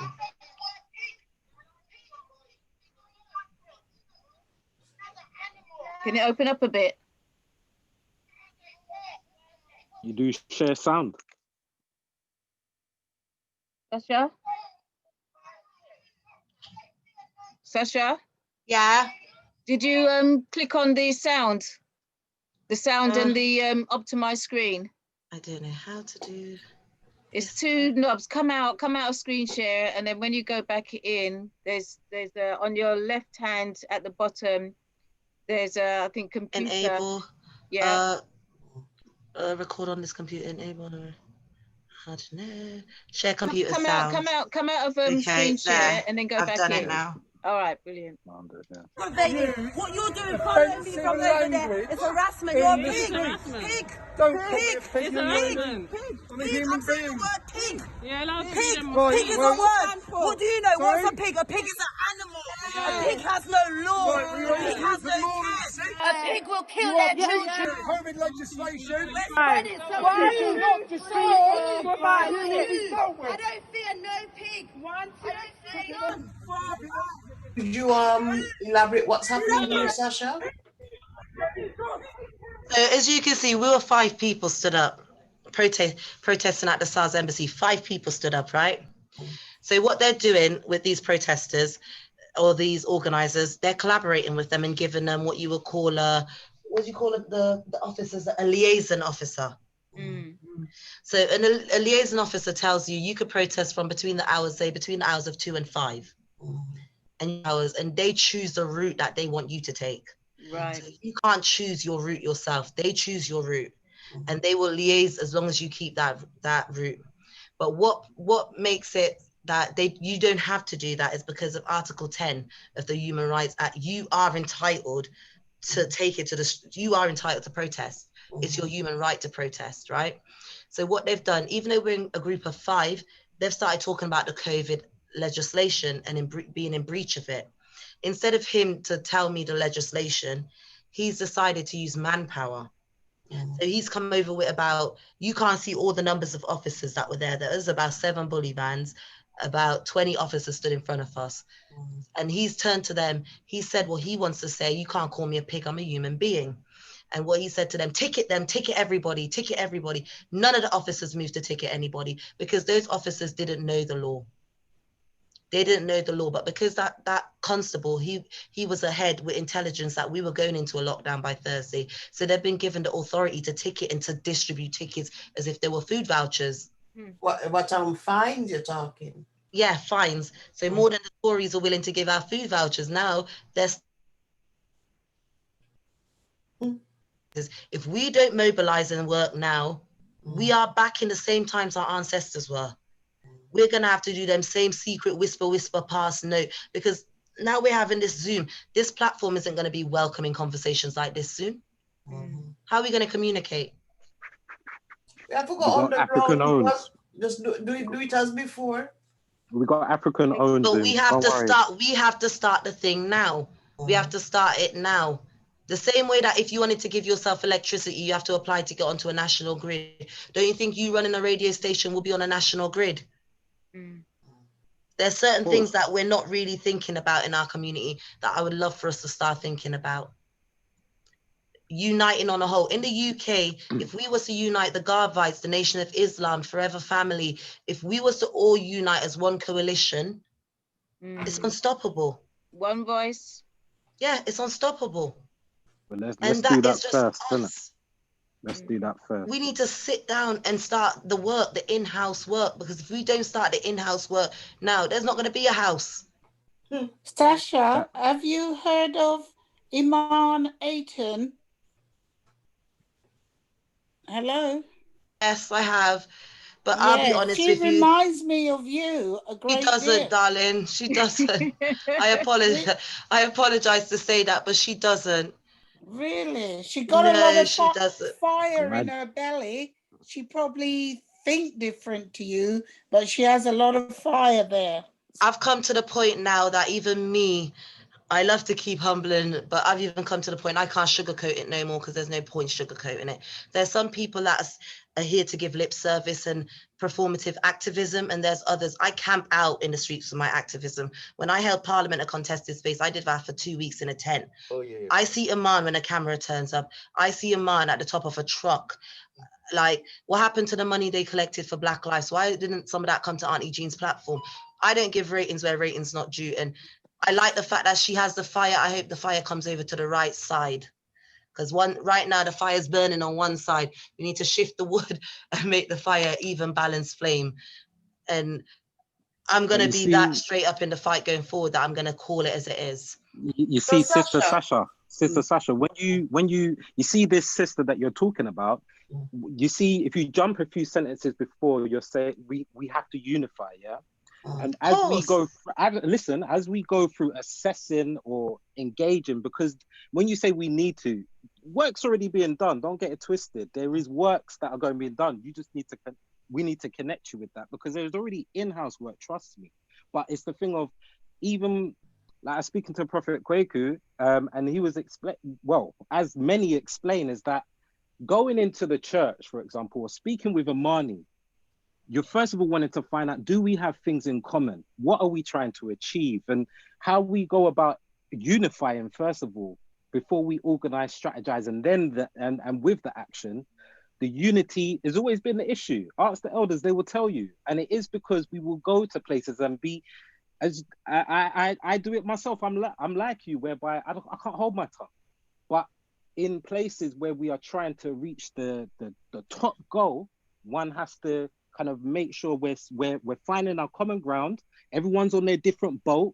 Let's make sure everyone's boat is mended and going forward. Let's make sure. I'm willing to humble myself when it comes on to people, but I'm also going to tell you the honest. Not everybody that you could take along. If we find a way that we could work together, another end of it, then we can. But there's just not everybody you could take along. I understand completely. No one's saying that. No one's saying that. Queen M will tell you, it took me a while to even speak on the Forever Family thing. I was told I was too black, and I kept that. And every time I heard it, I bigged them up same way. It took a while for me to even speak on it. And I thought, you know what, I'm not going to speak on it, because Black power anywhere is Black power. But there comes a time that you have to understand not everybody wants the same outcome, and the fight is not the same, visualized in the same sense. People might listen to me right now and they'll be like, she's mad, fam. That's radical. That's never going to happen. I've heard it. So I know what I'm saying to you, but I'm always willing to humble my king. Cool. I think, Sasha, there's a lot of strategy and strategizing that you must imply before you go out anywhere. Women are great strategists, so I think that's something that you should take on board. In terms of recruiting soldiers and soldierettes, that is the main thing. Once you get your little army around you, I think you'll be seen as a greater force in what you're doing. You're a very loud voice in a quiet wind at the moment. You are being heard by us as the elders, but sometimes we hope that the loud voice doesn't get quelled too quickly. So I would urge you to strategize. That is your main thing to do, is to strategize and get yourself and those around you organized. You can have like a secret group or a secret society, all the better. You can have your secret meetings. Make sure sometimes you have it outside than inside. Because when we Black people love to be inside properties talking. You should be outside. As I found out in Kenya, the Indians did their business outside on a hilltop, so they can say who's coming up and who's a foreigner amongst them. So that is what you're to do, is to strategize and organize. That's your You're noting main that thing. down. I'm writing it all. I see you. That's smart though, and this is what I mean. Thank you, Queen, because that's the practice. Wisdom, then we apply it, and humble, like you said, ourselves to listen to it and go, okay, take heed. Next time on the hilltop, mountain, done. Of course. I read it all. I was like, Gem. Hi, Sasha. Hello. Hiya, Paul. Hi. Beautiful. I like what you're saying. I like the way you're saying it. I'm one of those kind of people. I'm a bit old, put that very moment. I met the teacher who taught Professor Angela Davis. I met him in London, and he told me a lot about her. I remember years back in Brixton when the Black Panther Party I first started in this country. I was there, was a member. A lot of people were as well. I've taught in schools. I've spoken to a lot of youngsters, a lot of parents, and one thing I've discovered that is holding a lot of our children back, and that is one thing. There's an attitude amongst a lot of our youth whereby they're afraid to make mistakes. And that fear doesn't come from the system. It comes from us. We have picked up a very nasty habit from the plantation, and that is the habit of ridicule. Every time some person does something that we don't understand, we laugh. We laugh that person down. And don't think that that is not felt, because a lot of people don't want to remark on it because they don't want to be seen as being itty bitty. But it has got a very, very strong impact, and it is felt stronger amongst our youth, amongst our children in the schools. The teachers, some of the teachers, the racist ones, have learned very, very quickly how to use ridicule as a weapon, and it is a weapon. No one, you don't What's the donation? Sorry. Wait a minute, Molly. Yeah. Anyone who is talking to you, and when you make a mistake in your argument or in your presenting yourself, and they start to laugh at you, they start to ridicule you, they are taken on board the weapons that was used by the racist class to diffuse the arguments that we people put forward. They did the same thing to Marcus Garvey. When Marcus Garvey, lost face in America and he went back to Jamaica, they laughed at him. They ridiculed him. So be strong. Do what you're saying. And it's up to us as elders to look at you and say, you know what? Okay, fair enough. I hear what you're saying. But let's take this way. Let's put it that way. All right? But I think you're right. I think you've got the right idea. I think you've got the spirit that a lot of us don't have at the moment. Yeah. Yes, I think you keep on doing what you're doing. It will come. You would get your audience. It will come. But don't let any person put any damper on your fire. Keep it burning up. Well done. Black power, King, black power. Thanks. Okay. Thanks, Paul. Thank you, black power. Anybody else got any questions? Out of curiosity, what is it you don't like about Iman? Because is it that she's not a personal thing, so please, it's not what I don't like about Iman. Me and Iman know each other in no way in a personal fashion. Okay. We know of each other in activism. Right. And do you both look at it in a different way or something? The activism. As in image? I don't know. No, in your thinking and your views. In our values. Yes. Your views, your thinking. I think overall our values will probably be aligned if because we're both black women at the end of the day, we are fighting for freedom and liberation. It'll be aligned in that sense, but in the sense as, are they aligned in the ways we will get to it? No. Right. When I give you a hint, so when certain people saw my arrest at the reparation march, when they saw stuff like that, what they did was they circulated videos and used it as memes and stuff like that. Like the brothers say, a lot of people laugh at you, but I know self, and I'm very strong in self and confident in self. So I don't, not shaken or stirred in that sense. Okay. Strong spirit. Strong spirit. Yeah. I just wondered if 1 minute, Marlene, Sister Emma. Yeah. No, sorry, I was going to say, all I can say is Aluta must stop. Aluta cannot continue. And you are one of those spirits that is really taking it forward. And I'm there for you. I may not be able to go on the march. I may not be able to, do the techie stuff. I may not be, but boy, otherwise, I'm there for you. And if you need a hug, I'm not saying it lightly. I'm there, okay? Yeah, it's such a refreshing thing to hear you talk the way you are. Yeah. And I kept saying to her, where was she 40 years ago when I was looking for these young people? But here you are. It's never too late. I was here. Thank you.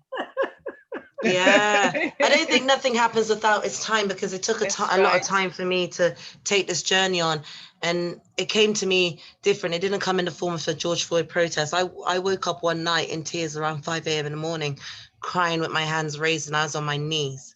So I knew it wasn't a man that tapped my shoulder and told me to go march and go do. I know that the calling is more than just, because every time I've nearly given up, or I've said I was going to give up, something comes, something happens, and I just bounced right back into action. And it's like, the giving up thing was just a spare of the moment thing. And then all of a sudden, I never thought it was possible to become self-sufficient. I grew up in foster care. So I didn't know that I would have a way of becoming financially independent, in a sense. And ever since I decided to take on the fight, it's been happening. It's been happening. I don't know how, and it's been happening. And I can't say, I just have to say that it was supposed to be, and nothing comes before its time, because I experienced certain things I had to experience to get to where I am now. Sasha, a little advice, you're to align your energies and align them well, because there'll be a lot of people who would like to bring you down. So be careful of that as well. Also, have you looked into your family's history, in a sense, to say, well, there must have been a fighter in the family, and sometimes they normally come back. So sometimes you need to sankofa, look back and see what is there, and hopefully that they'll be able to guide you and help you on your way. Yeah. Thank you, Queen. All right. Well, also, if I can say something now, every single person on this chat knows you, right? Every single person have heard you. So if you're in any trouble at all, give someone a call. Yeah. Thank you. Any one of these people on this chat show should be in the position, at least, offer you a lift home or something like that. Anything. But if you are in any trouble, you get arrested by the police or whatever have you, and they say to you, you're allowed to make one phone call, you call anyone here. If you call me, I'll be down there. Thank you. I can help you out. And I'm sure I speak for everyone on this chat. Every single person here would go out there if they possibly can, and put themselves out to help you out, because you've got a lot of spirit, and we need people like you. We need youngsters like you, really, truly. Okay. Yeah, we need people like you as well to be on the front line. Yes. To try not to get arrested too much.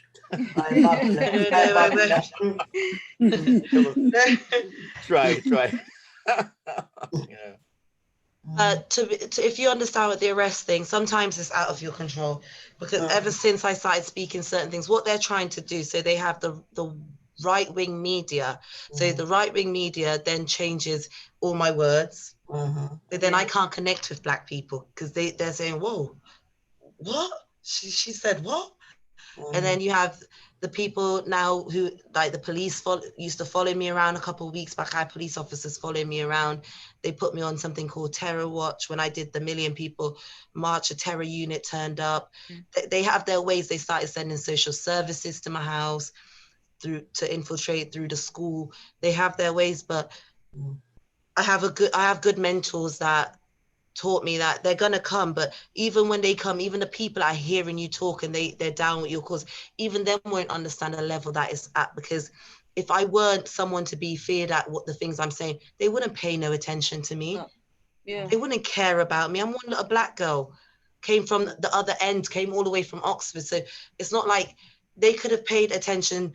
They could have put most of the attention to try and play down the Black Lives Matter from the stance of Iman Eaton's side, if you will put it to that, to say they want to kill it in that way. But they know why they want to silence me, because I don't come speaking of the way of collaborating with them all. They know when I say burn it down and shut it down and dismantle the preservation of white supremacy, the same way you feel my fire, any white man that's heard my voice, he hears my ancestors telling him, I'm on my way, make way.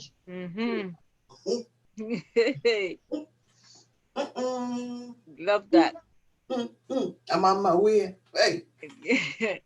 Well, you know, Kath says we are on a spiritual journey because it's time for things to change, and we have to be on the right side of our journey. We need to go. We need a good legal network and Black media platform.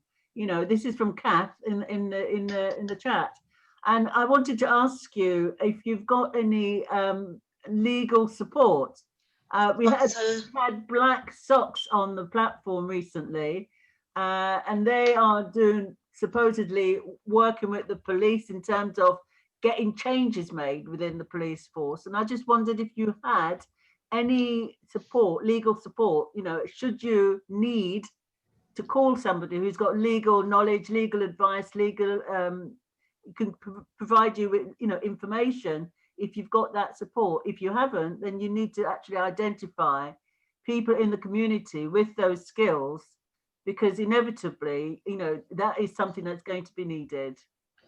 So for the case I've got going on currently that they keep on, so when I went for bail, they didn't actually, this is some really crazy things going on. I went to report for bail at Wandsworth Police Station. They didn't know who I was. They had no recording of me. My lawyer, my legal assistant is Dr. Malik Shabazz, which is a chairman of the New Black Panther Party. Yeah. When I went to the bail and they didn't know who I was. So I went to Wandsworth for bail. They didn't know who I was. So then they postponed it.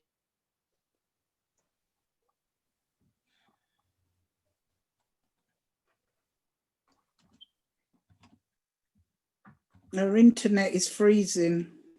Maybe our platform's been infiltrated. Yeah. She's frozen or she's gone? I just Okay, think she's back. Are you frozen? When I start talking certain things, you'll notice what's happening.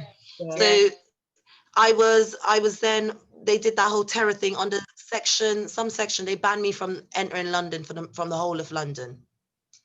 And then they had to take the ban off when my legal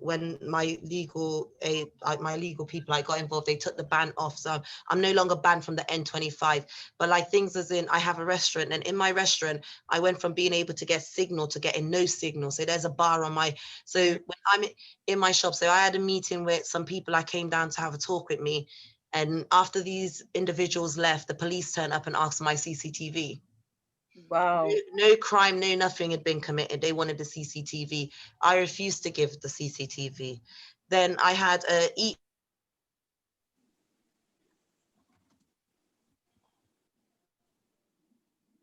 started up again. So then I started using it again. And then I got a second number. So there is at times where you'll probably be trying to reach me Like you won't be able to reach me. Like Instagram, I could post every now and again. They don't allow me to post on Instagram all the time. So I'm shadow blocked, if you call it that. So what they allowed me to know is I'm shadow blocked. On Facebook, I'm shadow blocked. So I could post certain things if I don't put a title or if I don't write certain things on it, it will let me post an image. But as soon as I start writing, it's against their policies. I start declining me posting, or it gives me a pile up of all the things I've tried to post. So over the last few months, all the things that I've tried to post are in one big line on my Instagram. They haven't been posted. Right. So every now and again, it will let me post a picture, but it won't let me promote things. So with the SARS, is anyone have me on Instagram, you see I posted the Nigerian poster twice, and that's probably 10 attempts, but only 2 went through out of the 10 attempts. Wow. So they're starting to silence me in certain ways. But what they realized that they couldn't do to silence me is boots on the ground. Banned or not, they've seen me turn up in places. When I went to the ex-Garvey talk in Hackney, they knew I was turning up to that event, but they just didn't recognize me because I didn't wear the beret, and I decided that day to wear the wig and to wear makeup so they didn't recognize me. So I realized their APG system, they pick up my car when I enter London. So as soon as I enter London, they know I'm in London. Police officers now refer to me by my first name. When I got arrested at the Brixton, this is when they said that the police officer got shot in Croydon and died. It baffles me. They kept me in my bra and underwear for hours. They lied to the people that I was supposed to get the one call and said I was sleeping. I wasn't asleep. I refused to take any drink, any food, anything from them anyway. I refused all medical attention, all of that, because that's just what you're trained to do when confronting certain systems like this. So they realized the chief of police came up from around his desk and took my hat off my head, my beret off my head. And instead of put my beret in an evidence package, he kept my beret on his desk. Wow. He knows. They know what's happening, and they know once you hear my voice and you hear the things I'm saying, I'm not saying anything that's not factual. I'm not saying things that are not happening. It's just the way that I'm choosing to cause a rebellion. I'm going about it differently. I'm saying there's no time to turn the other cheek. There's no time. I'm coming at you with fire. I'm coming at you blazing, because when you've come at me blazing. Whether you've come at me outright or you've done it in the little ways that I'm describing to you. I went to Reading to buy merchandise for my business, and I'm going to a big outlet. On my way into Reading, the APG thing flashed my car. I was followed all the way from the beginning of Reading till I got to the wholesales. When I got to the wholesales, they said that they would like me to do a voluntary interview to talk about racial aggravation and terror law and inciting racial violence. Wow. I'm not inciting racial violence. One thing that they haven't been able to arrest me for yet is I've not physically harmed anyone. And that is what they're waiting for. Yeah. So the minute the revolution actually starts, in the sense that work starts doing, I know I'm going to get arrested, because that's what they build up. Every protest I've been to, even when I haven't been the leader and I've turned up to be and then turned into the leader of the protest, from turning up and being a voice that's there, to disperse the protest, they've wanted to arrest me. So they're coming in either ways. I have people messaging me, you will regret the day you stood against this. And I'm telling you, these are people that are doctors, lawyers, professors. These are people that, how do you know who I am? You're having conversations clearly. But all I'm saying, I'm ready and I'm willing. Something has to be sacrificed. And if I sacrifice mine for my children, that's work well done. Yeah. Sasha, I'll put my number in the chat. I don't know if you can see it. I'll put my phone number there. I don't know if anyone else wants to give you their number, just in case you need some help. Thank you, Paul. I've just written thank it you, down. Paul. Yeah, but the thing is, yes, I am involved in media. You know, so I'll appreciate it if you can give me a call after this session. I'll have to talk to you. Thank you, Ken. No problem.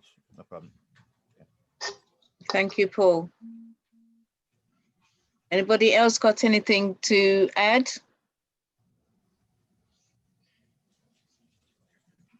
Just wish you luck and keep up the strength and keep on the right path. That's all I can say. Thank you. Black power to you, Queen. Black power. Anybody else got to say? It's not about wishing and luck, it's standing together. Yeah, it goes quiet. When you say Yes, certain isn't it? things, the room goes, it has an ambience in it now. It's like, oh, this is... Well, I mean, I'm really happy to have listened to you. I hear the passion in your voice, and I share that passion. I'm obviously at a different spectrum, end of the age spectrum, but I'm willing to do whatever I'm able to support you. And as Paul has said, you know, there are people on this platform who are willing to do the same. And it's not just words. Okay. Thank you all. Thank you again. Thank you, Patricia. Thank you, Auntie Jean, again, and thank you to everybody that keeps welcoming me back and keeps giving me a platform. I will do. Anytime you need a platform, the platform is here for you. We'll always make room for you. And you've been called Nanny Sasha. Thank you. Okay. Thank you so much. Thank you. Thank you. Okay, and a big thank you to everybody who's joined us this evening. Big thank you to Winston Trew. A big thank you also to Vasco Stevenson. And I'm going to be playing our anthem as we started, and I'm going to be playing the anthem before we finish. Okay, so I'm just going to set in and play our anthem.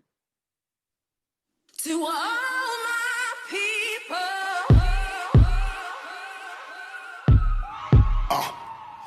Bada. Hey yo, no matter where I go up and down the country, everybody's asking the same questions. After the marching and the protesting, what's next, bada? What's next? Well, all we need is one voice talking.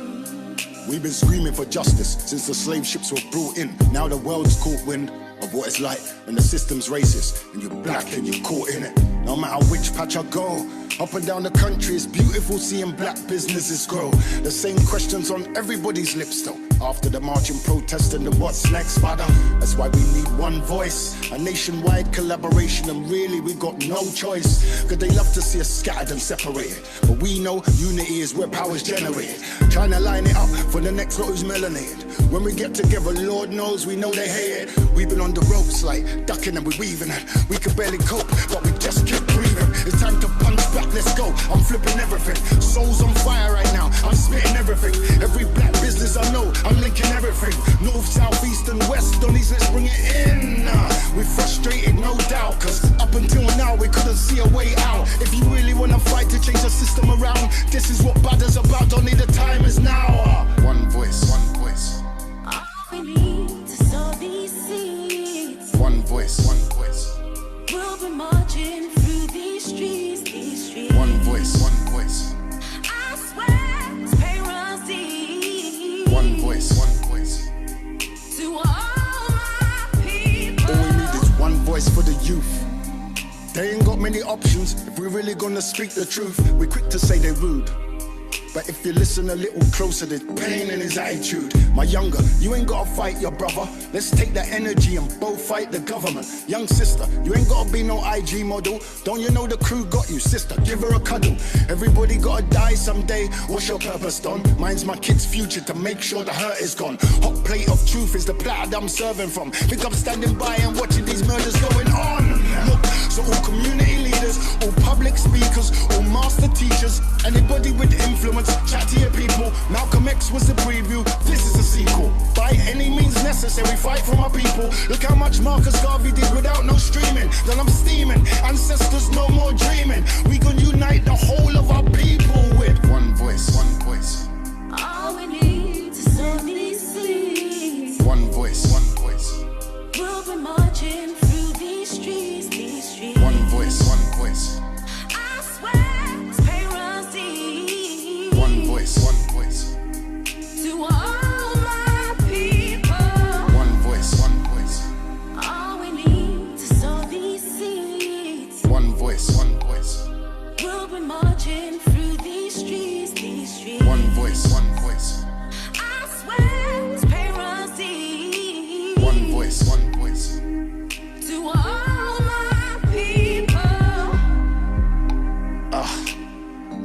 start having them uncomfortable conversations. Time to take the initiative. Time to lead the way. It's all about coming together. One voice, one momentum, one people. Time to start the conversation. Ah.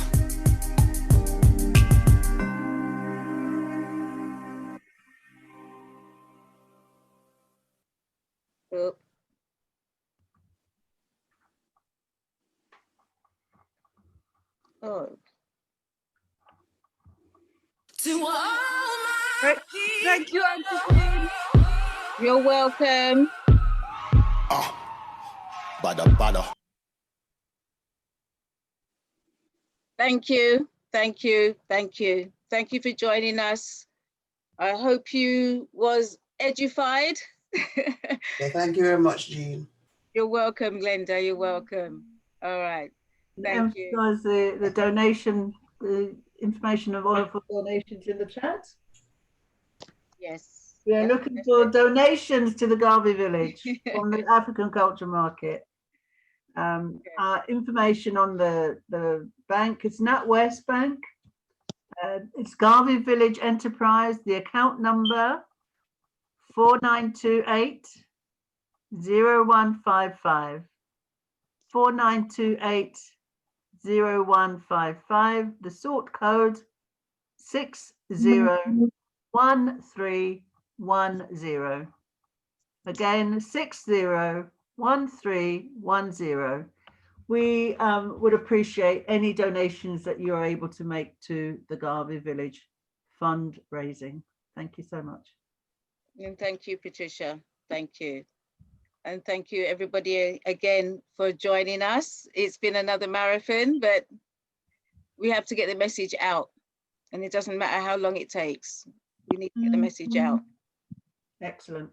Good night, all. Good night, everyone. Good night. See you again next Friday. Good night, guys. Yeah. Thank you very much. Good night. Good night. Good night. everyone. Good night. Good night. Good night. Good night, everyone. Good night. Good night, Pauline. Good night and thank you. Good night, Paul.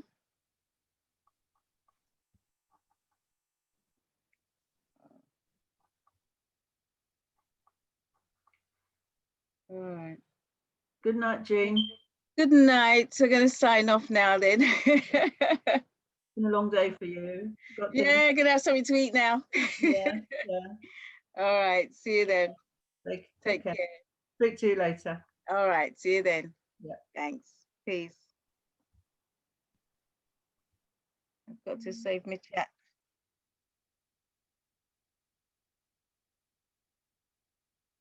Okay. All right. Good night, all, and see you on Friday at the Garvey Village. Unlock the change and keep well, where we have our presenters give us the remedies and keys. Okay. Good night.